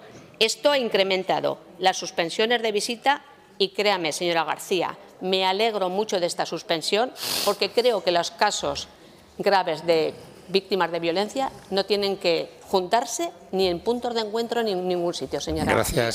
Gracias, señora consejera. Continuamos con la pregunta número 323 relativa a la reforma normativa en relación a la entrada de animales en establecimientos de hostelería, formulada al consejero de Industria, Competitividad y Desarrollo Empresarial por la diputada señora Cortés del Grupo Parlamentario Popular, para lo cual tiene la palabra. Sí, muchas gracias, señor presidente. Señora Aliaga, esta pregunta va dirigida a usted porque fue la Comisión de Industria en mayo del año pasado que aprobó por unanimidad instar al Gobierno de Aragón a modificar la legislación para que los propietarios de los locales de hostelería de nuestra comunidad autónoma puedan decidir si permiten la entrada o no de animales en sus locales. Los grupos que forman parte de los grupos que apoyan al Gobierno, en su argumentación dijeron que se estaba trabajando en esta materia. Sin embargo, 8 meses más tarde todavía no tenemos noticia de si esto se está llevando a cabo, se va a llevar a cabo o está a punto de hacerlo o no. Por si eso fuera poco, en el mes de diciembre pasado también un Real Decreto en 1021, de 13 de diciembre, regula determinados requisitos en materia de higiene de la producción y comercialización de los productos alimenticios en establecimientos de comercio al por menor y ahí establece medidas de aplicación de los reglamentos del paquete de higiene en España con el objetivo de que su implementación sea homogénea en todo el territorio nacional. En el artículo 14 de ese Real Decreto se regula el acceso de animales a los establecimientos de comercio al por menor y establece que en las zonas de los establecimientos de hostelería y restauración donde únicamente sirven alimentos, el operador del establecimiento puede permitir el acceso de animales domésticos siempre que se cumplan una serie de requisitos. Por lo tanto, con el acuerdo unánime de estas Cortes para que usted modifique esa normativa y con este Real Decreto, le pregunto si pues está en vías de aprobar o hacer esa modificación y para cuándo estará lista. Muchas gracias, presidente. Gracias, señora Cortés. Gracias, señor consejero. Sentado porque estoy todavía con algunas décimas de fiebre. Vamos a ver, efectivamente, hemos seguido muy de cerca esta normativa, señora diputada, muy de cerca, el 1021, que entró en vigor el día siguiente, porque efectivamente la normativa actual que rige tanto la normativa turística, que es por la que usted se interesa, es el titular del establecimiento, es el que tiene la facultad mediante ese reglamento de permitir o no con determinadas condiciones la entrada o no de animales. ¿De acuerdo? Estamos de acuerdo. Punto número 1. Punto número 2. Desde el Gobierno de Aragón hemos instado siempre a que se favorezca. De hecho, en los recientes estudios del 2012 del Cliff Communication decía que Aragón es una comunidad pet friendly. ¿Sabe usted ese estudio? ¿No lo conoce? Es decir, que en los establecimientos del turismo rural, en el tranvía de Zaragoza, con normativa del ayuntamiento, en algunos ayuntamientos de Zaragoza, Huesca y Teruel, confluyen la normativa turística, la normativa de sanidad y la normativa municipal. Y en esta comunidad autónoma, cuando nos clasifican de pet friendly, es que se están dando los pasos adecuados para instar, favorecer a los titulares, de los establecimientos, a permitir, en la medida de las posibilidades, cumpliendo las normas técnico-sanitarias y, lógicamente, aquí los que tienen prioridad, como usted bien conoce, son los animales tanto que auxilian a las fuerzas de seguridad del Estado como los animales que auxilian a las personas con discapacidad. Entonces, quédese tranquila porque la legislación actual que tenemos actualmente y con la aparición del decreto deja el tema bien claro. La libertad de empresa permite al titular del establecimiento tomar la decisión mediante un reglamento de permitir o no la entrada de animales. Le van a quedar solamente 4 segundos. Señor Cortés, su turno. Bueno, señora Aliaga, en materia turística yo eso ya lo sé, yo ya lo dije en la intervención en la comisión. Son más de 400 los establecimientos turísticos los que permiten la entrada de mascotas, pero yo me refería a los locales de hostelería y bares y restaurantes. Y eso, ustedes tienen un decreto que prohíbe esa presencia. Es el decreto 131, que es de 2006, donde se dice que se prohíbe la presencia de animales en zonas de manipulación, almacenamiento o consumo de alimentos. Y eso es lo que yo les instaba a ustedes a modificar con el Real Decreto Nacional, evidentemente, pero bueno, pues por mejora de técnica jurídica ustedes podían hacer el esfuerzo de modificar esa normativa. Si no la van a hacer, perfecto, no pasa nada. No se preocupe, que serán las ordenanzas municipales las que se acomodarán y los propietarios de esos establecimientos lo que lo decidirán. Pero yo creo que una buena técnica jurídica sería, y sobre todo cuando de estas Cortes se lo han pedido por unanimidad, hacer esa modificación. ¿Que usted no está por acabar de hacerlo? Sin problema, no se preocupe. La legislación superior se lo va a permitir. Gracias, señora Cortés. Señor consejero, Termino. Vamos a ver si está claro. Si hay una ley del turismo y permite y corresponde al titular del establecimiento decidir en función de la libertad de empresa. ¿Usted qué está defendiendo? ¿La libertad de empresa o todo lo contrario? Gracias. Gracias. Pregunta número 9623 relativa a la ejecución de los recursos procedentes de los fondos europeos de reconstrucción, formulada al consejero de Industria, Competitividad y Desarrollo Empresarial por la diputada señora Fernández del Grupo Parlamentario Vox. Señora Fernández, tiene la palabra. Gracias, presidente. Buenos días, señora Aliaga. Le preguntaremos hoy por la ejecución óptima de los fondos de recuperación europeos. Le haré la pregunta en un solo turno de palabra, porque después de la comparecencia de la consejera de Economía ayer, que también su comparecencia era el motivo, los fondos, la gestión de los fondos o la ejecución de los fondos europeos, le venimos a preguntar a usted hoy nuevamente, como vicepresidente del Gobierno y, por tanto, responsable de esa gestión y seguimiento de los fondos europeos, a la par que como consejero de Industria.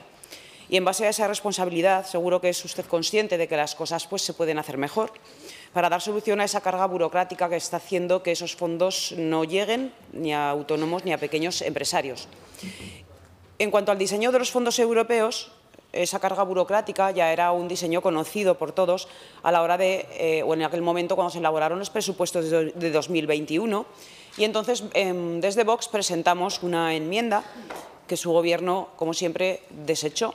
Y era para la creación de una unidad transversal a todos los departamentos al objeto de agilizar la gestión de los fondos Next Generation europeos. Hoy es patente la incapacidad manifiesta de este Gobierno para la gestión de estos fondos europeos, tal y como recoge también el informe de fiscalización de la Cámara de Cuentas del ejercicio 2021, en el que revela que la gestión de estos fondos en Aragón ha tenido una ejecución de tan solo un 20%. Es decir, de los 505 millones que había disponibles, solamente se ejecutó ese 20%, que son 102, difiriéndose 403 millones de euros al ejercicio 2022. ¿Qué ha pasado? Que en 2022 han llegado nuevos fondos que se han sumado a los anteriores, por lo que las cosas tampoco han ido mejor en base a los datos que tenemos del portal de transparencia, los últimos que tenemos de noviembre de 2022, que habla de que en lo referente a los de MRR, Mecanismos de Recuperación y Resiliencia, la ejecución es de tan solo un 11,85%. Lo que nos hace suponer que para 2023 la bola de nieve será mayor por ese diferimiento de fondos no ejecutados en 2021-2022. Hablamos también del Repower EU.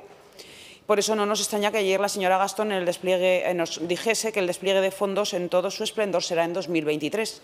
Y por eso le volvemos a preguntar, ¿va a adoptar su departamento medidas adicionales para lograr una ejecución óptima de estos fondos de recuperación europeos? Gracias. Gracias, señora Fernández. Señor consejero, puede contestar en un solo turno. Gracias también por respeto. Si me permite, contestaré sentado. Una reflexión previa. El departamento está adoptando, junto con los departamentos del Gobierno, medidas excepcionales desde que empezó la pandemia. Medidas excepcionales de dedicación, sobre todo de los funcionarios y de los propios consejeros. Segundo, esa comisión que usted alude es el propio Gobierno de Aragón. Aquí está mi compañera de presidencia. Está implicadísimo el Departamento de Hacienda, como no puede ser de otra manera, y nosotros, en la parte que nos corresponde, como sabe, de coordinar el FEDER, el Fondo Social, el PROTEFA, el READ, etcétera, etcétera, hemos hecho lo que estamos haciendo. Una reflexión previa también. Desde que el fondo se adjudica o se ingresa en las arcas de la Comunidad Autónoma de Aragón una dotación, hasta que se certifica, pasa un periodo de tiempo necesario. Por ejemplo, le voy a poner un ejemplo. Tenemos adjudicados los fondos del convenio de la nieve, el del año pasado, la unión de estaciones. Hay que hacer la unión, hemos hecho el convenio y cuando esté hecha la obra y la inversión y se certifique con la aquiescencia de esto, se verá ejecutado el proyecto. Por ejemplo, en los fondos FEDER, apúnteselo, entre en las listas de España, tenemos de plazo hasta el 31 de diciembre del año 2023 y llevamos ejecutados el 91,88, liderando la ejecución de FEDER en España. En el Fondo Social Europeo, el 82%. De los programas que estaban en marcha antes de los Next Generation. Y en los demás fondos, hombre, si concedemos 40 millones de subvenciones para el programa READ Industria, las empresas tienen un plazo para ejecutar las subvenciones y contratar el empleo. Y usted está mirando la cuenta del 21 y yo que he estado en esas cuestiones de Hacienda, y a ver ahora la del 22 y la del 23, porque hay más, todas las ayudas del autoconsumo, las ayudas de la industria, que van gestionándose en los momentos que certifican las empresas las inversiones. Quédese tranquila que volveremos a situarnos, Aragón, al liderazgo de la gestión de las ayudas del Fondo Next Generation. Ya lo verá como me acaba dando la razón. Gracias. Señora Aliaga, pregunta número 3423 relativa a los recursos de las unidades de atención a la familia y a la mujer, formulada a la consejera de Presidencia de Relaciones Institucionales por la diputada señora García, del Grupo Parlamentario de Ciudadanos. Tiene la palabra. Gracias, señor presidente. Buenos días, señora consejera. La verdad es que el mes de diciembre y el mes de enero vienen siendo unos meses bastante aciagos en cuanto al tema de violencia machista y violencia de género se refiere. Es cierto que tenemos que poner todos los medios a nuestro alcance para acabar con lo que hemos definido muchas veces con un problema que es un problema que nos atañe a todos y que atañe a la sociedad. Una de las partes implicadas, evidentemente, es la policía, y le voy a hablar en concreto de la unidad de familia y mujer adscrita a la Policía Nacional. Según las últimas noticias que tenemos nosotros, existen 22 efectivos aquí en Zaragoza, en Aragón, adscritos a la UFAN, de los cuales 11 tienen que tramitar, o sea, tienen que hacer el seguimiento de las órdenes de protección y de las denuncias una vez interpuestas, y otros 11 llevar a cabo las investigaciones correspondientes. Efectivos que atienden a cerca de un centenar de personas, sobre todo en el seguimiento, y no llegan. Pero además a eso tenemos que añadirle que las denuncias se recogen en comisarías normales e incluso en el medio rural por parte de la Guardia Civil, sin querer dudar de la formación y del buen hacer de todos estos efectivos. Lo cierto es que muchos de ellos pues carecen la formación específica para atender determinados delitos y, sobre todo, para lo que es la valoración del riesgo, que eso es tan importante a la hora de tomar medidas para una mujer que ha sido víctima de violencia machista. La pregunta que yo le formulo es si por parte de su departamento van a insistir al Gobierno de España para que refuerce con medios materiales y medios personales tanto a la UFAN como a todas aquellas unidades policiales y de todo tipo que tienen como misión atender de primera, o sea, a la primera parte y, sobre todo, luego también al seguimiento de estas víctimas que denuncian haber sido víctimas de violencia de género o violencia machista. Muchas gracias. Gracias, señora García. Señora consejera. Gracias, señor presidente. Gracias, señora García, por su pregunta y por el tono, además, de su intervención. Es verdad que el drama al que estamos asistiendo, creo que todos los esfuerzos no quedan en vano, pero desde luego hay que materializar y redoblar seguramente los esfuerzos de todos, de la política en primer lugar. Creo que el consenso y el acuerdo en la política debería de ser la máxima, que no existe en este momento, y desde luego la colaboración entre instituciones. Le aseguro que la interlocución con el Gobierno central, con la Dirección General de Policía y especialmente con la Jefatura Superior de Policía aquí en Aragón es absolutamente constante y lo seguiremos haciendo. Gracias, señora consejera. Señora García. Muchas gracias. Bueno, espero que esa colaboración incluya también la petición de más, como le he comentado, más medios personales y más medios materiales, porque está claro que hacen falta y son precisos. Por tanto, le reitero mi pregunta. ¿Realmente ha solicitado más medios? ¿Ha solicitado más medios personales, más medios materiales en el sentido de más formación para aquellos efectivos que no están incluidos a lo mejor en la UFAN y que necesitan un tipo de formación mucho más específica, más personal para la UFAN, más personal para la Guardia Civil, más personal para las policías en las comisarías? En definitiva, ¿ha solicitado usted más medios?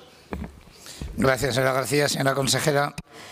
En primer lugar, creo que es bueno contextualizar dónde nos estamos moviendo y reconocer el esfuerzo del Gobierno central en revertir la caída de las plantillas policiales que se encontró. En la actualidad hay 25.000 agentes más entre Guardia Civil y Policía que en el 2017. Respecto a la UFAN, como usted se refiere, señalar que estos efectivos se dedican al seguimiento, no estrictamente a la protección, que lo hacen otros policías. Es decir, la protección de las mujeres no solo es una cuestión exclusiva de la UFAN, pero decirle que en los últimos 2 años, precisamente, de 24, no 22, que hay en plantilla, en este momento tenemos 37, es decir, ha habido un incremento del 52%, 52-53% de la plantilla, vista la absoluta necesidad de hacerlo. También hay que señalar que, como usted ha puesto de manifiesto, que no solo es la Policía Nacional, esto es una cuestión de todos. Hay un pacto de Estado, precisamente, que lo que quiere es involucrar a todas las instituciones en una estrategia compartida. Está la Policía Nacional, está la Guardia Civil con EMUME, con los equipos de mujer y menor. En este momento tenemos 142 profesionales en Aragón que están dedicados precisamente en este objetivo, y otra labor importante es la de los policías locales también, que directamente, de alguna manera, con los convenios Biogen, uno es a través del Gobierno de España, y tengo que decir que desde el año 2018 hemos pasado de 1 a 13 convenios precisamente involucrando a la policía local y de 5 a 13 en los convenios que tiene el Gobierno de Aragón. Decirle que en este presupuesto, precisamente, en uno de los aspectos que hacía referencia, tenemos 400.000 euros para formar a los policías locales en este ámbito, que digo y tengo que hacer un reconocimiento de todos los cuerpos y fuerzas de seguridad del Estado que están involucrados directamente en la protección de las mujeres y en la lucha contra esta lacra, y que sin duda seguiremos insistiendo tanto al Gobierno de España como a los ayuntamientos para tener una estrategia común y acabar con esta vergüenza, desde luego, que ya nos avergüenza. Gracias, señora Pérez. Pregunta número 8823, relativa a las medidas que va a adoptar el Gobierno de Aragón para atender y apoyar a todas aquellas mujeres aragonesas víctimas de violencia de género, desprotegidas y afectadas por las revisiones a la baja de condenas de sus agresores, formulada a la consejera de Presidencia y Relaciones Institucionales por la diputada señora Sainz, del Grupo Parlamentario Popular, para lo cual, señora Sainz, tiene la palabra. Gracias, presidente. Buenos días, consejera.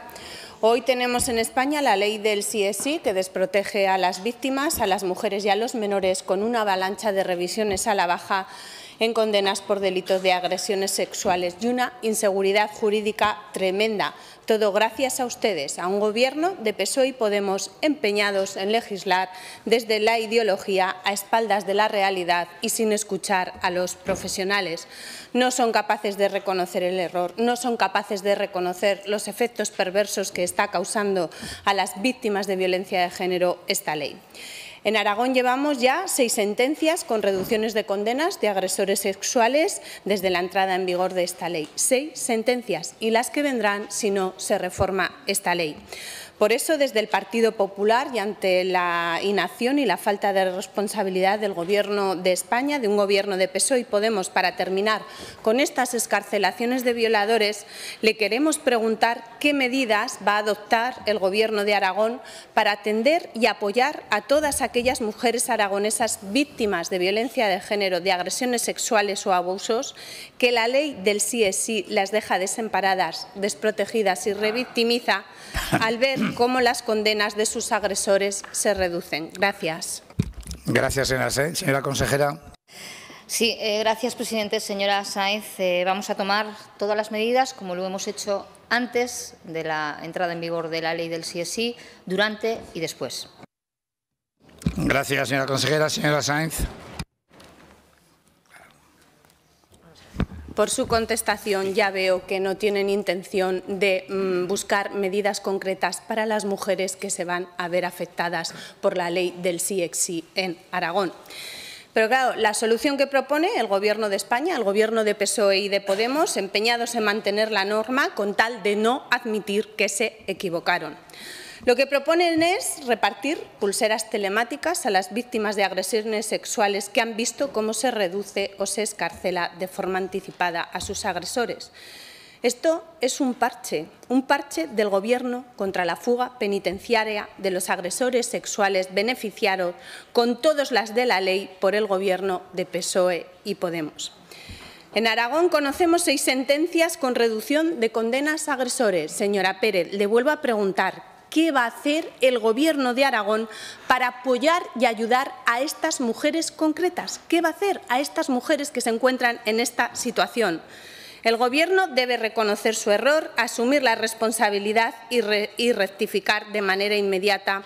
Debe modificar la ley que está generando esta enorme desprotección a niñas, adolescentes, mujeres aragonesas. Ya son 266 agresores sexuales beneficiados por esta ley, 6 de ellos, vuelvo a repetir, en Aragón. 6 mujeres aragonesas victimizadas por esta ley y el Gobierno de Aragón no tiene intención de apoyarlas, ayudarlas de ninguna forma concreta después de los efectos que esta ley está causando. La consejera no nos ha dicho ninguna medida. Gracias. Señora consejera.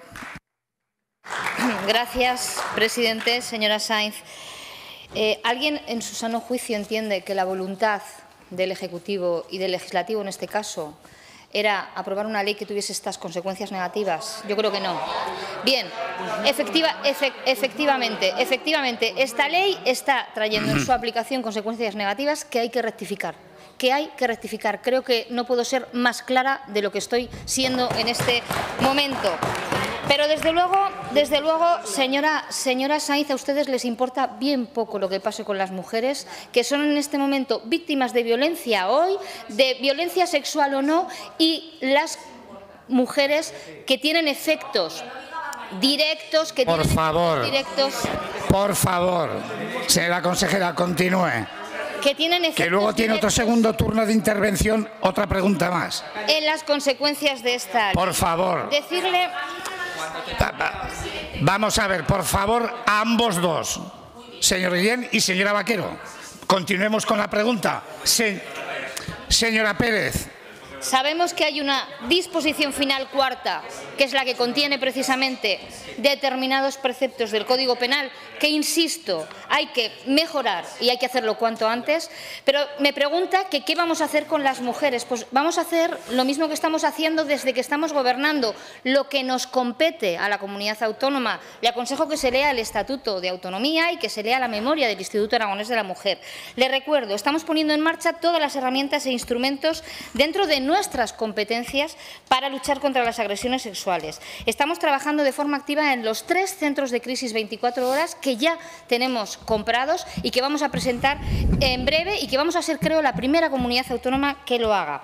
Hemos puesto en marcha una asesoría especializada con la que cuenta el IAN, hemos impulsado los puntos violeta en municipios aragoneses o tenemos una novedosa iniciativa en el Instituto Aragonés de la Juventud, en colaboración con el IAN, para desarrollar una asesoría de violencia sexual específica para jóvenes que se puso en marcha en el 21. Y quiero aprovechar y defender la magnífica labor, como lo he hecho antes con cuerpos y fuerzas de seguridad del Estado, la magnífica labor que está desarrollando todas y cada una de las mujeres que conforman el Instituto Aragonés de la Mujer y especialmente su directora gerente, cosa que ustedes no son capaces de reconocer, porque lo que quieren buscar es culpabilizar los errores de otros en este Gobierno para intentar desgastarlos una y otra vez sin importarles, insisto y repito, lo que pase realmente con las mujeres que están sufriendo en este momento violencia o violencia sexual. Gracias, señora consejera. Pregunta número 9023 relativa al refuerzo de la Unidad de Familia y Mujer de la Policía Nacional de Aragón, formulada a la consejera de Presidencia y Relaciones Institucionales por la diputada señora Sainz del Grupo Parlamentario Popular, para lo cual señora Sainz tiene la palabra. Gracias, presidente. Las Cortes de Aragón, a propuesta del Partido Popular, aprobamos una iniciativa en la que instábamos al Gobierno de Aragón a solicitar al Gobierno de España recursos económicos que permitan reforzar la Unidad de Familia y Mujer de la Policía Nacional de Aragón, de forma que sea un verdadero servicio integral de atención a las mujeres víctimas de violencia. Le vuelvo a preguntar, ya que no le ha contestado a la señora García, que la ha antecedido la misma pregunta de la Unidad de Familia y Mujer, ¿qué acciones ha llevado a cabo el Gobierno de Aragón para solicitar al Gobierno de España el refuerzo de la Unidad de Familia y Mujer de la Policía Nacional de Aragón y así dar cumplimiento al mandato de estas Cortes? Salió aprobada esa propuesta. Gracias, señora Sainz. Señora Pérez. Gracias, señor Sada. Bueno, se inaugura una nueva práctica que es hacer repreguntas de lo mismo que ya se ha contestado. Por lo tanto, yo creo que no sé si esto les puede interesar mucho a los aragoneses o a las aragonesas, que son para quien servimos. Dicho eso, también hace usted interpretaciones de lo que la señora García puede pensar o no de mi contestación. Le he respondido que seguimos, que estamos en interlocución constante con el Gobierno de España y que en estos 2 últimos años se incrementa en un 54% la plantilla. Gracias, señora consejera. Señora Sainz. Mire, señora consejera, usted ha reconocido la labor de cuerpos y fuerzas de Aragón, pero yo lo que le recomiendo es que lo escuche, que los escuche a ellos, que son los profesionales que viven el día a día, que atienden a las víctimas. Y ellos son conocedores de cuáles son las necesidades. Lo están poniendo sobre la mesa, pero ni el Gobierno de Aragón ni el Gobierno de España les está escuchando. Solo en Zaragoza hay 1.268 mujeres que se considera que necesitan protección y la Unidad de Familia y Mujer de la Policía Nacional se encarga de proporcionar esta protección y cuenta con 11 policías, lo cual resulta imposible. Resulta imposible proteger a 1.268 mujeres aragonesas con 11 policías. Escucha a los profesionales de esta unidad están demandando un aumento de personal, que necesitan medios personales para desarrollar su trabajo con garantías, que en muchos casos cada policía lleva una media de 120 mujeres con órdenes de protección en vigor bajo su supervisión. Se necesitan vehículos adecuados, formación especializada y de calidad en cómo atender a la mujer víctima de violencia, unas instalaciones con dependencias exclusivas para las víctimas que en ocasiones acuden a denunciar en compañía de sus hijos. Dentro del Pacto de Estado sobre Violencia de Género hay presupuesto para personal, para medios e instalaciones. Se trata de priorizar en qué gastar el dinero y entendemos que dentro de esa priorización parte de estos recursos deben llegar a la Unidad de Familia y Mujer. Y le vuelvo a preguntar, ¿qué ha hecho el Gobierno de Aragón? ¿Qué ha hecho el Gobierno de España para reforzar esta unidad? Por el momento ha quedado claro que nada. ¿Y cómo es posible que con el ingente gasto en ideología de género y en leyes aprobadas en tromba mueran más mujeres que nunca? Pero nada se habla de reforzar esta unidad. Le pido que cumpla con el mandato de estas Cortes, que fue claro, reforzar la Unidad de Familia y Mujer para que las mujeres sean bien atendidas. Gracias. Señora consejera. Señora Sainz, de verdad Le digo sinceramente que intento escucharla y creer lo que dice en este activismo que últimamente tiene en este ámbito, pero sabe que es que su posición es incoherente. Lo que dicen es incoherente a lo que hacen. No serán creíbles hasta que no rompan los gobiernos con quien está negando precisamente la violencia machista, que el lunes mismo en Castilla y León se impidió una declaración porque fueron incapaces de reconocer que hay violencia machista. Perdón, para el asesinato de una mujer y de su hijo, y hasta que no rompan con las alianzas peligrosas que tienen con aquel partido que niega sistemáticamente que existe este gravísimo problema. Pero hablo de Castilla y León, pero señora Sainz, ¿no le da un poco de rubor pedir Policía Nacional? Por favor, señora Susil, que está hablando, escuchemos y luego ya hagamos comentarios los que queramos. Continúe. ¿No le da un poquito de rubor pedir policía recursos a nivel nacional al Gobierno de España? Cuando oiga aquí en la Plaza del Pilar, el Ayuntamiento de Zaragoza, mire, se hacen 40 años que escribió Michael Ende La historia interminable, y la verdad es que es un libro muy recomendable, que es lo que nos recuerda la política del señor Azcón sistemáticamente. Grandes anuncios, pero no acaban de materializar. En junio del 2019 han pasado 3 delegadas del Gobierno y sigue el señor Azcón. En junio del 19 dijo que se iba a sumar al convenio Biogen. Aún estamos esperando. No, señora Sáenz, está usted muy mal informada. No está todavía. Y la excusa dice que faltan plantillas de policías. Y realmente yo creo, señora Sáenz, que la excusa es que Vox no les deja sumarse al convenio Biogen. Y ustedes prefirieron precisamente ayer buscar el apoyo de Vox precisamente para romper la unanimidad de estas Cortes y trasladar un acuerdo unánime al Gobierno central para que modifique la ley del sí es sí. Esas son sus alianzas, esas son sus amistades y desde luego es muy poco coherente su discurso con lo que hacen realmente. Gracias. Pregunta número 5923 relativa al pago de las ayudas al alquiler de vivienda, formulada al consejero de Vertebración del Territorio, Movilidad y Vivienda por el diputado señor Juste del Grupo Parlamentario Popular. Señor Juste, tiene la palabra. Muchas gracias, señor presidente. Bueno, la verdad es que hablando de anuncios, yo le diría a la consejera que anunciar 20.000 viviendas, 1.000 para cada año durante los próximos 20 años, cuando en los últimos 8 se han hecho 9, eso sí que es un anuncio. Eso sí que es un anuncio. Señor consejero, hablamos otra vez de las ayudas al alquiler. Volvemos a hablar, pero no volvemos a hablar porque este partido, el Partido Popular, quiera solo, sino porque la cantidad de gente, de familias, de personas que me llaman pidiendo que hagamos algo, que les ayudemos. Porque las bases de convocatoria decían que tenían derecho, decían que esa ayuda era necesaria, porque no llegaban a final de mes.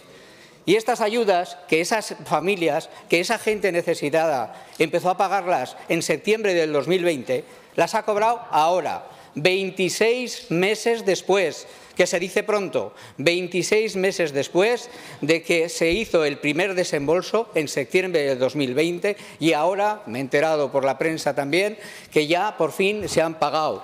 Pero oiga, 6 millones de euros teníamos y hemos utilizado 4.800.000. A ustedes les sobran dinero del COVID, les sobra dinero de las ayudas al alquiler. Pero la gente, las familias no llegan a final de mes por la subida de los precios, por el encarecimiento del coste de la vida. Es un fracaso de la gestión de vivienda, uno más de su departamento y también del Gobierno de Aragón. Espero me conteste. Gracias, señor Juste. Señor consejero. Le respondo a su pregunta, sí. Gracias, señor Solo. Señor Juste. Muy bien. Esta ayuda, las ayudas al alquiler, contemplaban desde septiembre del 2020, o sea, de noviembre de 2020 hasta septiembre del 21. Ustedes han anunciado que van a sacar una nueva convocatoria a partir del 2023. Yo también me gustaría preguntarle qué pasa con estas familias, con esta gente que lo necesita, que según sus bases lo necesita, todos los meses que faltaban del año 2021, los 12 del año 2022 y hasta que ustedes saquen las próximas ayudas. Ustedes han dicho que era una normativa básica de ámbito nacional, pero hemos podido comprobar que en el ranking somos los peores de España. La norma obligaba a todas las comunidades, pero en Aragón la hemos gestionado, o la han gestionado, peor. Mucho peor. Hemos sido los que más hemos tardado en pagar esta ayuda. Y yo, bueno, haciéndome portavoz de esas familias, de esa gente que lo necesita, ¿cómo van a ayudar ustedes en estos meses que ya han transcurrido y ya estamos en el 2023? Muchas gracias. Gracias, señor Juste. Señor Soro. Bueno, me preguntaba usted si hemos pagado. Sí, que hemos pagado. Añado ya que estamos a estas horas aquí, pues añado algo de información. Mire, en primer lugar, mezcla usted cosas porque esas ayudas dirigidas a quien no puede acabar, toda esa gente que dice, que le llama, mire, eso lo hemos resuelto y estoy muy satisfecho. Con las ayudas al alquiler no puedo estar satisfecho, evidentemente, con lo que hemos tardado en resolver, pero las ayudas para las personas de verdad vulnerables, el programa 3 del antiguo Plan Estatal de Vivienda, hay agotamos crédito, 1,7 millones prácticamente, y ayudamos casi a 500 personas. Unas ayudas diferentes a estas. Estamos hablando de otro tipo de familias. Mire, ¿por qué nos ha sobrado dinero? Pues porque de los 6 millones que teníamos, el número de solicitudes válidas que cumplían requisitos y que podíamos pagar, pues ha quedado en 4,8 millones. Hay 1,2 millones que no hemos podido destinar a este programa, insisto, que nos viene dado los requisitos desde Madrid. Algo positivo, porque ahora con algo positivo hemos podido atender todas las solicitudes válidas, todas. Esto no suele ocurrir, es decir, hemos concedido 3.442 ayudas, 4,8 millones, que, insisto, son todas las que se presentaron y fueron válidas. Hubo mucho más, hubo casi 6.000 solicitudes, que ocurre que 920 hubo que denegar porque no cumplían los requisitos que decidieron en Madrid, y otras 1.691 o hubo desistimiento o hubo renuncia. Es decir, hemos concedido 3.422 ayudas, pero hemos tramitado como 6.000. Esto no va a ocurrir en el futuro, por eso decimos que no va a volver a ocurrir, porque ya no serán las ayudas en el futuro en concurrencia competitiva, no tendremos que coger una a una, mirar si se cumplen requisitos, pedir subsanaciones, pedir que nos manden documentación, que es el problema que tenemos, ese atasco administrativo horroroso que tenemos, sino que serán ayudas ya convocadas en régimen de prioridad. Quienes primero soliciten y cumplan requisitos, se les otorgará la ayuda sin esperar, como le digo, a mirar todas. Por lo tanto, esto puedo afirmar que no volverá a pasar. Hemos pagado por fin, y las próximas convocadas, insisto, las ayudas de verdad de vulnerabilidad se pagaron muchísimo antes y cubrimos agotamos el crédito, y en el futuro la tramitación será diferente y por lo tanto será más ágil. Gracias. Señor Sorón, pues concluido el orden del día, se levanta la sesión.